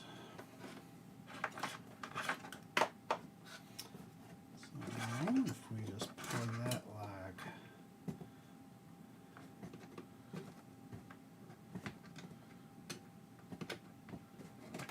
That, we're good. And what was this one? Saturn. I'm okay with Saturn not being plugged into here, I would say. Super Nintendo. Let's move this. Let's move this to the other slot, I think.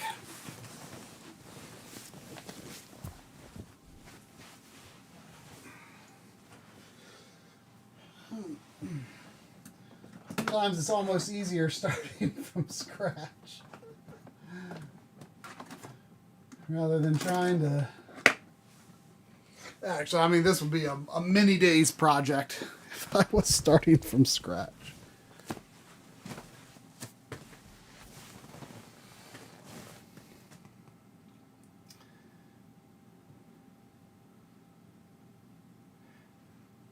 Are the G-SCART and G-Comp game put back to where they were? Not exactly. I was actually what it used to be was there was a G-SCART lengthwise this way and lengthwise this way. G-Comp was in the back. So it's not exactly the way it was, and I was hoping to free up some room to put more systems on the shelves, but unfortunately it just didn't work out. And I ended up, I was hoping to like maybe move the G-SCART to over here and the G-Comp to in here, and yeah, I concluded it just wasn't going to work out. So They're all on this little shelf here, as they were. But no, you cannot auto load with the G-SCART because the way it works is it's just based on the module. It can't really tell like from the signal itself. Like it's not like, you know, it's not like you can just tell like, this is a Sega Saturn, this is a Super Nintendo, PC Engine. Like it doesn't know. The only reason it knows, it's which input module is it. So it's like, this is input module 3. So you tell it when input module 3 is loaded, when the signal is on input module 3, I want it to be Sega Genesis. When input module 6 is in use, I want it to be the profile for NES, basically. Now, obviously, since I'm daisy chaining the G-SCART to it, I'll be able to say, let's see, input module 1, 2, 3, 4. I'm going to be putting the G-SCART into input module 4. So I'll just have it load a generic profile that's like not optimized sampling, which generally looks really good anyway. But I can always just manually load the profile for those systems. Not a big deal, I don't think. I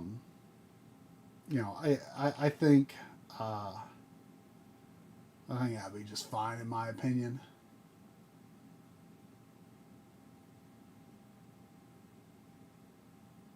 Oh, really?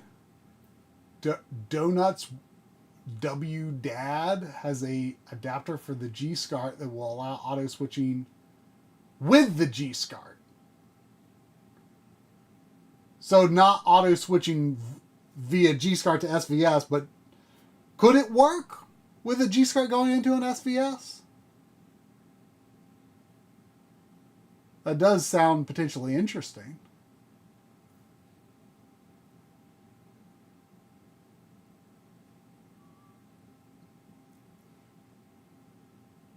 How good is Mr.'s composite dithering versus actual I don't really, to be honest, I don't really like that effect. Because it's trying to make too many guesses about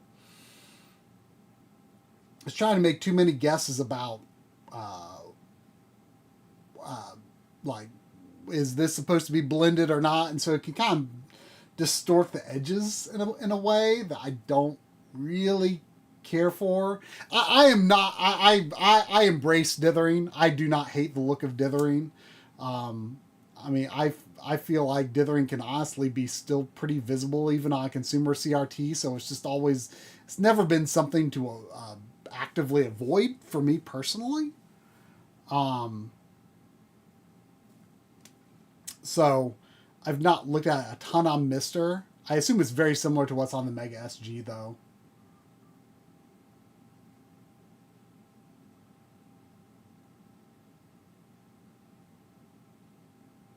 Well, I will plug. I will put a profile, a profile that auto loads to SCART, but it won't be like a special profile with like, optimized sampling or anything.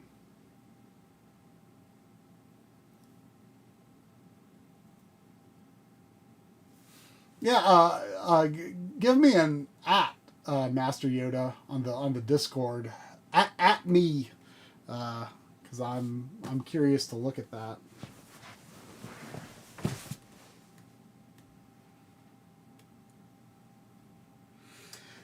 Okay, so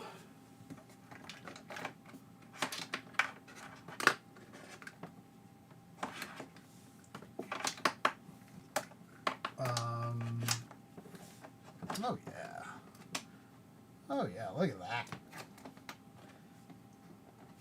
That ain't no problem. That ain't no problem. Alright, so I've got Super Nintendo, Genesis plugged directly to the SVS. What other systems would I like auto profile loading for? Um. Hmm. Hmm.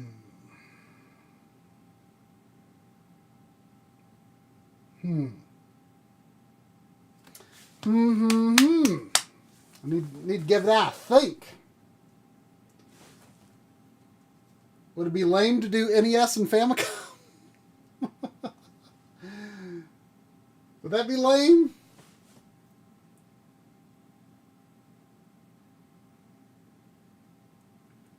See, I kind of like the idea, actually, of using generic profiles for like PS1 and Saturn, since it can be so variable. Um,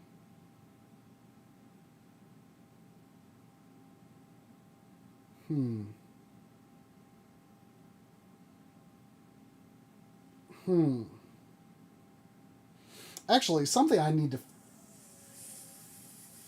figure out.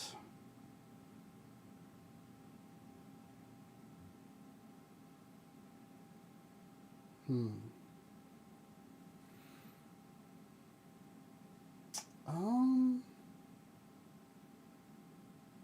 Actually, can't decide.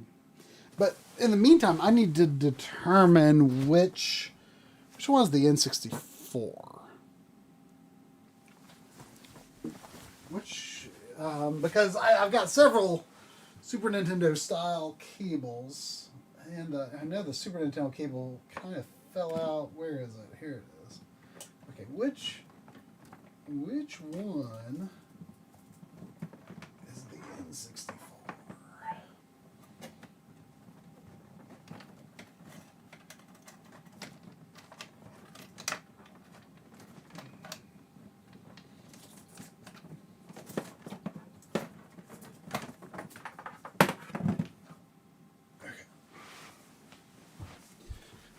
One of these bluish colored ones is the N64. It's not that. Is it this? Could it be this? Aha, it's this. It's this. So let's...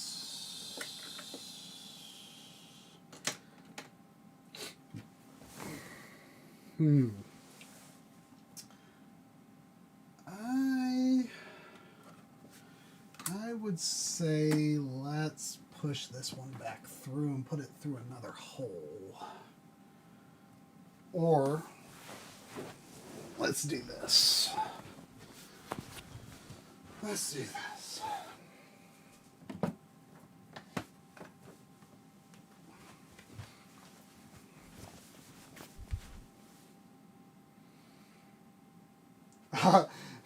I wouldn't say they're quite well labeled. I've gotten criticism to the opposite during this stream. I mean, the SCARTs are labeled because they came that way. Otherwise, it's pretty easy for me to figure out what's what, honestly.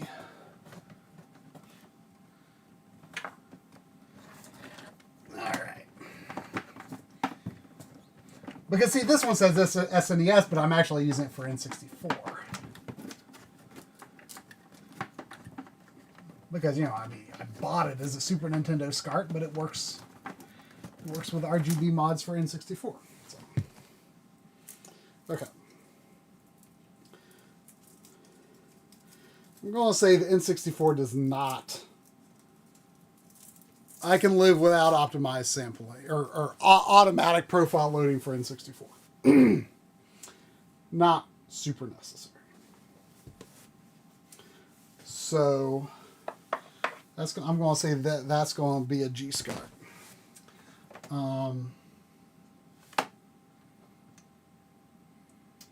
PlayStation, Neo Geo. I mean, I have so few Neo Geo games that feels like a waste to do auto profile loading on that.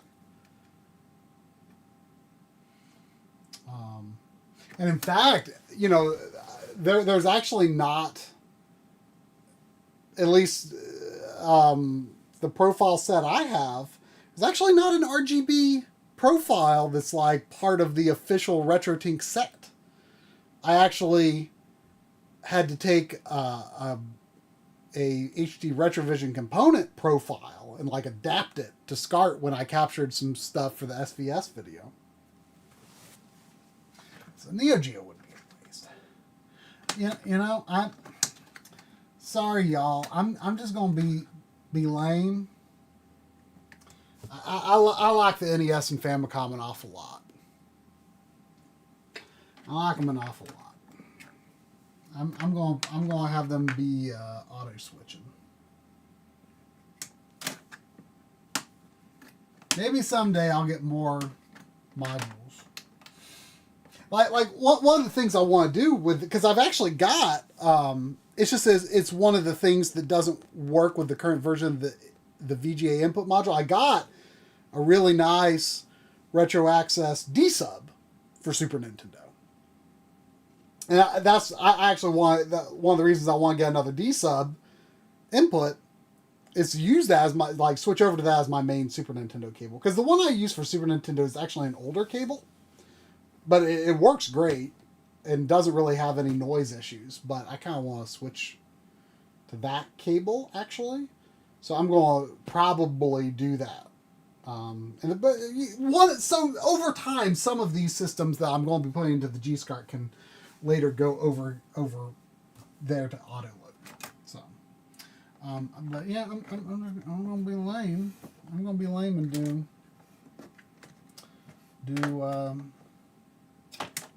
do Famicom and Super Nintendo. I'm just gonna do it. Just gonna do it. Sorry.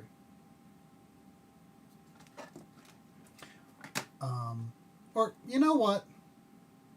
That is lame to do both.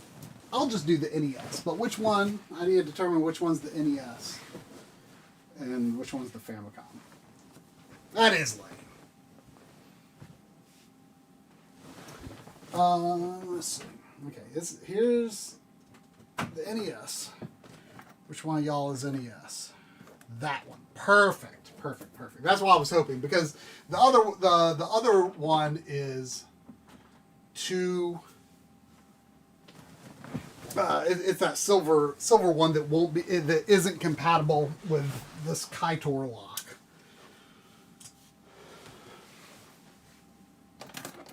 Which there's, so that's like something I'd rather put into the G-SCART, since I wouldn't be able to really lock it down anyway.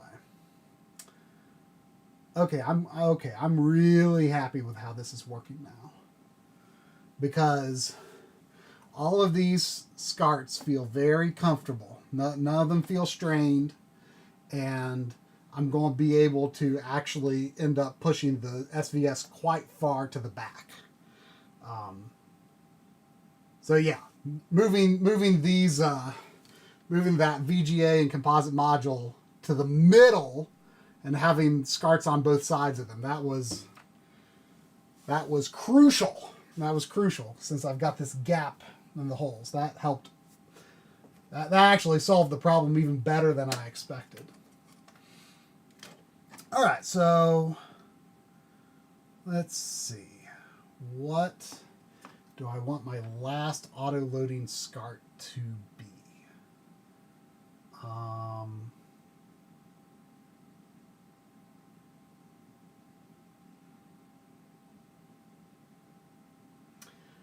You know what? I will do Saturn, because I just got a few weeks ago, I finally got a, what do you call it? The Professor Abrasive thing. Satiator. Finally got that. So,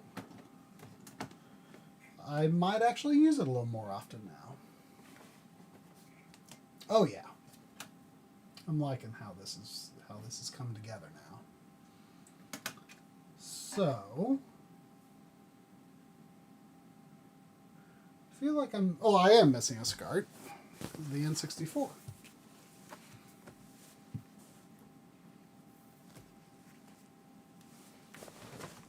For the Kaitor locks, recommend swapping out the screws with captive screws. Much easier to get secure fit with them.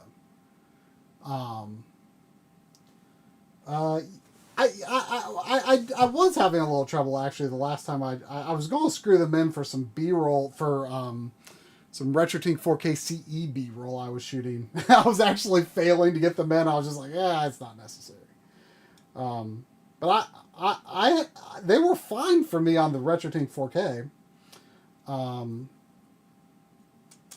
So we will see. I might put them on the daisy chain SCART, but I'll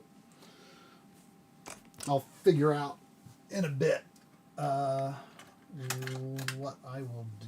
So, okay, so we've got PlayStation.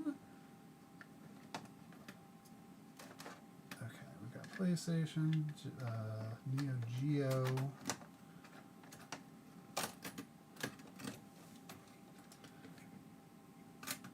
Famicom, PC, or let's do PC Engine there.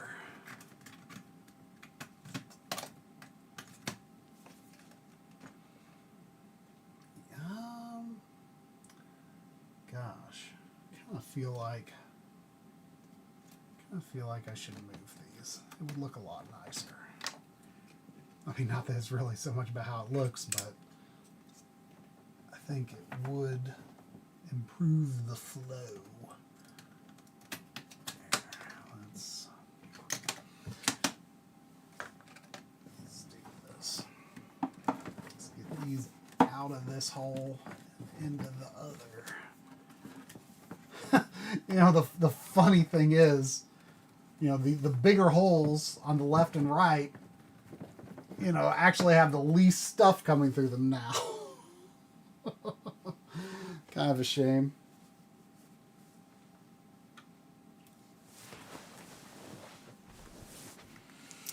And then I need to run that Super Nintendo cable. Or N64 cable. All right.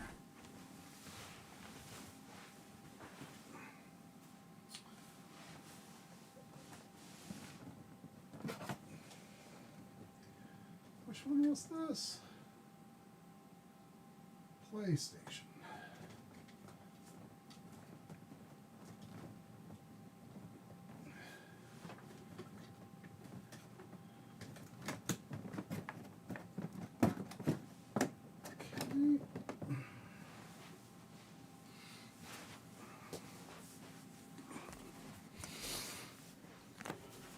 To be honest, I play my PS1 digital with the X Station a lot more often nowadays, which is set up downstairs. I play that a fair bit more often, I'd say, than my original PS1 with the discs. But I still like buying the discs. I can't help myself. Okay, and this one, the Neo Geo. Let's push it back out through here. Get through that same hole. Then I'll put the N64 through the big hole.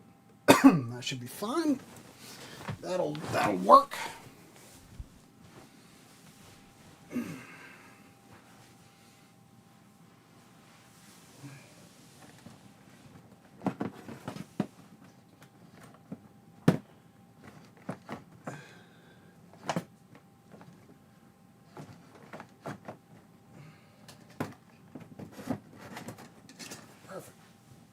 Perfect.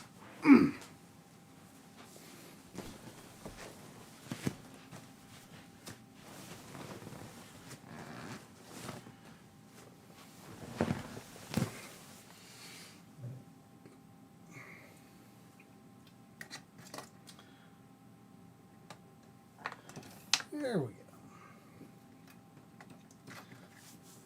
All right. Lots of shop talk, yeah. That's I think that's why people like these streams for whatever reason.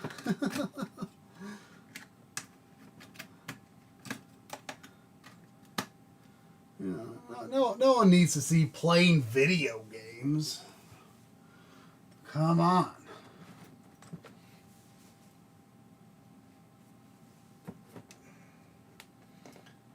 Let's see. Does that feel good there? I think so. Yeah. I think that's all good. All good. All right. This N64 cable. Let's do it through this one.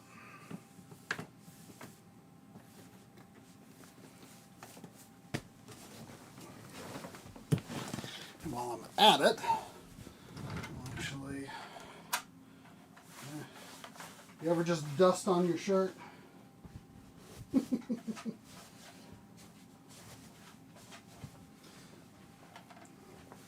Because I'm swapping, like I said, this is the N64 digital. And I don't have the... I don't... It was so silly that I had the N64 that did not have RGB deblur set up on the analog video setup.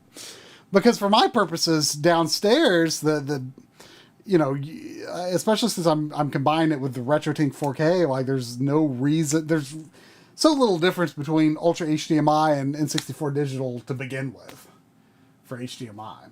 So.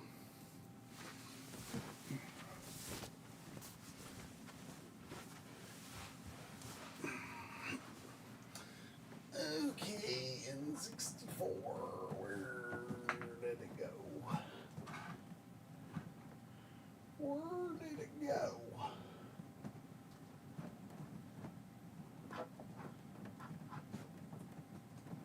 There it is. Here it be. Here it is. All right.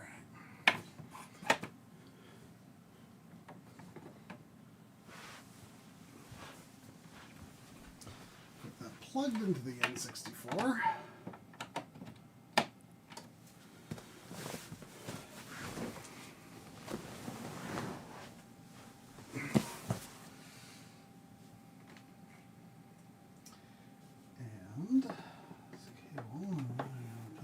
Push the slack through. I'd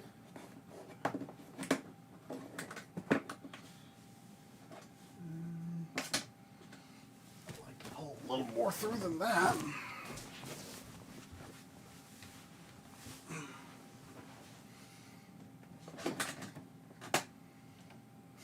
There we go.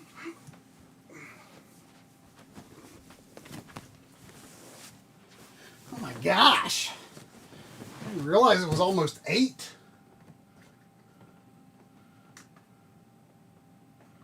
I did not realize it was almost 8.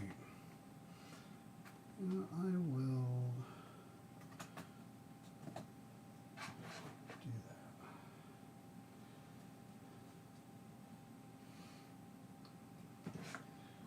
Okay. All right.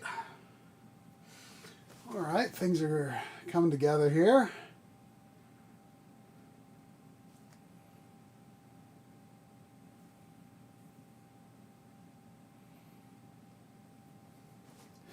Love looking at all these cables. I don't know if love is the right word, but there is much of my life revolves around them regardless.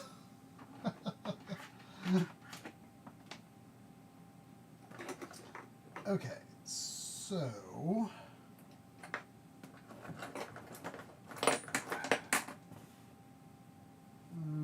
shoot. I don't know which one of these is the PS2 and which one. Well, I certainly know which one's the Xbox. So I'll put it in first.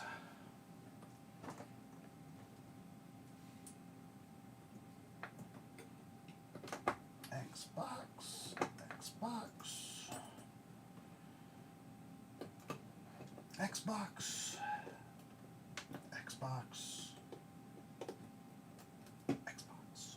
Now, which Which one of you is PS2?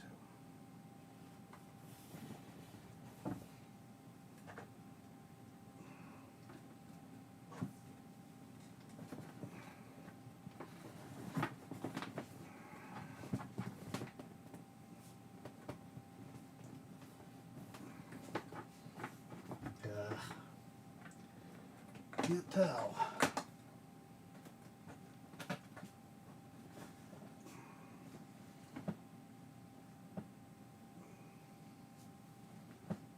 Because I want to put PS2 in the second of the components if possible.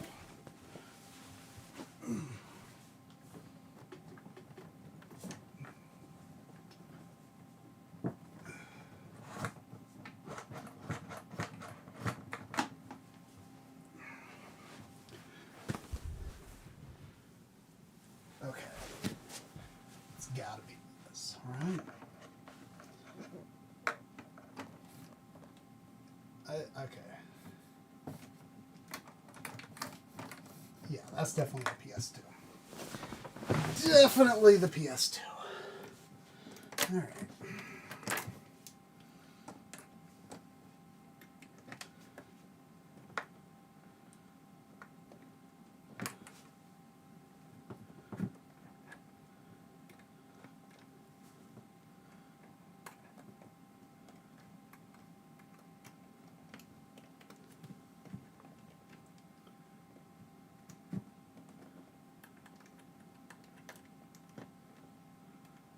Alright. Then, this is the daisy chain from the G-Comp.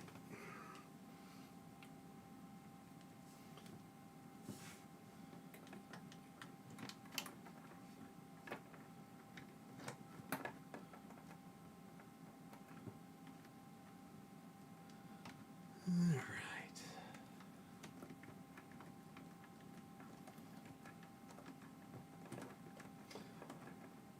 Well, I'm glad to finally be getting this done.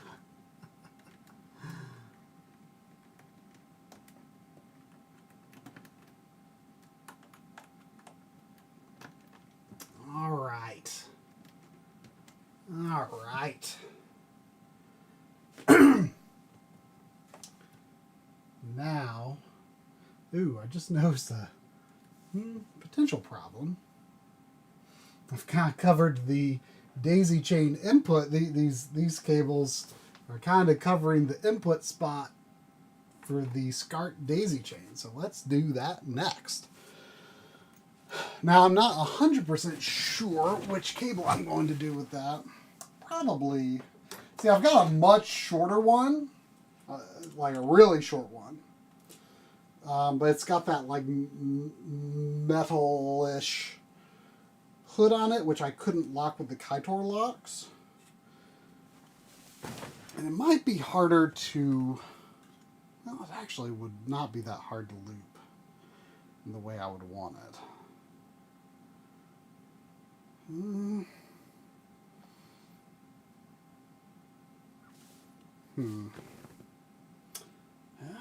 It might work pretty good actually, but I would like the option to lock it. So I'm going to use the slightly longer one. It's not that long. It's like, I don't know, 3.5, 4 foot.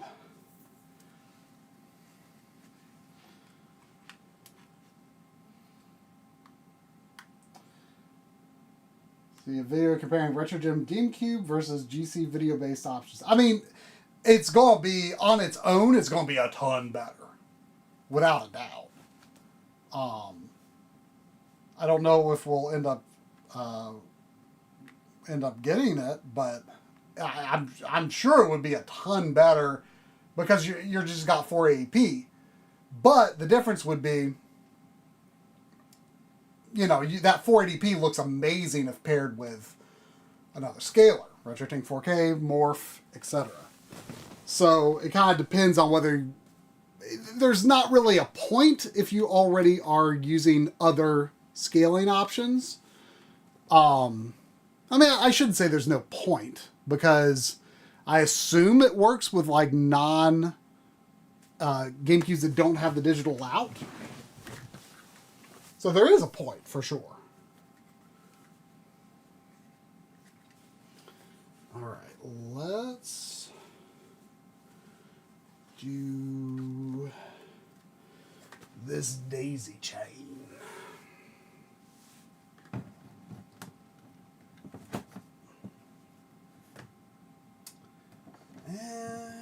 Hold on. Should I put that under the SCART cables? I think that would work better, wouldn't it? Oh, that went out so easy. Ah.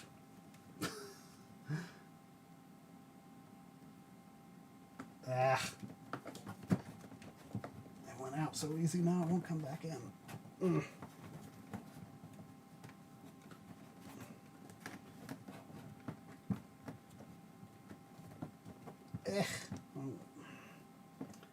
That's fine.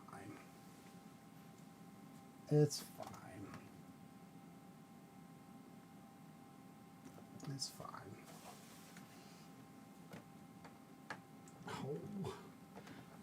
Well, let's see if I can push it back through.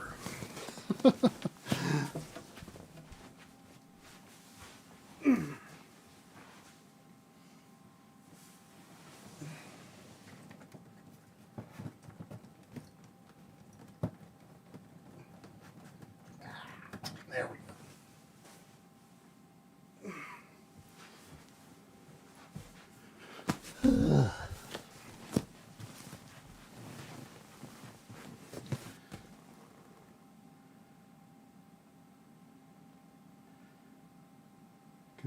So regardless, convince you need an external DAC via the optical out from Mister. Huh.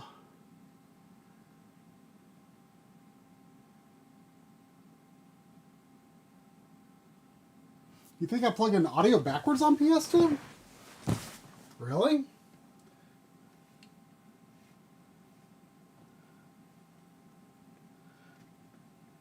Huh, you're right. Good eye. Good eye.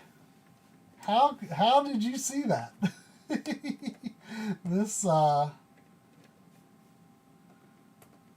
camera setup must show more than it feels to me like it's showing. Good eye.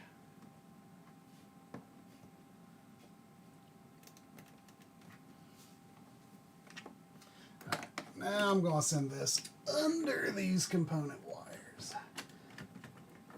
I think that will be better.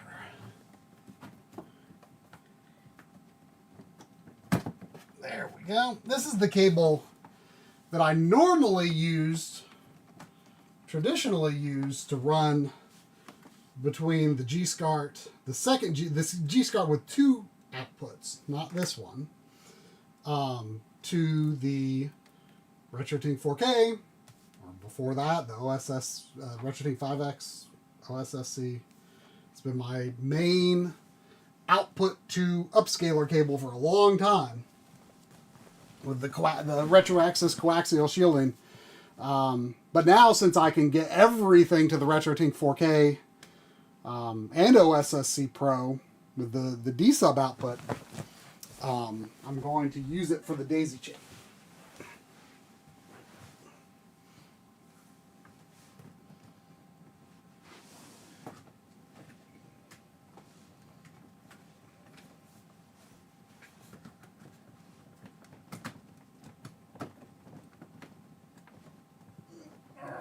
That's okay. There we go. There we go.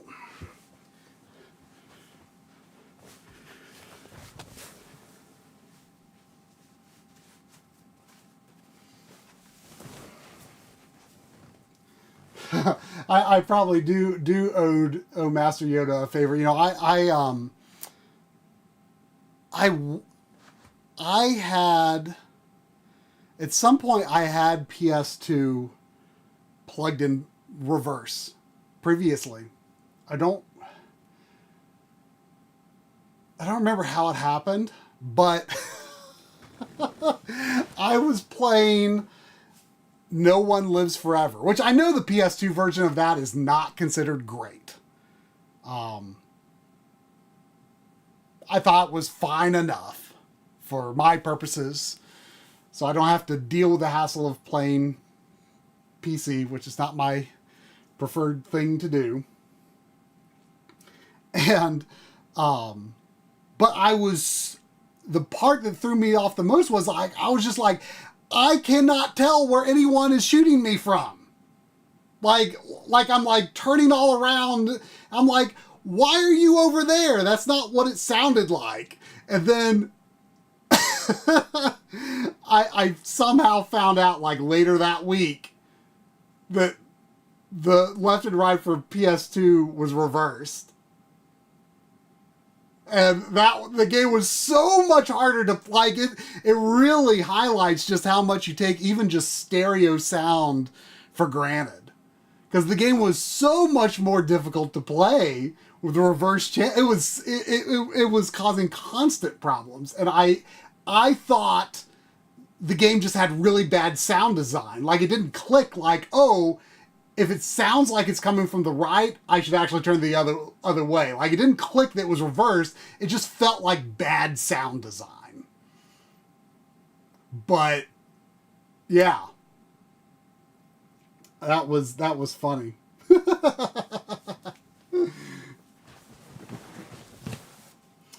Alrighty. So is this going to comfortably go in there under these other SCARTs? Let's find out. Well, I think that's okay. I think it's okay. The harder thing is going to be getting the lock on it.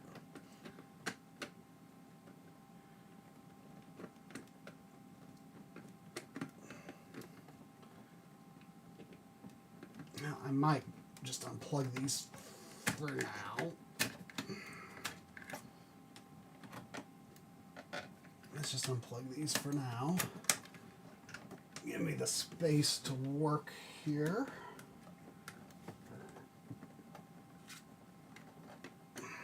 There we go. And then let's put this on.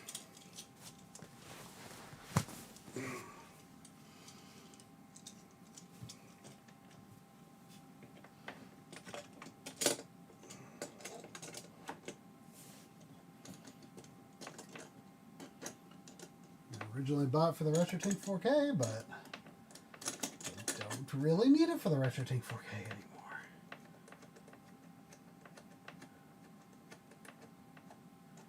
And I will either buy more, or if I follow through on my threat to get into 3D printing, maybe I'll make my own. We'll see.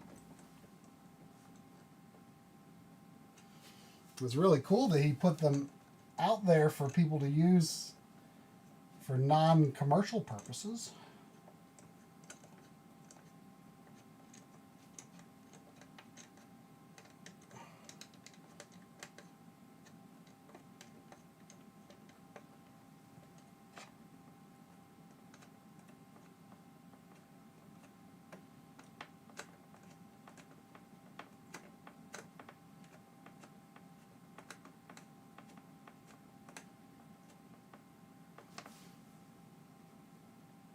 Okay. I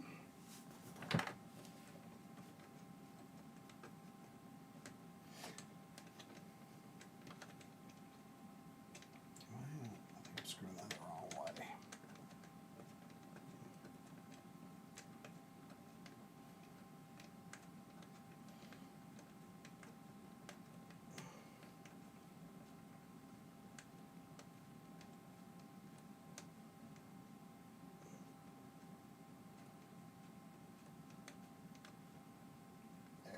Go.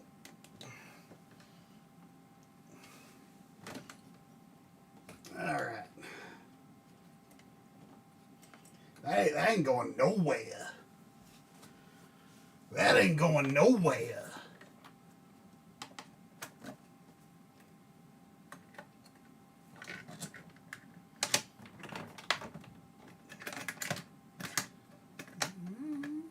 You know what? I'll space that out a little bit. No reason not to. Just give that a little more breathing room.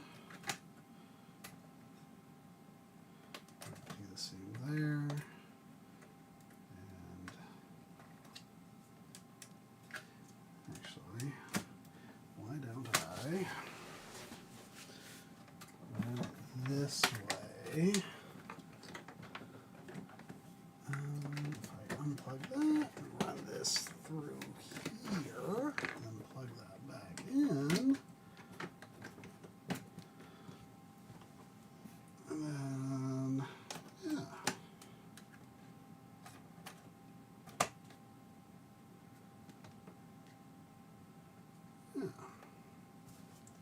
That'll do.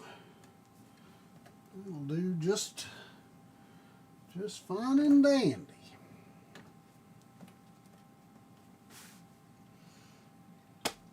All right. Now, if I could plug in this output.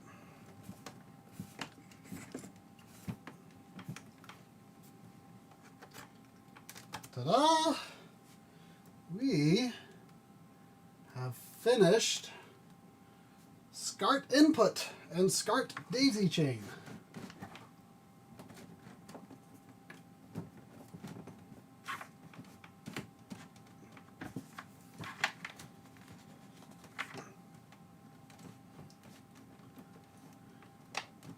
We have done it.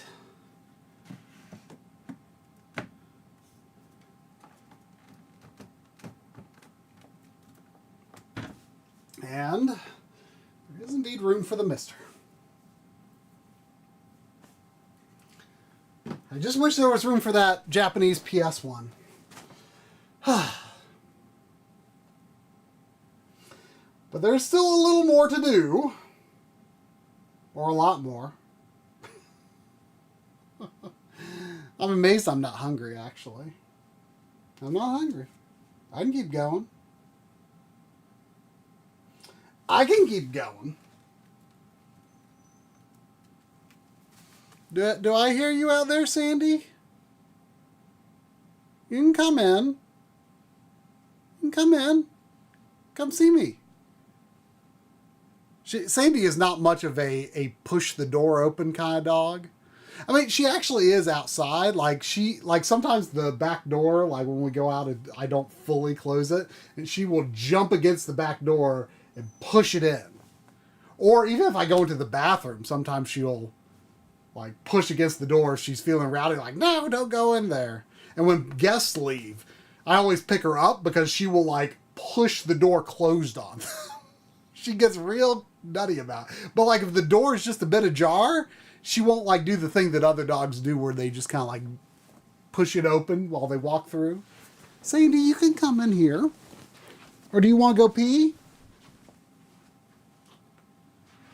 You want to go pee? Let's go pee, okay? Come on.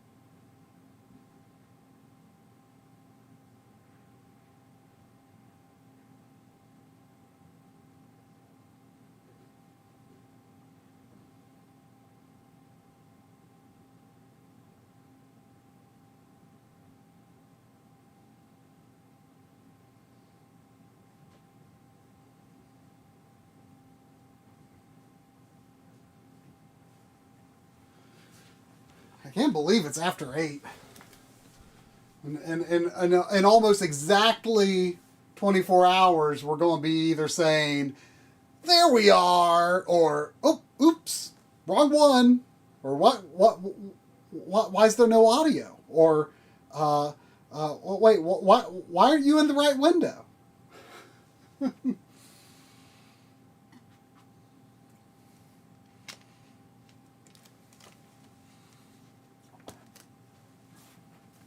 Okay. So, where did I put that Dreamcast VGA cable? I thought it was right here. It is right here. It is indeed right here. It's not amazing. But, you know, for now it's good enough. I mostly prefer to play the DC digital through the Retrode 4K on the OLED downstairs anyway. So I don't use this Dreamcast in here a lot, if I'm being honest. Same with the Xbox, actually. But I like to have the analog options for, you know, whatever. Maybe I feel like streaming in here. Or maybe I just need to record an example. But like for me, actually playing the systems for myself, Dreamcast and Xbox, and even GameCube, actually, I've actually come to prefer 480p with like Retrode 4K effects versus a real CRT. And like a lot of the times I opt for that for 240p stuff as well. A lot of the time. But, you know, 240p, you know, it is fun to play on a real CRT, I think.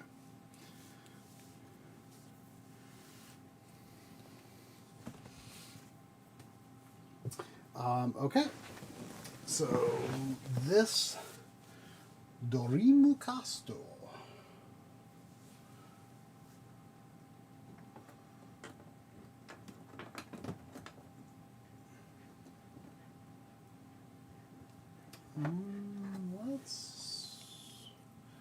Let's just do it through here. I think that would be best. Hi, Sandy. Hey, you want to hang out?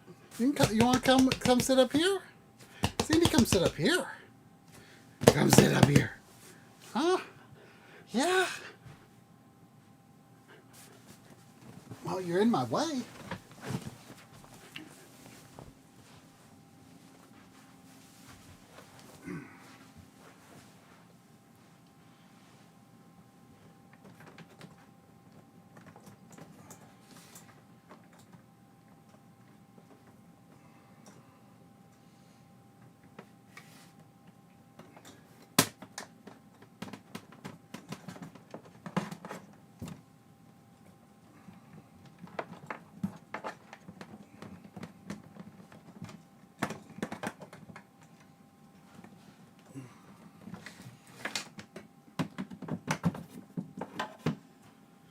All right.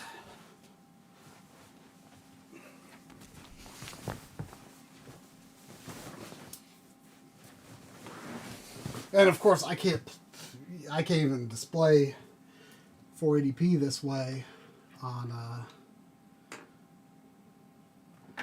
this PVM directly, but I can still capture it at least. Like I say, this Dreamcast is not really what I use for pleasure. It's the DC digital that I mostly use. I do enjoy 480p that way, I would have to say. All right, let's put our audio in correctly.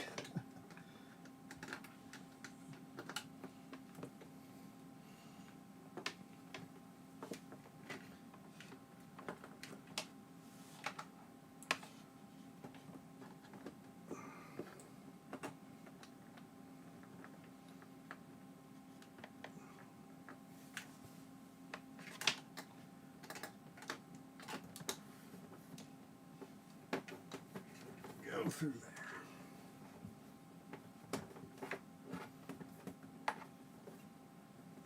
Okay. That should be acceptable. Let's get this screwed up.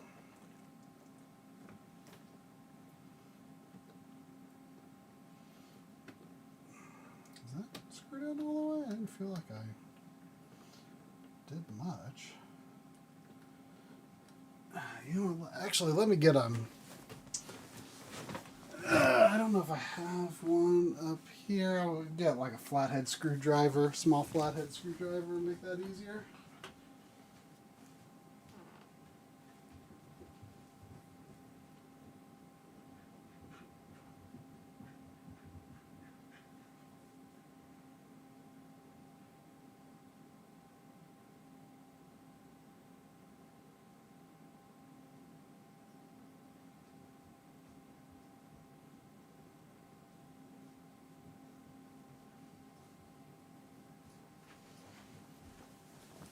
Alright, let's do this.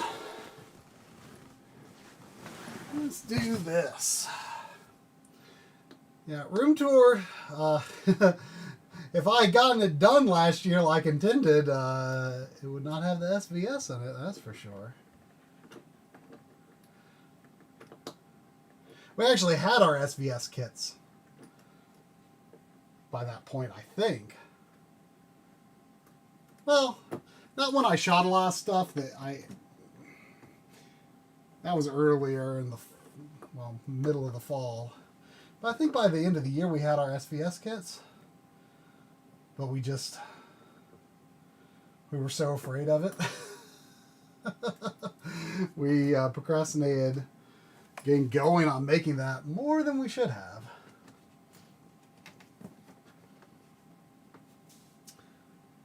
You know, I kind of would prefer this SCART to be under that VGA cable. There we go.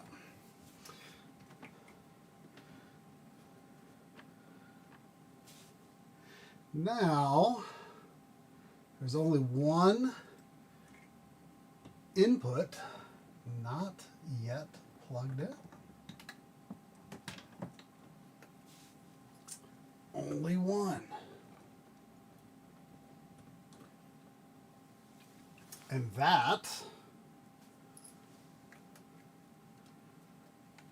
is the S-Video Composite, which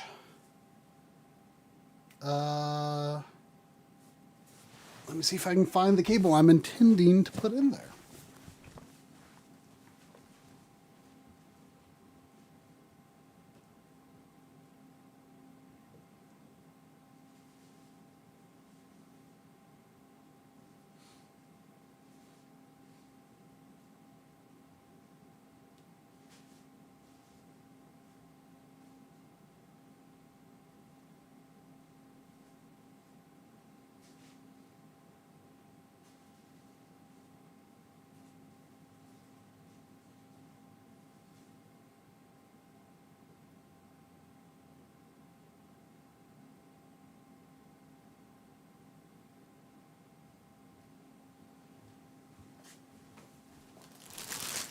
There we go. Oh, I guess I already opened it. It's a Saturn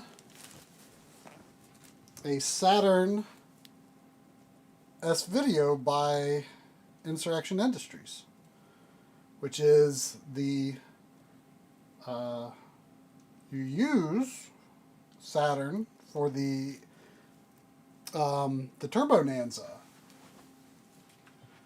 And I'm very, very interested in trying optimized or enhanced S-Video, I think is the term, with that mod, because it will be very sharp. You know, there might be some chroma bleed, but it will be very sharp with the accurate palette.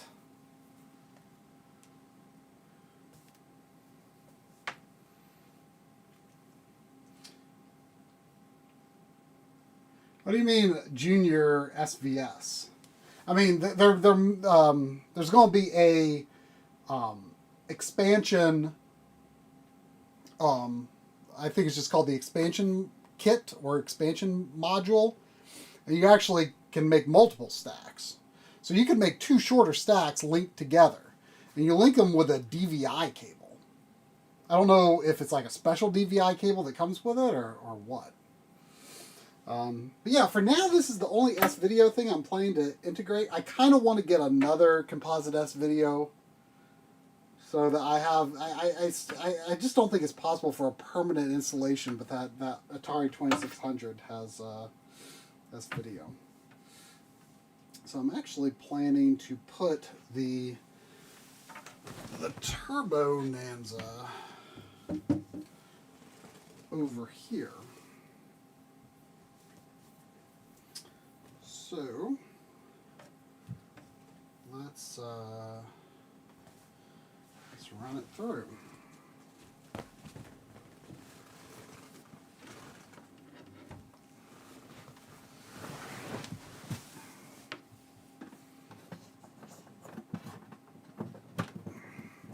Now this is where it's very helpful. You notice that this is askew because I've had to been reaching things in here. This is where it's very helpful to have these higher feet on the Besta, the Stubarp, because I can reach under like this. Because there's no way I could reach to this point. No way I could reach to this point with the from the right-hand side over there.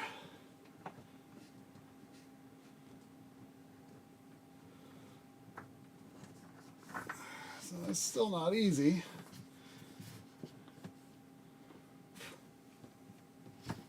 But I can make it work.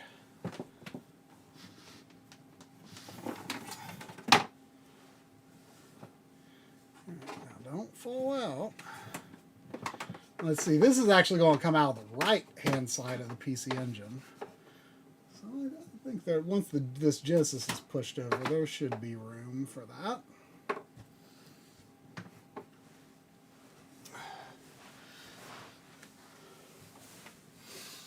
And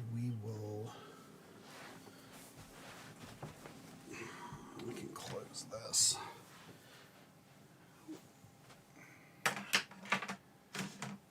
We can push it through this hole here.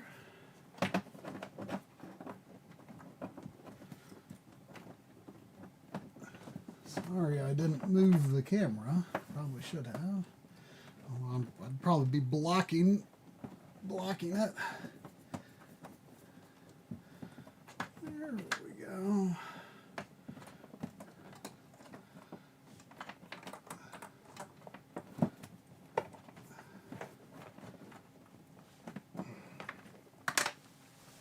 Hooah!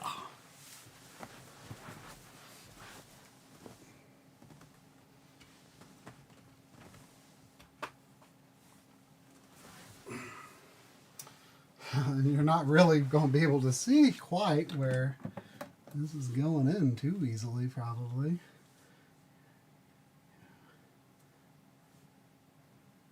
There it is. There it is back there. Zoom way in.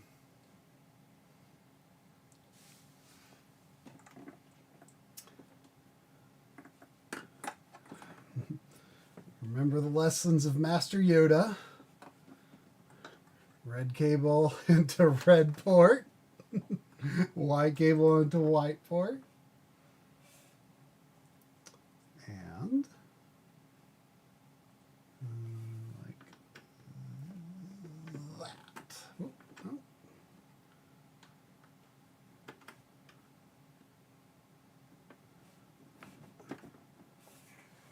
Am I backwards here?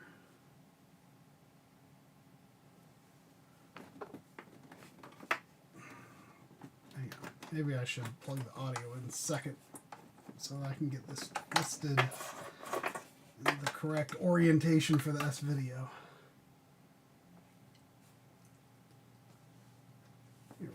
Like that.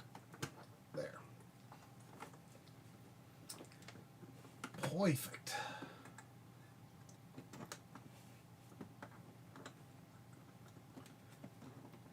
All right, and that will be waiting for me when I get that Turbo Nanza.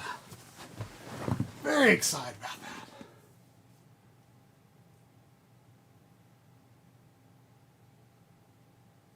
Oh man.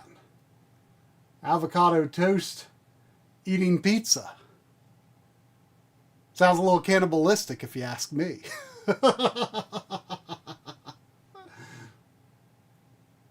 But also delicious.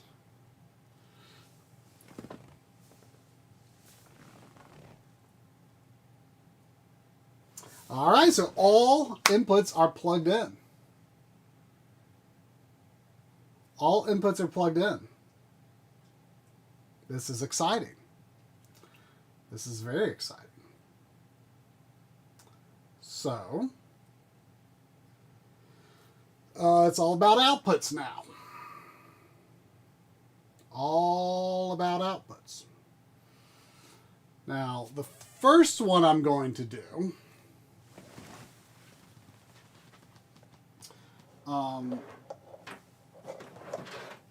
Mike actually sent us with the Retrode 4K CE these his new Retrode brand cables.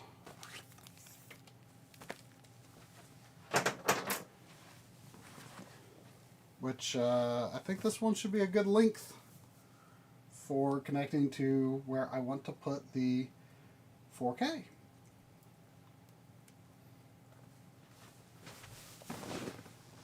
See, it's got a little Tinky Bunny on it.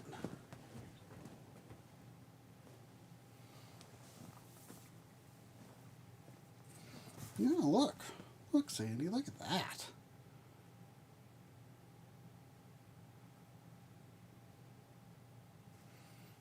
I will need to do quality tests, but I will trust in it enough to make this run for now. So probably the way to do this would be to actually drop it down from above and hope that I can reach it.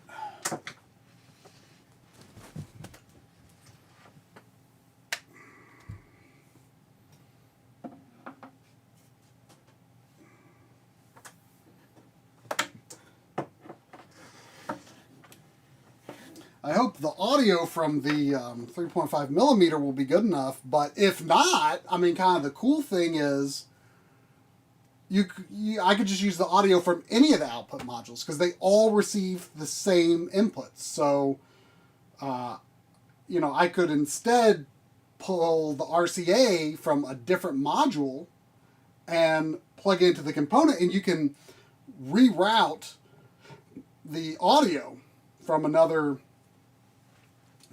input on the Retrode 4K.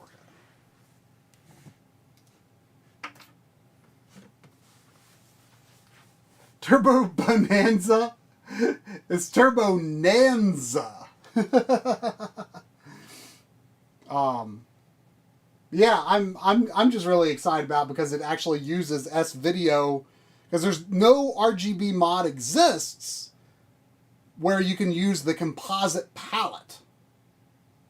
And so this actually like mixes its own S-Video from like that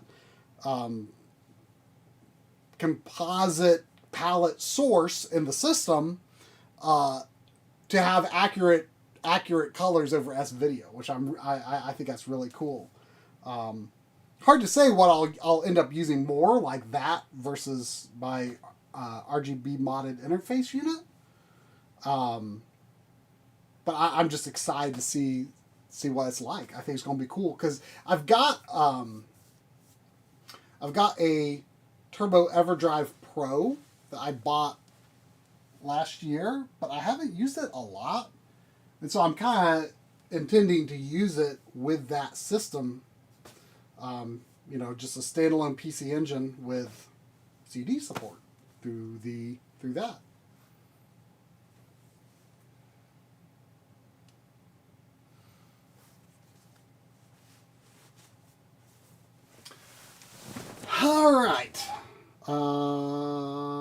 So yes, I dropped that down. And let's see, where does it look like it's going? Okay.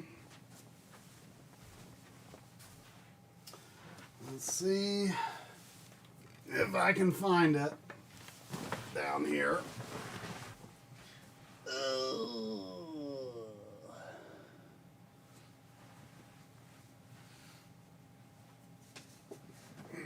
Oh, I think this is this it? No, that's not it. That's the Mr. HDMI cable.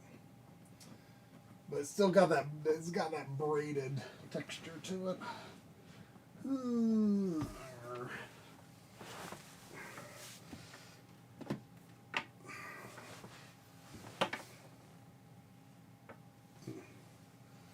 Okay. There we go. It's gonna be here somewhere. Gotta be here somewhere. Oh, is this it? Is this it? Nope, that's the Mr. HDMI cable. Oh, is this it? No, that can't be it. That can't be it. That can't be it. If I pull on this a little, can I see something moving? Can I see something moving? I don't see anything moving. Where is it? Where is it? Oh, I saw something. I saw something moving. Oh, where was it? Oh. There it is. Oh.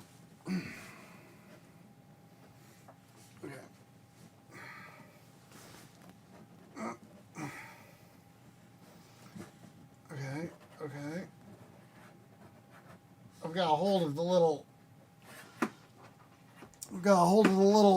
3.5 millimeter. I'm trying to trace it back to the actual. There we go. I got it. My hands are firmly affixed to the cable. All right. Now I gotta just get it in the hole.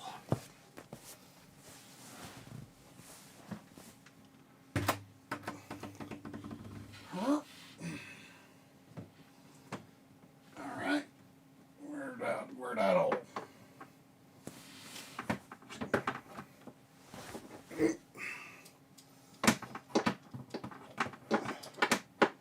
Oh, I might have got it in. I think I got in the hole. Alright.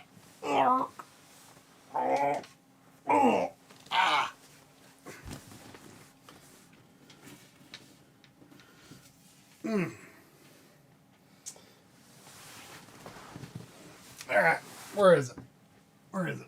I know I got in that hole. Oh, I did not get in that hole. Oh, here it is. Here it is. Here it is. There we go. There's that tinky cable. Alright. Whew.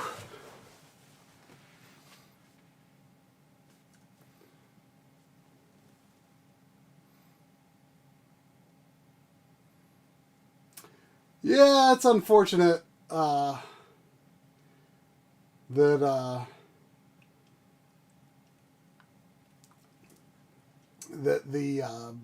TurboGrafx has so much stuff coming out the side. Isn't that right, Sandy? It'd be much nicer if it all came out the back. But we understand why. Yeah. You just couldn't, that expansion port on the back, you just couldn't, right? Yeah.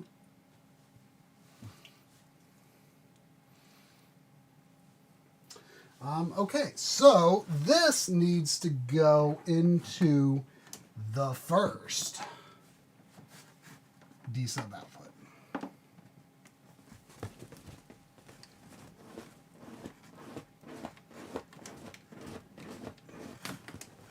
And what's nice about the D-sub inputs and outputs is that they include both RCA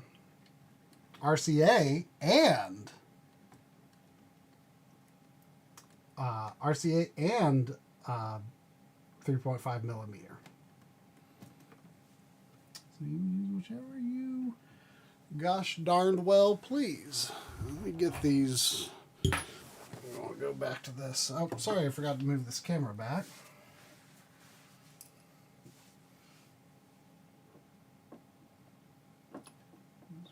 Screw these in tight.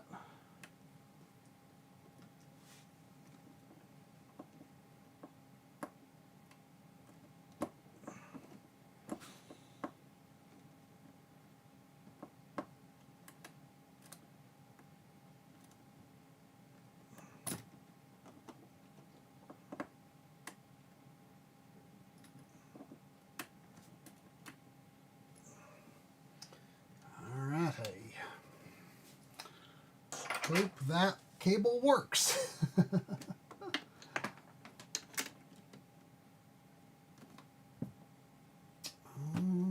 Let's tuck this.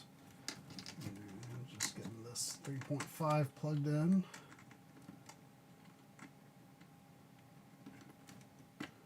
There we go.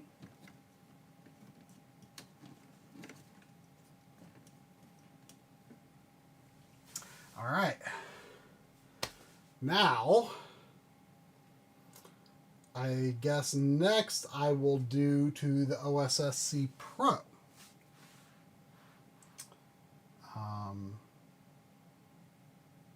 Yeah. OSSC Pro, which will, I'm just going to use one of these Extron VGA cables for that.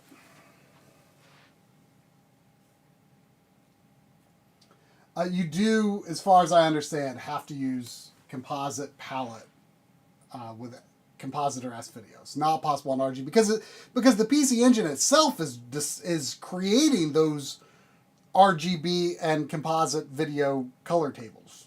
Like it's not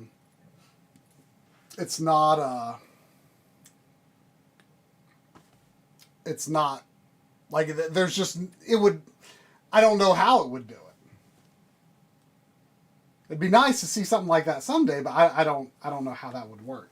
So I have to make a decision here regarding the OSSC Pro. See, it's up here right now. It's actually up here. I've got like command strips, like those interlocking command strips affixed to it so that it stays in place.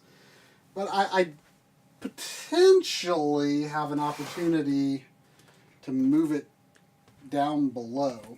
Actually, kind of need to clear some space here to work on this, I would say. So I'm going to go ahead and get this Genesis 2 put into place.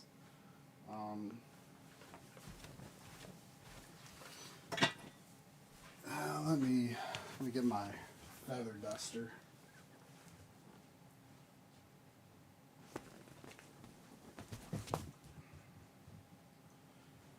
Or Swiffer, rather.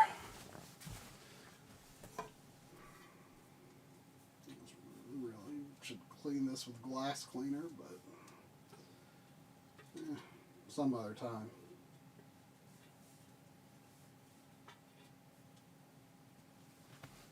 Some other time.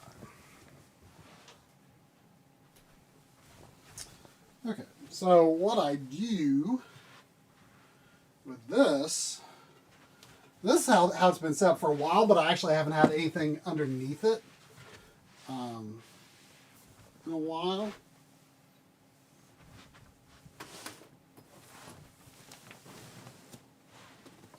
And I had these swapped. I had the Genesis 1 on the right and the Genesis 2 on the left, which in retrospect doesn't make that much sense.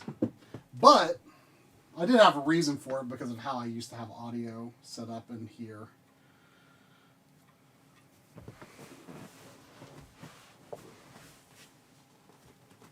So, let's see. Okay, here's this PC engine cable.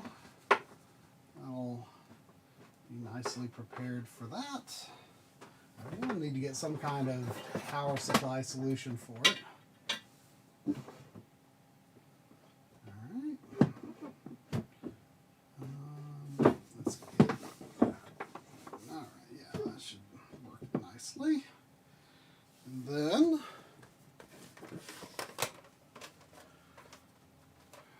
the reason I've got the Genesis 2 hooked up is, you know, if you ever need to do composite, you know, some people like that Genesis composite. So sometimes you want to capture it. I ain't the biggest fan. I can get behind NES composite because I grew up with it, right? I grew up with it, so I have nostalgia for NES composite, but I do not have nostalgia for Genesis composite. Nor am I particularly compelled by the blending effects, personally. I'm gonna get my, actually, this isn't even plugged in. Let's fix that. Actually, I haven't even had power running to the Sega CD in a long time. I mean, it needs to be recapped anyway, so.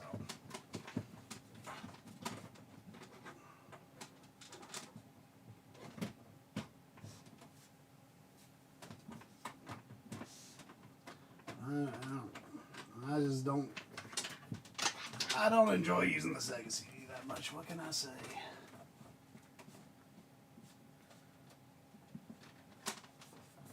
Ain't my favorite thing to do.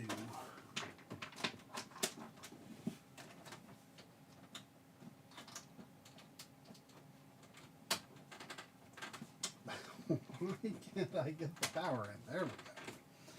There we go. This is one of the few systems I'm actually not using the original power supply with. Whether I should or should not, that's just how it is. I am using it. Right. Right.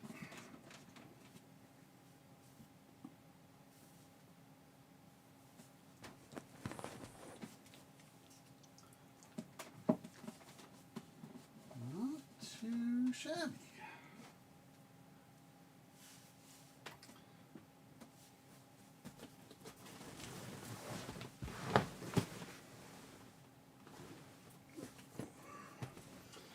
There we go. There's our little Genesis corner. And the Turbo Nanza PC engine will go underneath.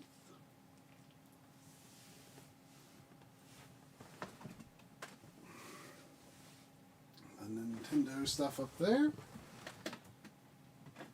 AV Famicom with RGB, NES Top Loader with RGB, and Super Nintendo with Edge Enhancer. And the tiny NES, tiny NES, whatever the preferred term is, with composite.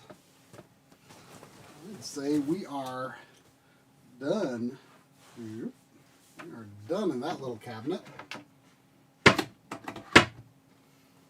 That is slight. That can hit that glass just a little bit. Hopefully that won't be a problem. Okay.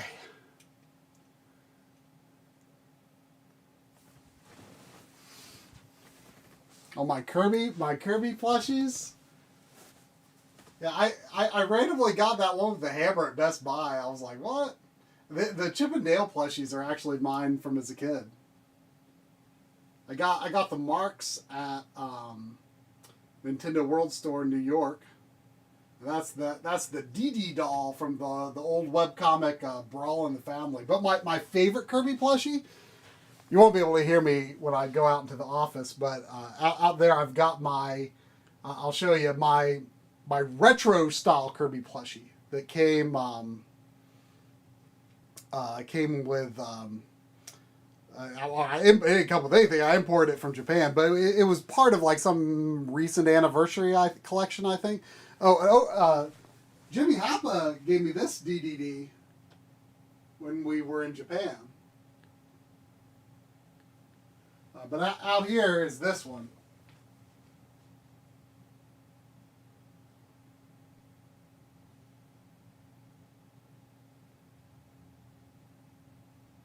I love that one.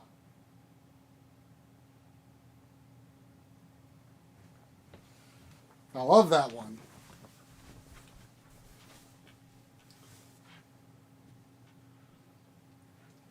But anyway, as you can tell, some things are a mess right now.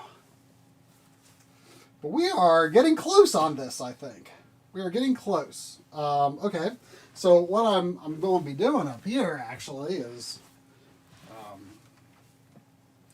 probably unplug this battery for a while. Sort of inconvenient, I would say.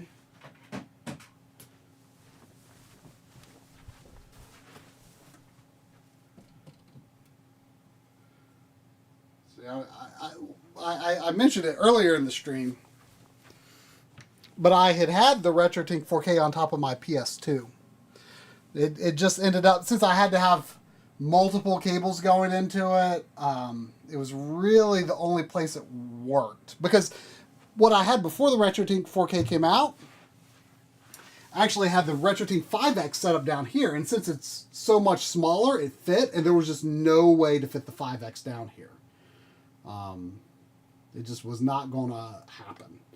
So, I had to buy the PS2 because I didn't really have, it just didn't seem feasible to put it up here at the time with the length of SCART cables I had and stuff. So now that the SVS is allowing me to use the D-sub, that's what we're going to do. What we're going to do. I'm going to have to get the HDMI moved because it's still going through that that PS2 hole. So, VGA in. Let's screw it in good. Where's that? Here it is.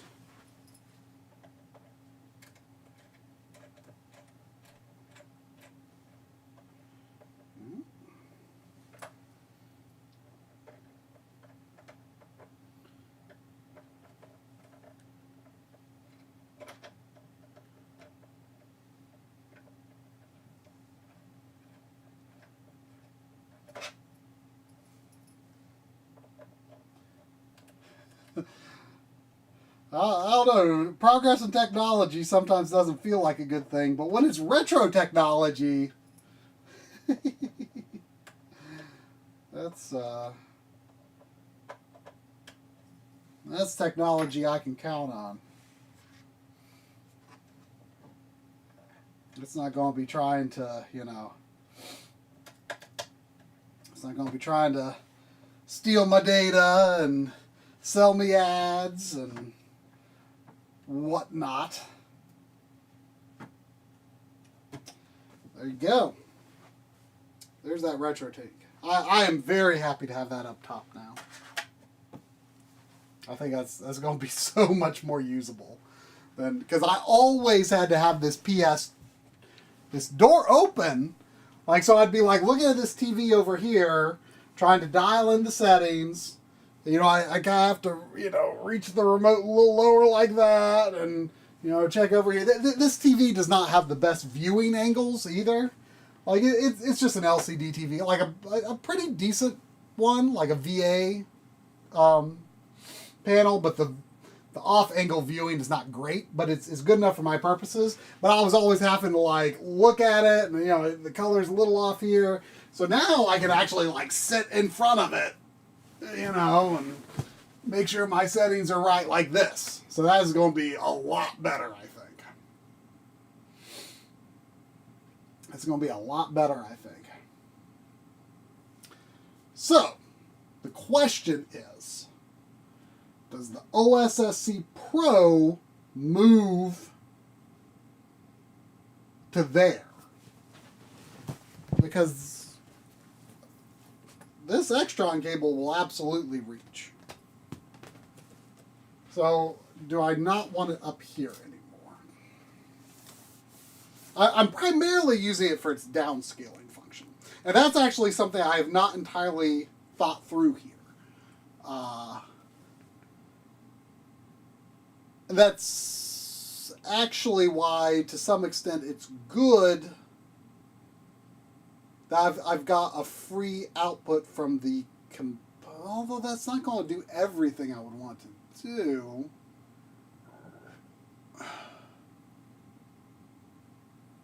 So,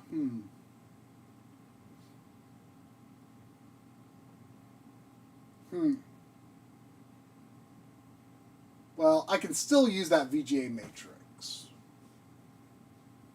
to some extent for that. The problem is how everything is routed. And if the OSSC is sending through, I've got this, I can't really pull it out right now because it's got a cable plugged into it, but it's got this output, optional output board that goes into this thing that kind of looks like the back of a PC Engine, right? And the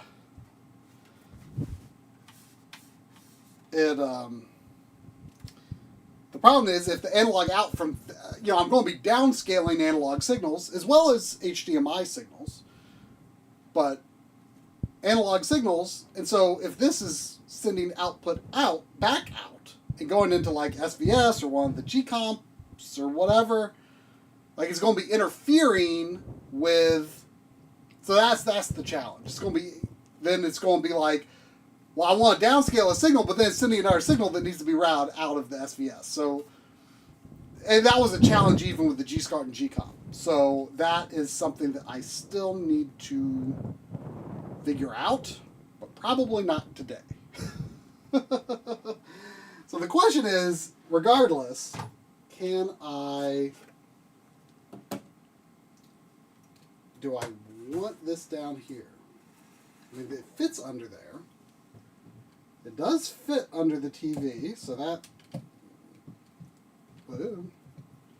seeming possible. But what I need to check is, does that, like, if that's there, does that interfere with, like, the TV remote? Seemingly not.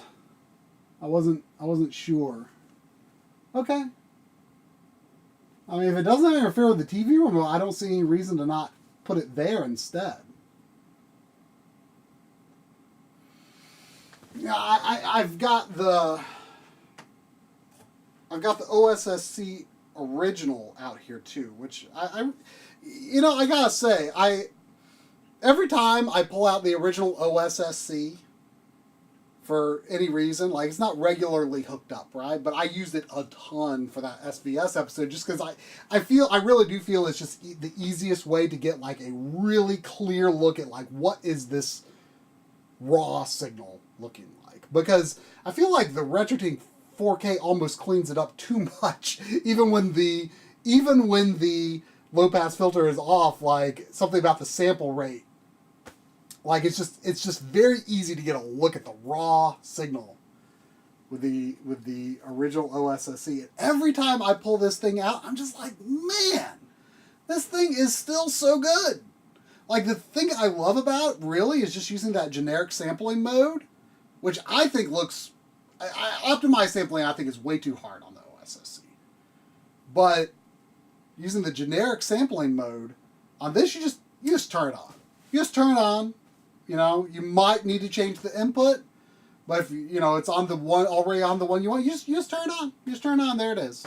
The only problem is sometimes it latches onto the wrong sample rate, and it might like be dropping, and so you like either need to turn it off and turn it back on, or turn the system off and turn it back on, or go to a different input and then go back to the right input until it connects onto the. This thing is still a quality device, in all honesty. So I kind of want to have this hooked up as well, But so the question is, how to do it? How to do it? I do have. Did I bring it in here? I do have that new Fortraflex cable that I bought. Where is it? In here? No, it's not this. Is it? Oh wait, is it up here? Is it in the studio? It might be in the studio.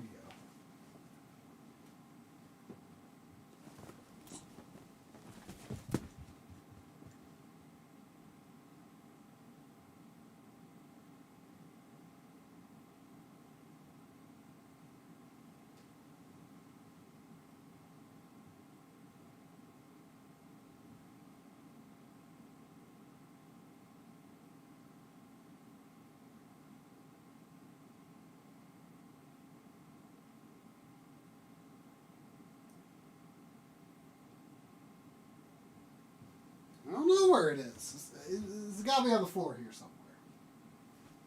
It's got to be on the floor here somewhere.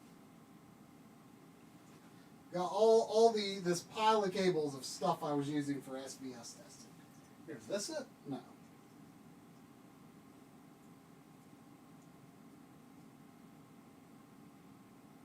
Oh wait, am I thinking of something else? Maybe I'm thinking of a different cable. No, I don't think so.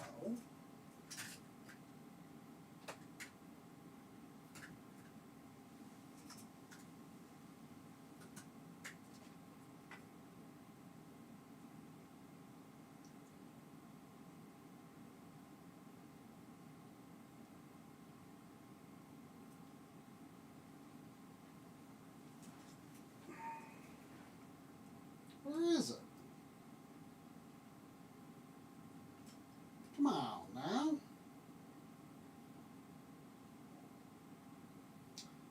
Come on now. Where is it?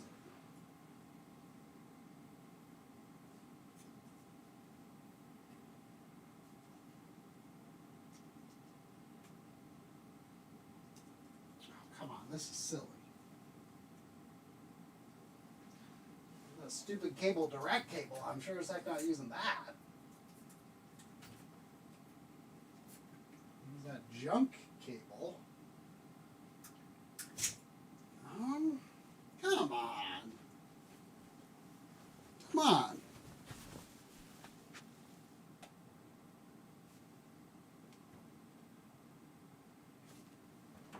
Where did I put it? Where did I put it?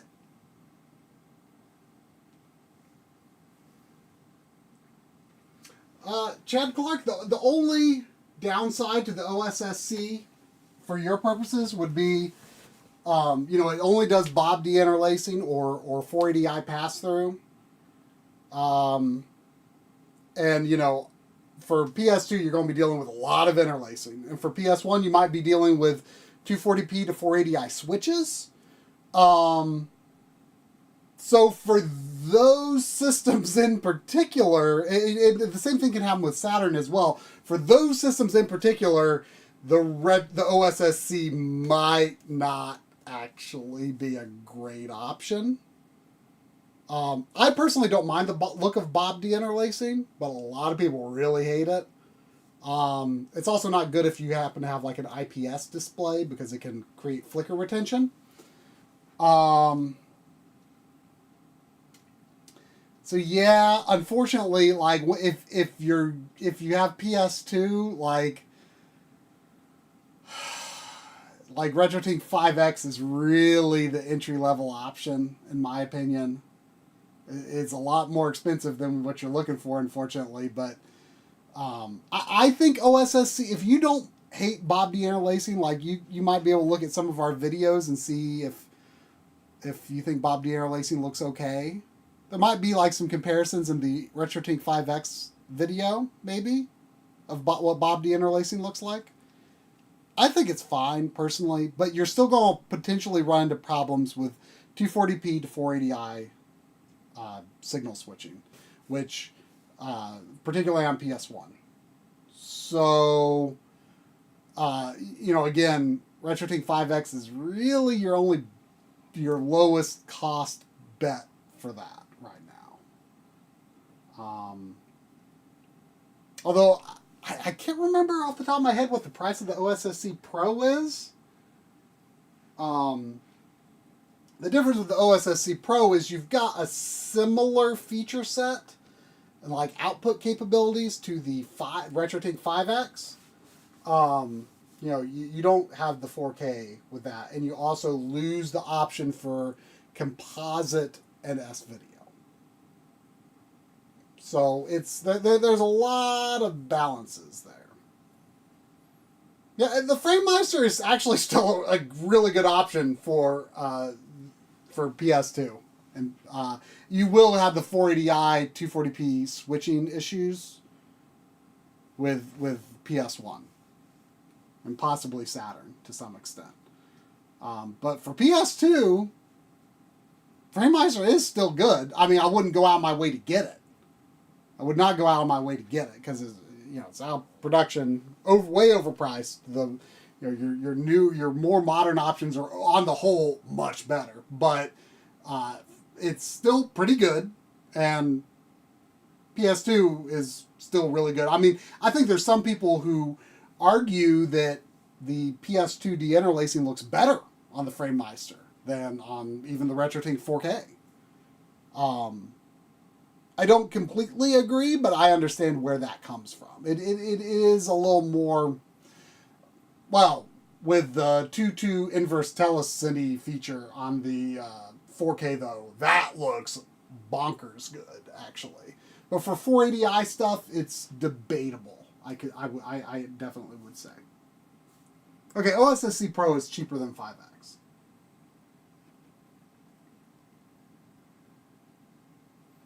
But, the FrameMeister price actually, kind of go back down to earth a bit? That would be nice. Okay, so if I were to put the OSSC Pro up here, would there be room for the original? Not with the output board connected. Where could I put the original if I would like to keep it hooked up. I have the 5X out here as well because I was debating is there a way I could have it hooked up too? Just to give me options. I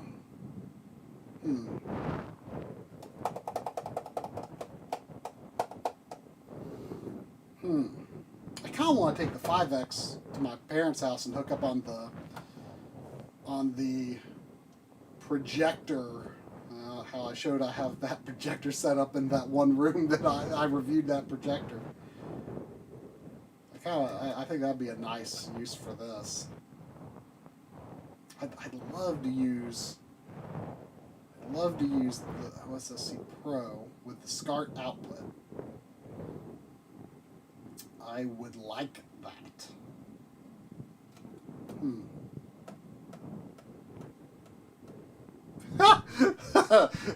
Good call, Mellow Gaming. That microphone is pointed directly at my butt. It is indeed.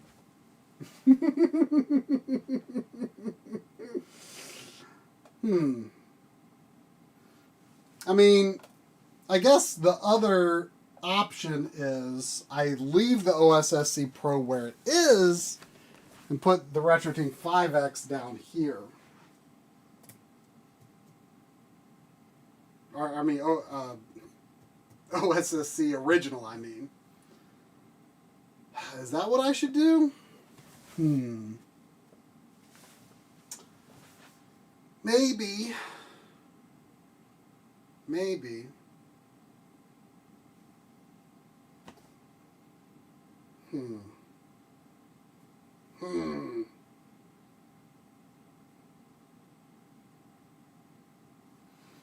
I wish, though, because I don't think I could. Well, first of all, I never found that gosh darned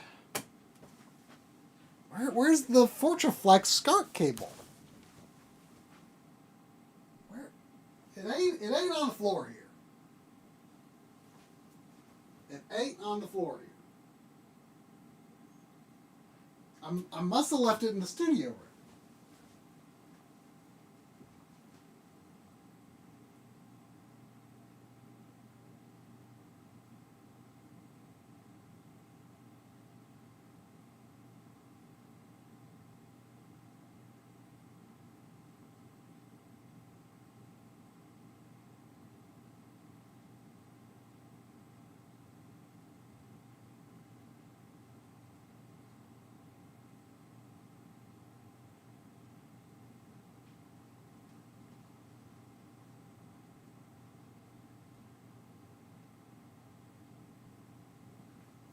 This is driving me nuts. Where is it? Did it...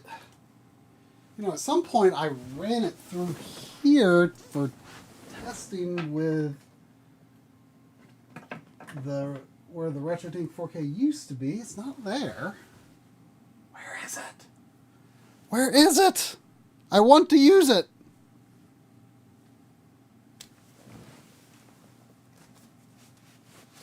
The OSSC Pro was sent. We were each sent one. We haven't like really figured out how to like do a full video on it yet. So what I'm primarily using it for, what I was most excited to use it for is a downscaler. So I can display HDMI and 480p component signals on a 15 kilohertz PVM. That was the main thing I wanted to do with it. We have Morph as well. I don't have any retro gyms, but I do have PS1 digital. I have like the older versions, but they're set up downstairs. This setup is all analog video pretty much, except what's on that side of the room. Just because it was too much to have all that stuff set up in the living room. Where is that gosh darn cable? This is driving me nuts. It's probably exactly where I've been looking.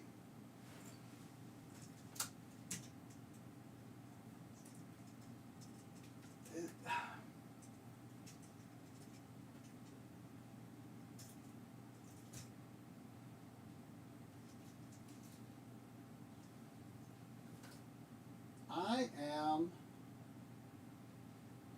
befuddled. It should be right here.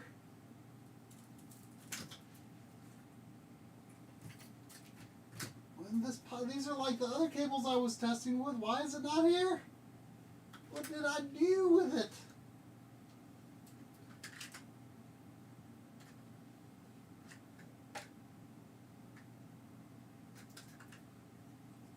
I am so confused. It's got to be right here. It's got to be right here. But it ain't. Here it is. It was sitting on that stupid Atari.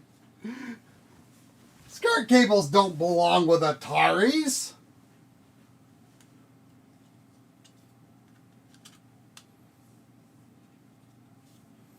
Oh, Coury's back. Do you think you might be free later to hop back on? Send a message in this chat because I won't be seeing Discord. Since, even on my phone, I'm using my phone for the NDI camera. It's true, I have not played Atari today. I have not. It's a shame. Oh man, I should probably eat something. I'm like finally starting to get hungry.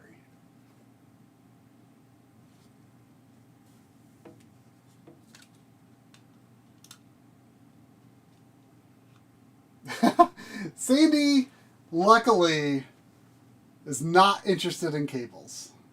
she understands, like, that's I mean, I've heard people say Shelties in general tend to not be interested in cables, so that's a very good thing. Yes, she says that the one thing she ruined. I've shown this before. I'll show it again. The one thing she ruined when she was a puppy is this BioShock Xbox 360 dual pack. Like, she chewed up, you know, this is one of those, I hate these, like, you know, it's supposed to be like the fancy, like, you know, collector's edition. You have everything, and it's just some stupid, cheap cardboard crap. And when she was a puppy, she sometimes got a taste for cardboard. And my Xbox 360 games were like kind of on a lower shelf at the time. And one day when I was in the shower, when she was a puppy, she ate that up. But yeah, I agree. That's no great loss. That's whatever. That's whatever, you know. I mean, you know, someday when, you know, sadly, you know, dogs don't live as long as humans, and I look at this and I think, well, someday I'll look at the spine on this BioShock and I will remember Sandy fondly. You know, she left her mark on something that I'm going to have forever. So that's okay.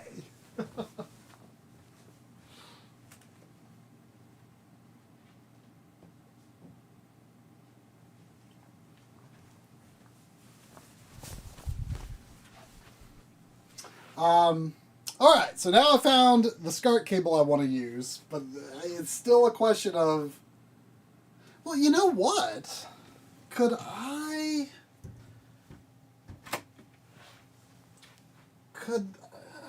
Is there any possibility the original OSSC would fit down here?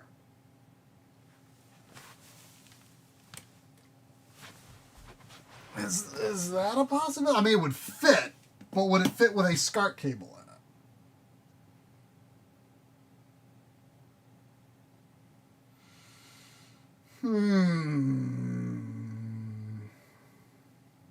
Not likely, I don't think. Oh, sorry, that camera is not at all pointed toward toward what I'm trying to work on.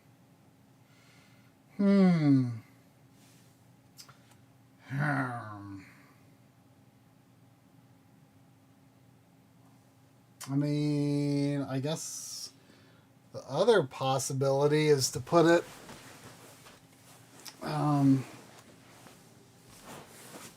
in here. I mean, there's room in here. You know, I did have the Retrode 4K on the PS2. I could just do that. I could do it.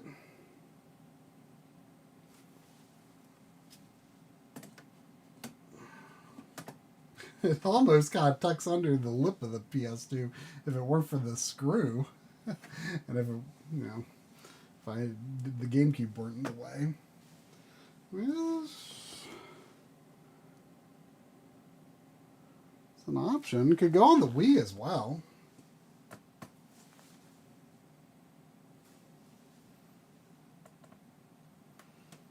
Maybe.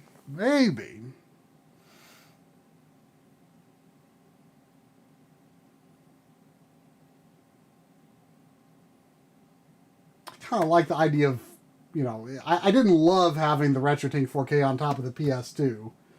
I would kind of like to not have to resort to that again. What if... I don't know. There we go, like...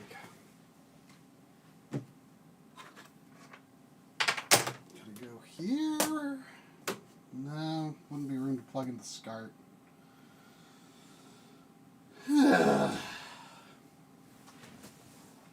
Maybe Maybe I do have to just keep the OSSC Pro where it's been up here. Maybe I do have to do that.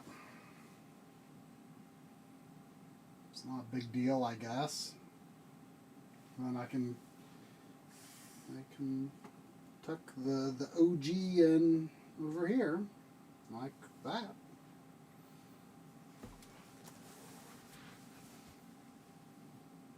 I mean, heck, there would even be room for the 5X. I might not really have the outputs available to keep it hooked up, but it could be there decoratively. Or the Framemeister could be there decoratively, potentially.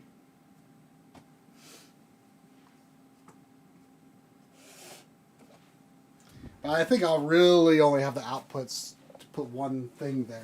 And I think I would prefer to do the OSSC original. Because one little weird thing about the Pro, it doesn't have,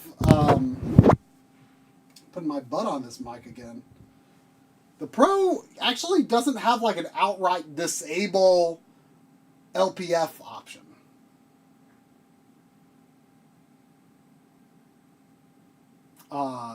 So that was why I was using the original. You can turn like the LPF like to such a high value that it's about the same as no LPF. And I think like change like the sample rate and stuff like that, but it just didn't seem as straightforward as getting the results I was looking for as the original.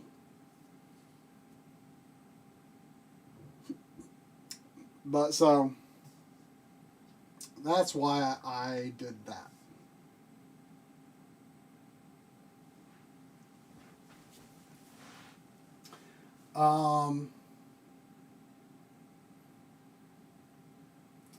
So I guess I'm going to see if I can run.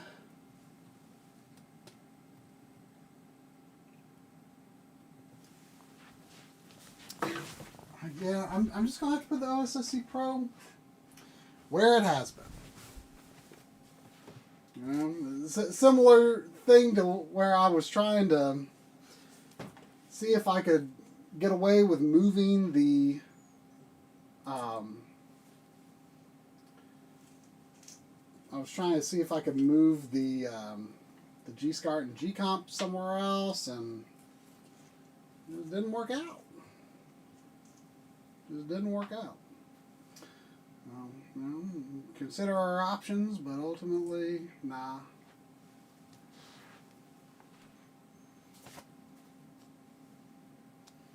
No, I mean even with an Extron with audio switching is a pain in the butt because those Phoenix adapters aren't great. All right, but I do want. Sandy, what you being fussy for? Oh man, that's going to be a little bit of a pain to deal with this. What are you being fussy for? What's wrong? What's wrong? Oh, that is going to be a little bit of a pain. Unfortunately, I used a real cable tie to kind of, rather than a Velcro one, because I need a bigger loop to kind of hold some cables in place up here, and I'm going to have to cut that if I'm going to install a better cable going to the OSSC Pro.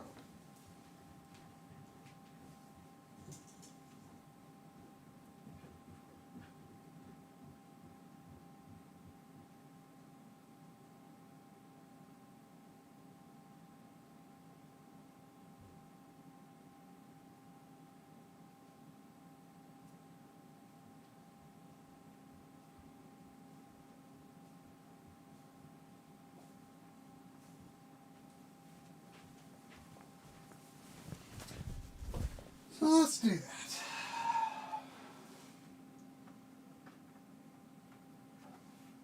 I don't like using real cable ties, but kind of needed to in this application. I'll probably need to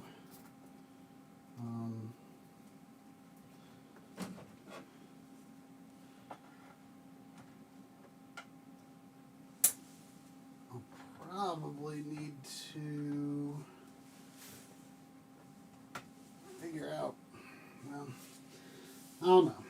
I need that Extron switcher. I still haven't figured out if I need it to do everything I want or not. That's a figure it out for another time.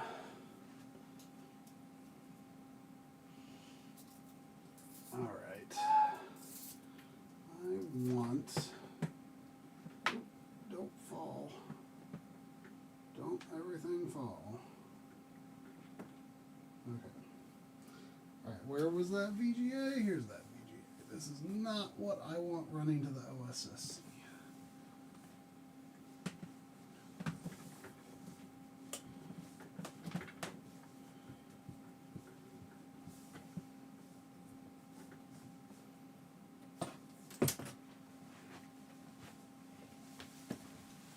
OSSC Pro, rather.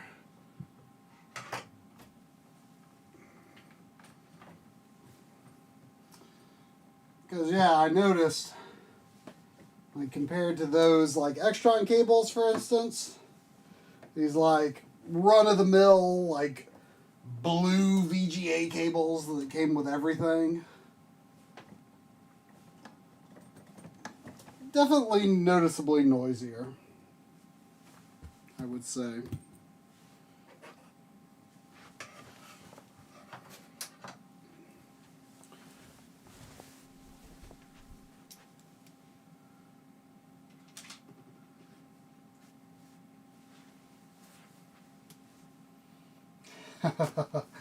Attach Cam to Sandy's collar.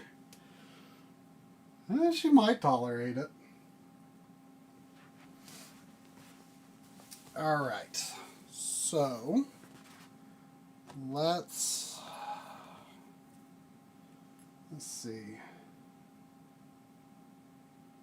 I want a different.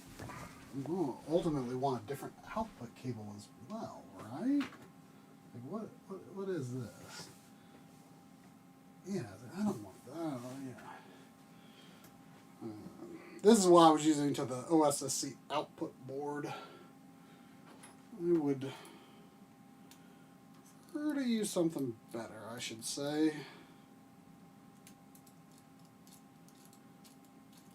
But I think I'm going to hook up that output another time because I still need to kind of figure out what I want to do with it. But for now, I'll be happy just plugging in the input and the HDMI output. With the analog output, I don't know. I need to figure it out. I just haven't put any thought into that side of it.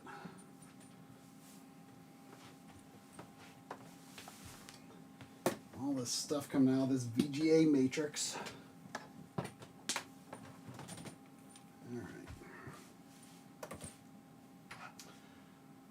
All right.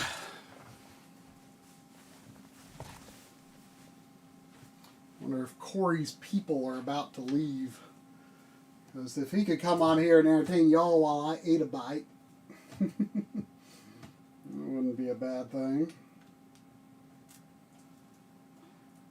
Right.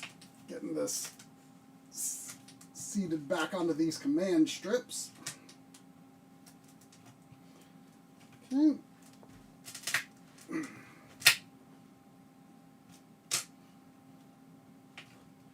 He probably could play the hit game Bullet Witch if you requested. I believe he has the means to do so.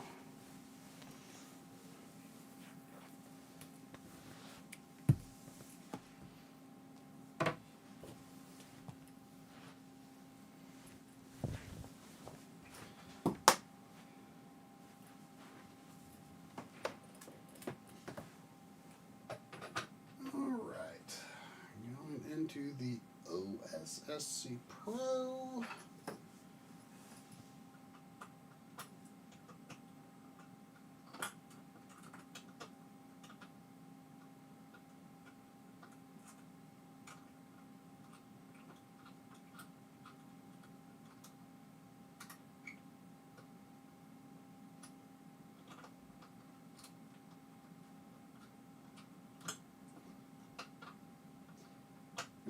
wish this PVM had a option to switch component and internal RGB and internal and external sync just from a button. But it don't. Because then I could just very easily run in one, but you have to navigate the menu. This one doesn't. Does it? Well, no, I don't think it does. Unfortunately, it would be a lot more convenient.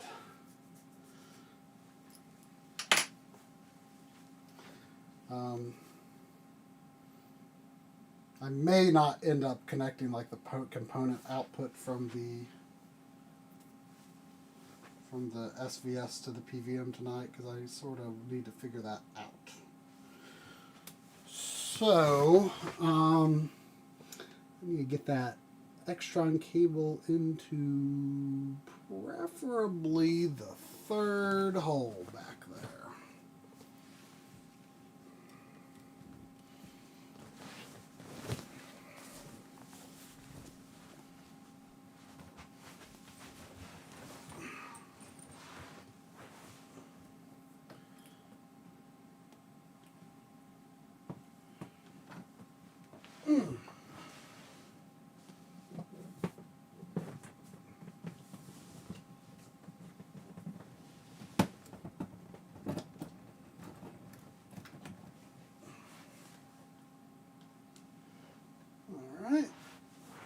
That should do. I keep scraping the top of my foot across the carpet in a not ideal way. Okay.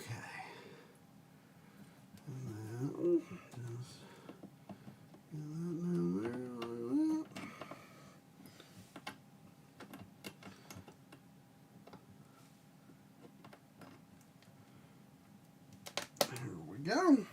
There's that screwdriver.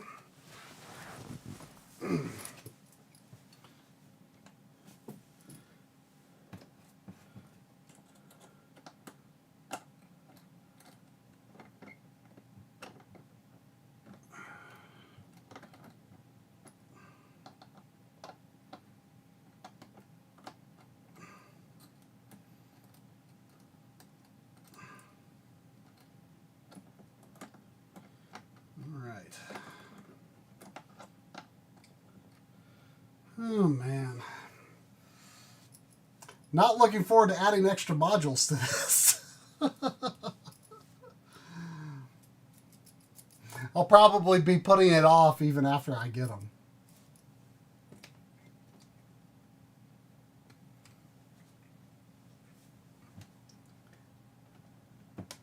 Let's see, is that bending? Is that, yeah, that should be, that'll be below the shelf. I don't need to worry about that.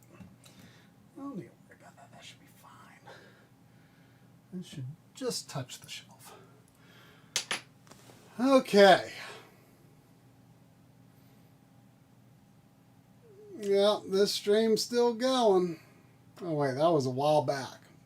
That was a while back that was said. Okay, so the last VGA output is going to go the PVM. I'm undecided.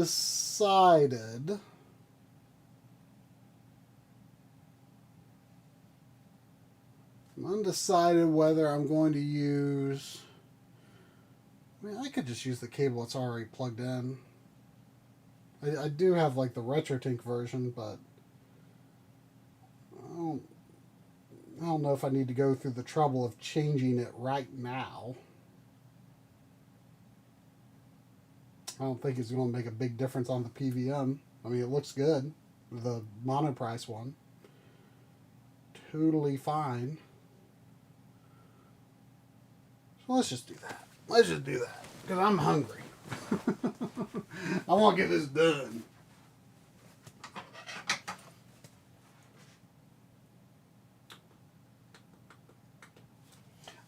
I see why it's going. Why that Xbox fan was going, because the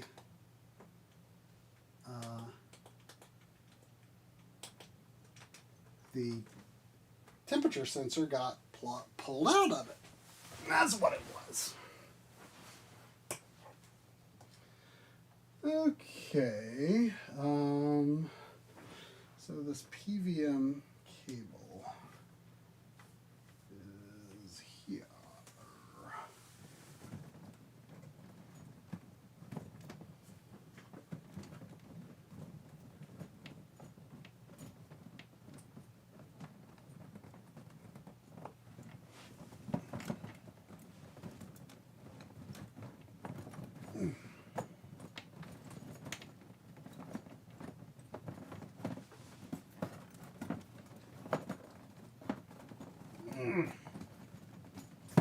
Alright. Will that go through here? Will that go through here? Please go through there. Yeah. Yeah. There we go. There.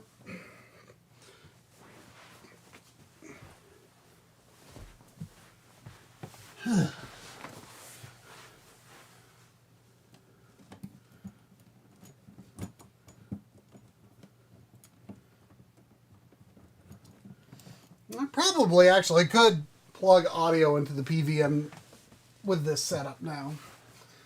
It wasn't terribly feasible before, but I could now.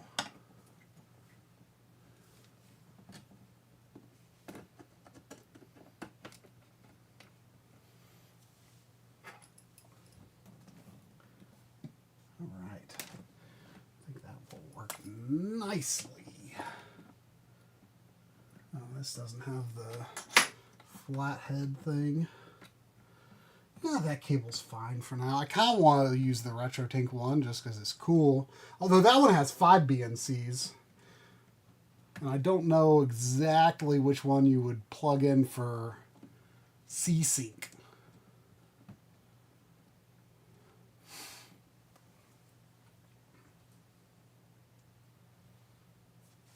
Though it would be interesting if the if the other one could carry like composite or something for easy connection for composite onto the PVM.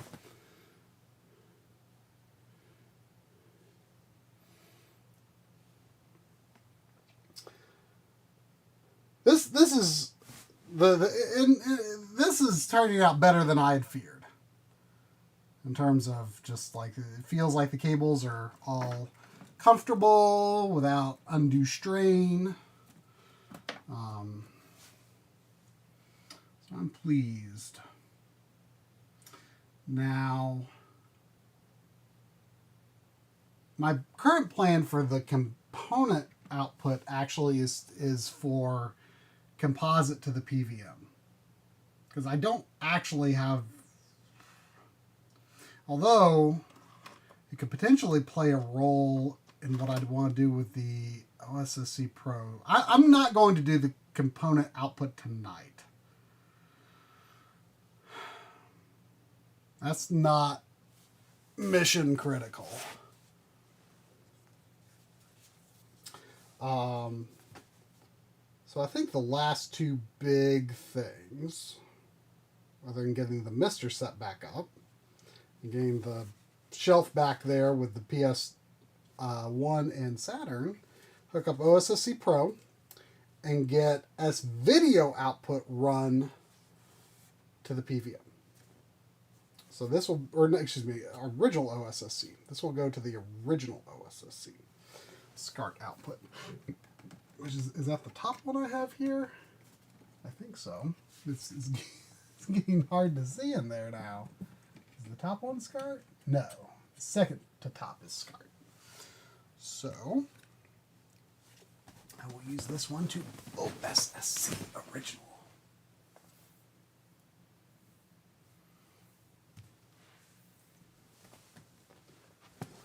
Electronics termite.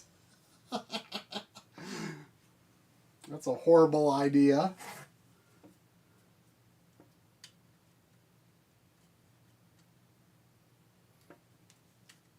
Oh, I saw someone asking, how do you switch from external to internal sync if it has no button?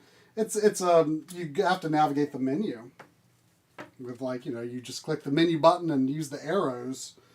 It's a bit of a pain because if when it doesn't have the sync, like even that menu, this being internally generated by the PVM, even that menu looks a little wonky.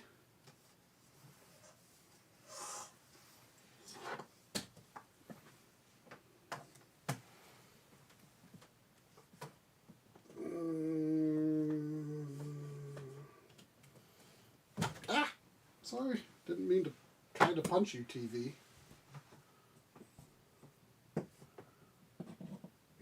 You're a semi-disposable TV, though. I mean, I didn't damage it. It's an LCD. I do want to last for a long time, though, because I didn't want to spend OLED money on a TV for this purpose. This is mostly just for making sure that I've got like correct RetroTink settings when recording and stuff like that. Because I'm primarily looking at this when I play in here. Okay, where's the SCART? Where's the SCART?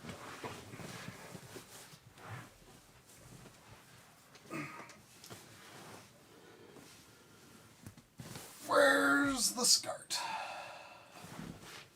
And I see the SCART. I cannot see the SCART. Where's the SCART? There's so much stuff down there. Oh my gosh.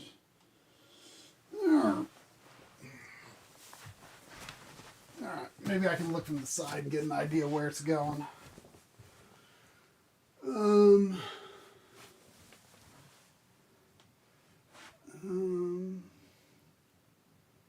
Wow.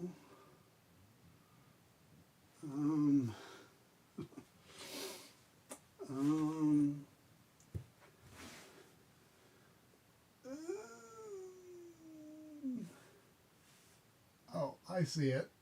There's no way I can reach it from there. Alright. Try fishing it again.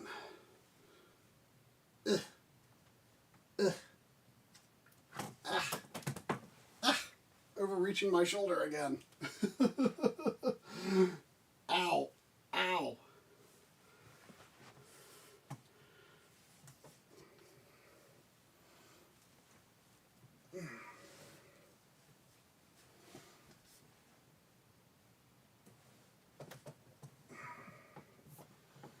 Okay.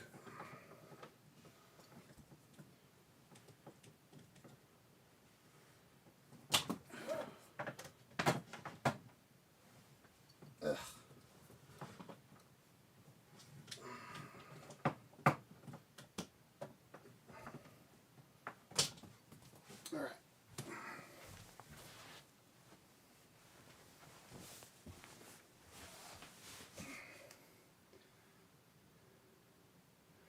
Oh, I need to pull this cable back up before I forget to plug into the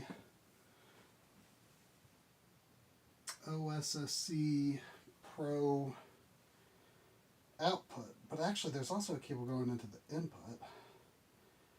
Is this the one that goes into the input? Which is the input and which is the output?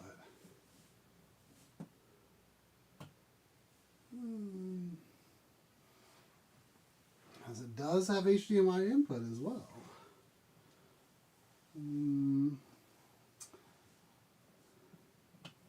This should be it, right? There it is. Okay, this is the... Now, I will say one little nitpick about the RetroTink 4K. The HDMI input is on the outer edge, whereas the HDMI output is sandwiched between the analog inputs and the HDMI input.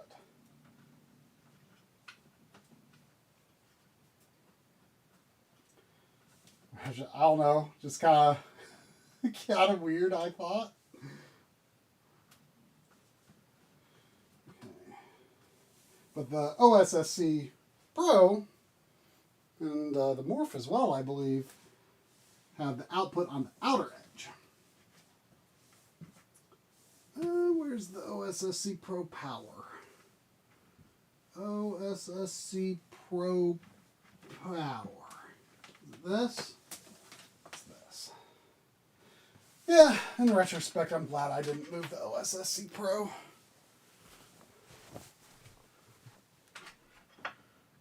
This, keeping it where it was, made it a lot easier to plug all that in.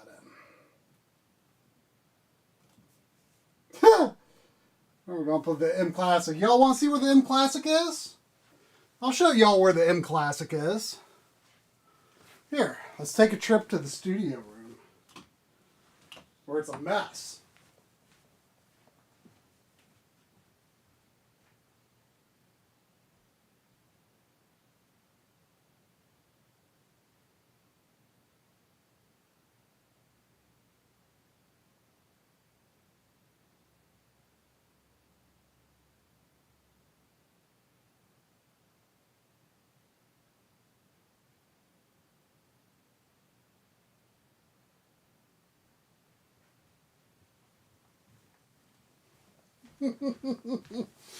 What was it that someone in a comment called it?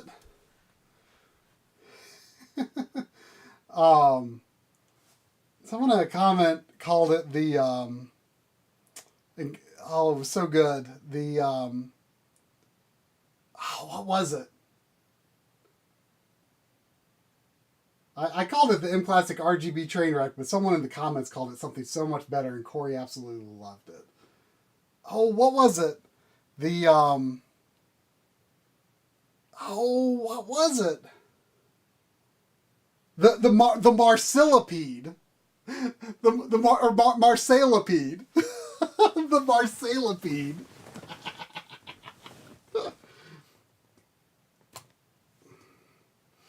The Marcellipede. Okay, so this SCART, it is way against the wall. I don't know if I can reach it. Let's find out together. Let's find out together.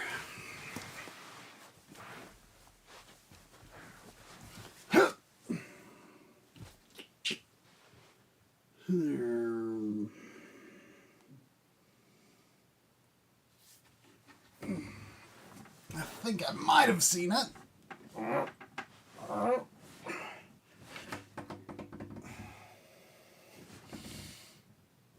Is this it? No. Could be that. That. Oh.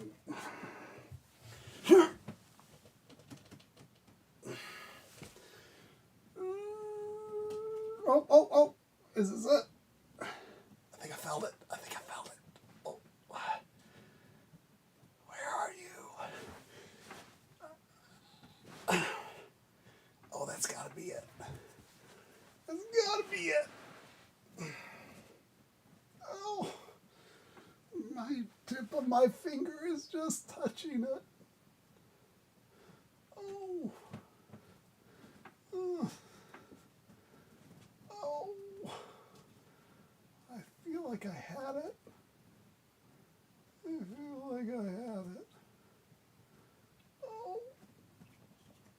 Oh. No. Oh. I had it.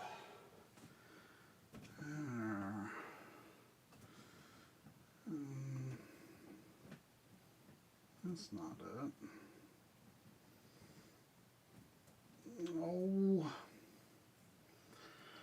Oh, fiddle faddle.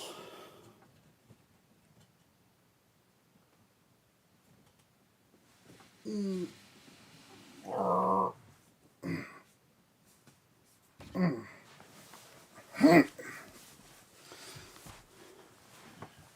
is it? Oh, I think I can reach that from here, maybe. I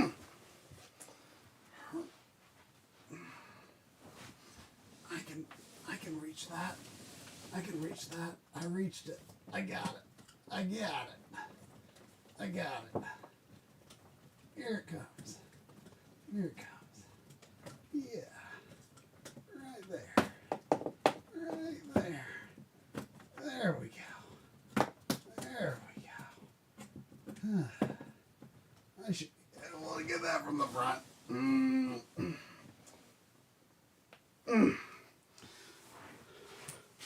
Okay. Okay.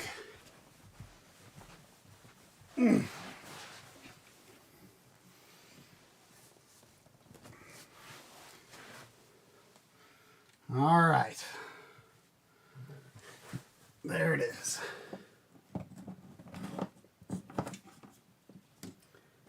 And it will go. This is where the Fortune Flex is nice because it is a little more flexible.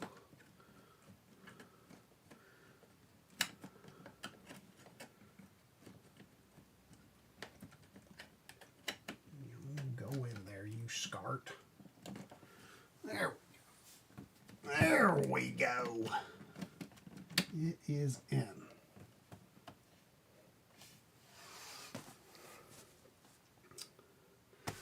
So the last thing is S-Video. I've got two choices. Well, the last thing for now anyway, because I'm going to leave the component not plugged in just yet.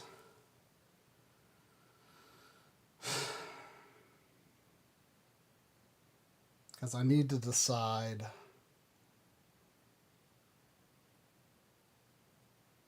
how I'm going to make that work. Probably still going to have to rely on that VGA matrix to some extent, I think, for the OSSC downscaling.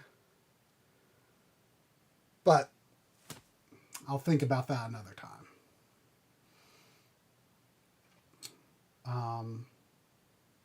Something else I want to do.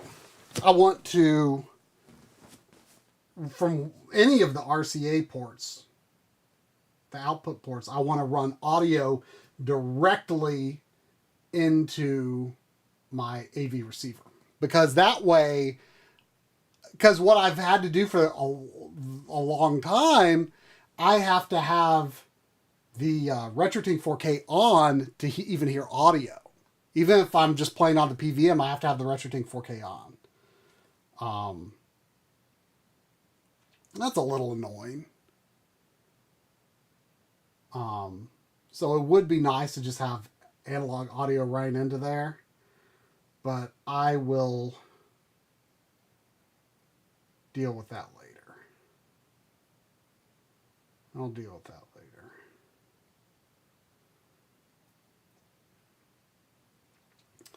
So I've got the Insurrection male-to-male S-Video, but since that includes audio, and I don't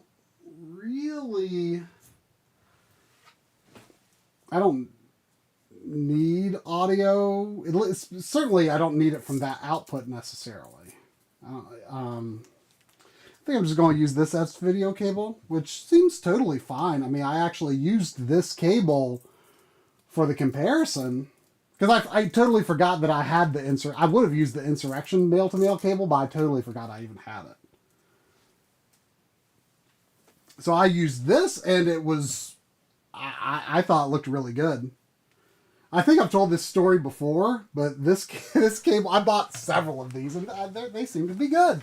When I worked at the college TV station as an employee after I'd graduated, I worked there for a long time. at some point I went to I had some business at the campus bookstore. And they had, and keep in mind, this is like, probably, I don't know, I'd say between 2013 and 2016. Sometime in that range, probably. I went to the campus bookstore. And they had all of these like AV cables, including tons and tons and tons of S-video cables. And I asked the manager, I said, who talked you into buying these? Because I guarantee there's literally no one in a 30-mile radius other than me who wants S-video cables. Like, whoever talked you into stocking these, you got scammed. Don't get me wrong, they're great, but no one but me wants them.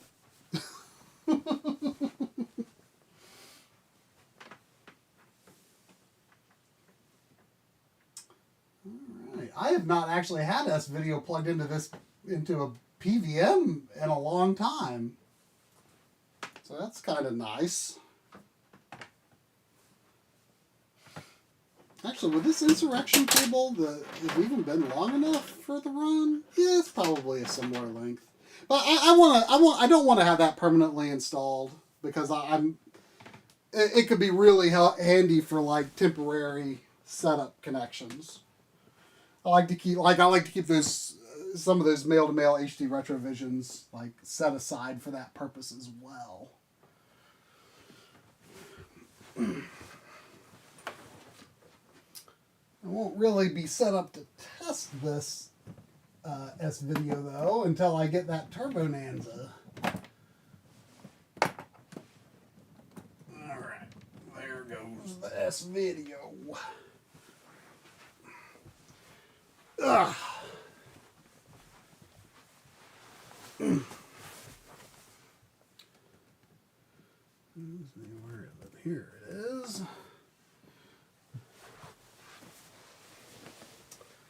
You probably can't really see it where it's going. It's going that was the one on this side, so it's going over here. I don't think you're going to see it. Where is it? Okay. It should be straight down there. There it goes. There it goes. All right, so I want to figure out what I want to do with the VGA matrix. If I need to combine that with the component output, I think I will. I think I'll need to keep doing that, to be honest, which was what this cable was for. The reason for that was, like I said before, like if I want to downscale 480p for viewing on the PVM, well, if I'm outputting that as component as well from the OSSC Pro, then if I run that back into the G-Comp, well then I'm not going to get anything, right? Because the G-Comp was switching to the component source, but then I would be sending it component output. I would be sending it the output from the OSSC Pro and switching away from the input. So it was creating this impossible loop. So that's why I brought that VGA matrix into what I was sending here, so that I could send output from the G-Comp to the VGA matrix, and then switch, and then send the output from the OSSC Pro to the VGA matrix, and I could switch between them. However, it might not actually need to be a matrix at this point. I may be able to just replace it with Because I've also got this Extron over here. There's actually one setup over here as well for some various things. But this one's not set up. And this one's pretty neat, I think. I bought a couple of these because I saw them at Matt Lisi's house, and I thought they were really cool. These are neat. What's the model? It's just MPS series, but it's got VGA, S-Video, and composite on this Extron here. You've got all these B and C composites, S-Video, and VGA. They're one out each. It's not matrix like other Extrons. It's not matrix. And look, you've got 3.5 millimeter for VGA and a full set of RCAs for S-Video and composite. And again, it's not a matrix, and you can only have one. I think you can only have one input active at a time. Like you can't have one. Like if you have VGA on, then nothing's going to come out S-Video and composite. I think. But this is it's actually for those signals. It's actually really good. And so now that I'm thinking about it, I may not need actually the matrix functionality anymore. I may be able to just use this instead. But I actually really like these. I kind of feel like the like RGB component Extrons are too complicated. Like and especially the way you have to deal with audio. Like this makes audio no problem. So I actually really like this one. Is that the model number? MPS 112CS. I really like how the bottom of the Extrons just have like the instructions just pasted on the bottom. MPS 112 and MPS 112CS. I wonder what it looks like. I have the CS. I don't know what the difference is. No, this does not do scaling. However, I've not really used it. Where is it? I saw it at the Grid, and it was cheap enough that I'm like, oh, that just seems like something I should buy. Just in case. Where would I have put that? Where would I have put that? I don't know. It's somewhere. But I did buy like an Extron scaler. So I don't know. I might be able to. This VGA matrix, I've had it for many years, and if you get right up to those vents, it smells like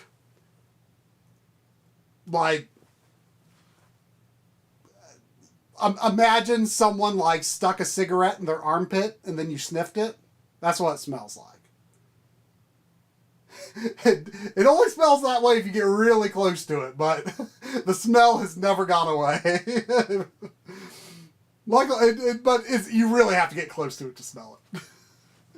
These do not smell that way. So I may be able to do that. I'll have to think that through. So I will set this down here so I can consider installing that soon.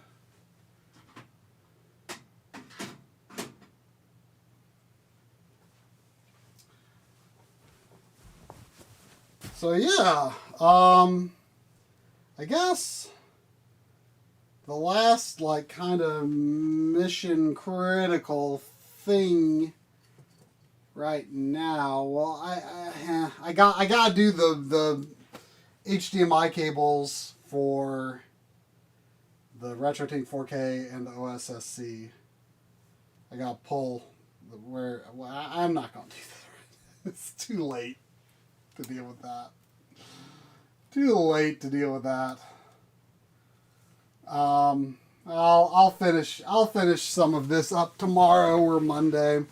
So I guess the last thing I want to do, just because it should be very easy, is get the mister in place.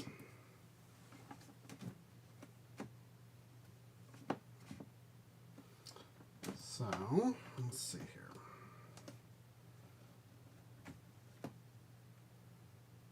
Alright, that seems good. Alright, so the mister, because everything that was running to it is just right here as it was. Ooh, that seems a little tighter than it was. So is this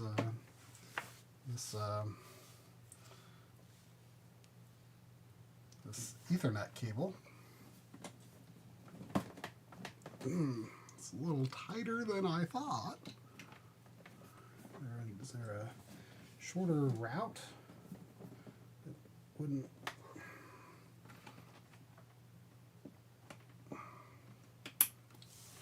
It should be fine. It should be fine. That's fine. And then I've got this. This is my controller cable. I guess that could come out of several ports, but I think I'll put it out of this one.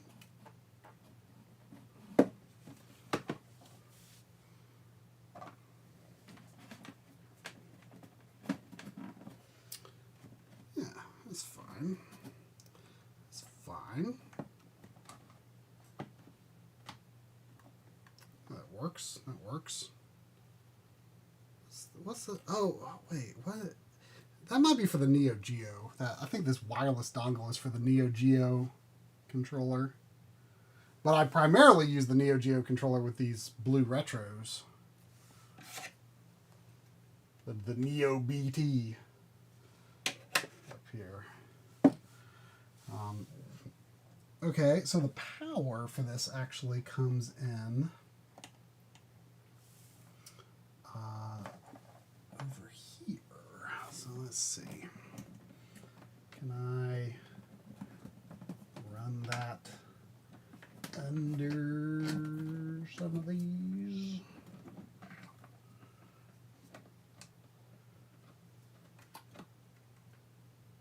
guess that's fine, although I'd actually rather run it this way, I think.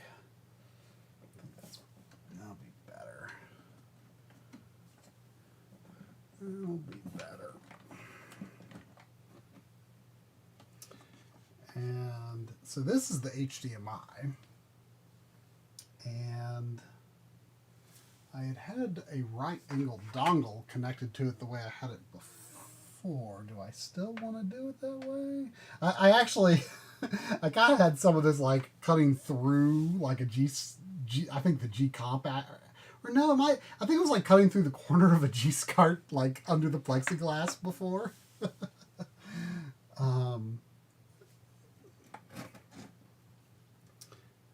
However, with the way things are right now, I don't think I really need or should do it that way necessarily.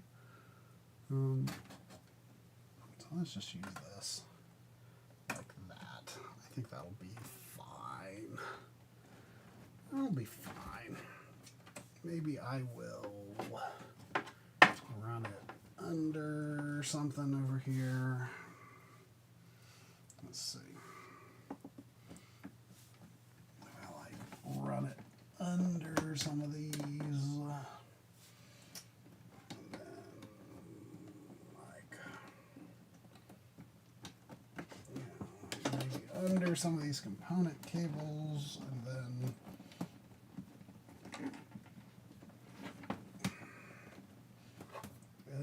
actually that might not work. I don't know if I have that kind of room.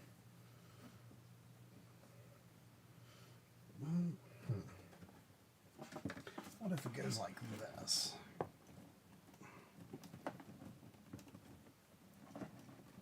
What if it goes like this? What if? Yeah. Yeah. There you go. And then this component,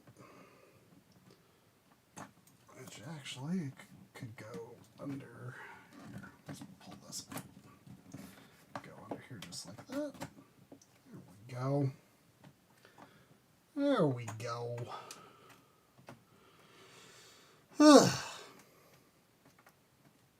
Have y'all noticed that I'm not very fast at doing anything? I'm not very fast. I'm not a fast sort of person. This took all day.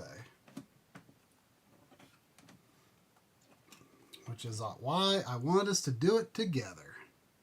I think I'm going to actually put this in the bag. Well, no, actually I like it coming out of that one. I like that. I like that. Well,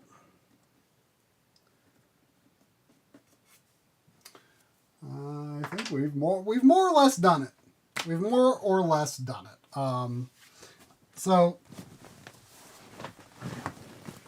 you know, like this cable here, you know, this is the power cable for the PS and SCART for the PS1. It looks like the Saturn cable might have fallen out for the Saturn.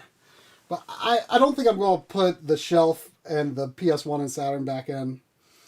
But, you know, once that shelf is there, you know, most of, even though, you know, I think it looks pretty neat.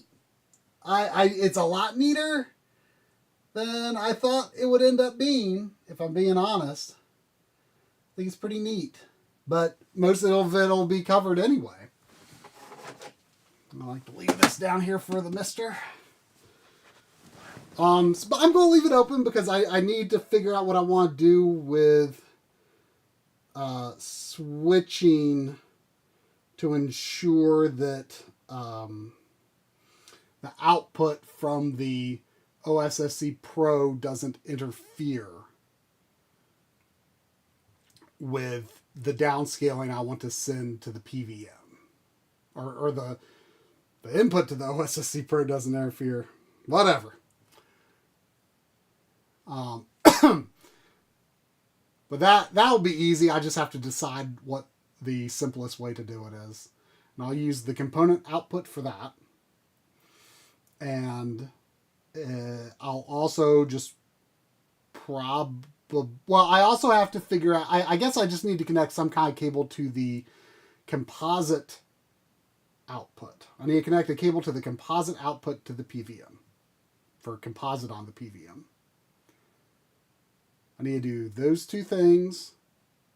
And also I want to run a RCA audio cable to the receiver so that I can hear that without HDMI audio. So I can hear analog systems without turning on the Retrode.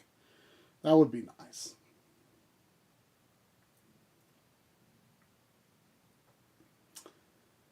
But yeah, there's the PS1, there's the Saturn. I'll just put that shelf back in and get it going.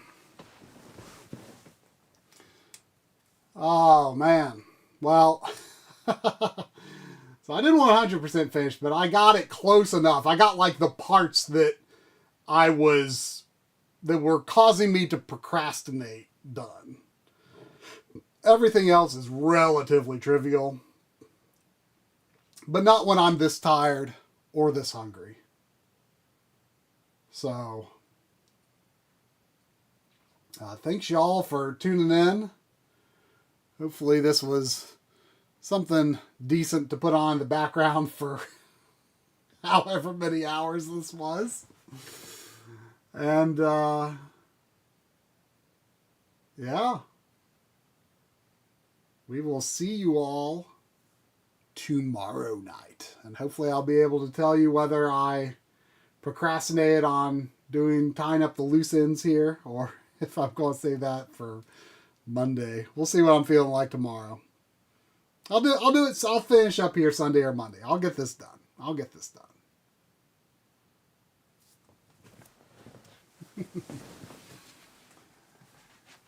Good night.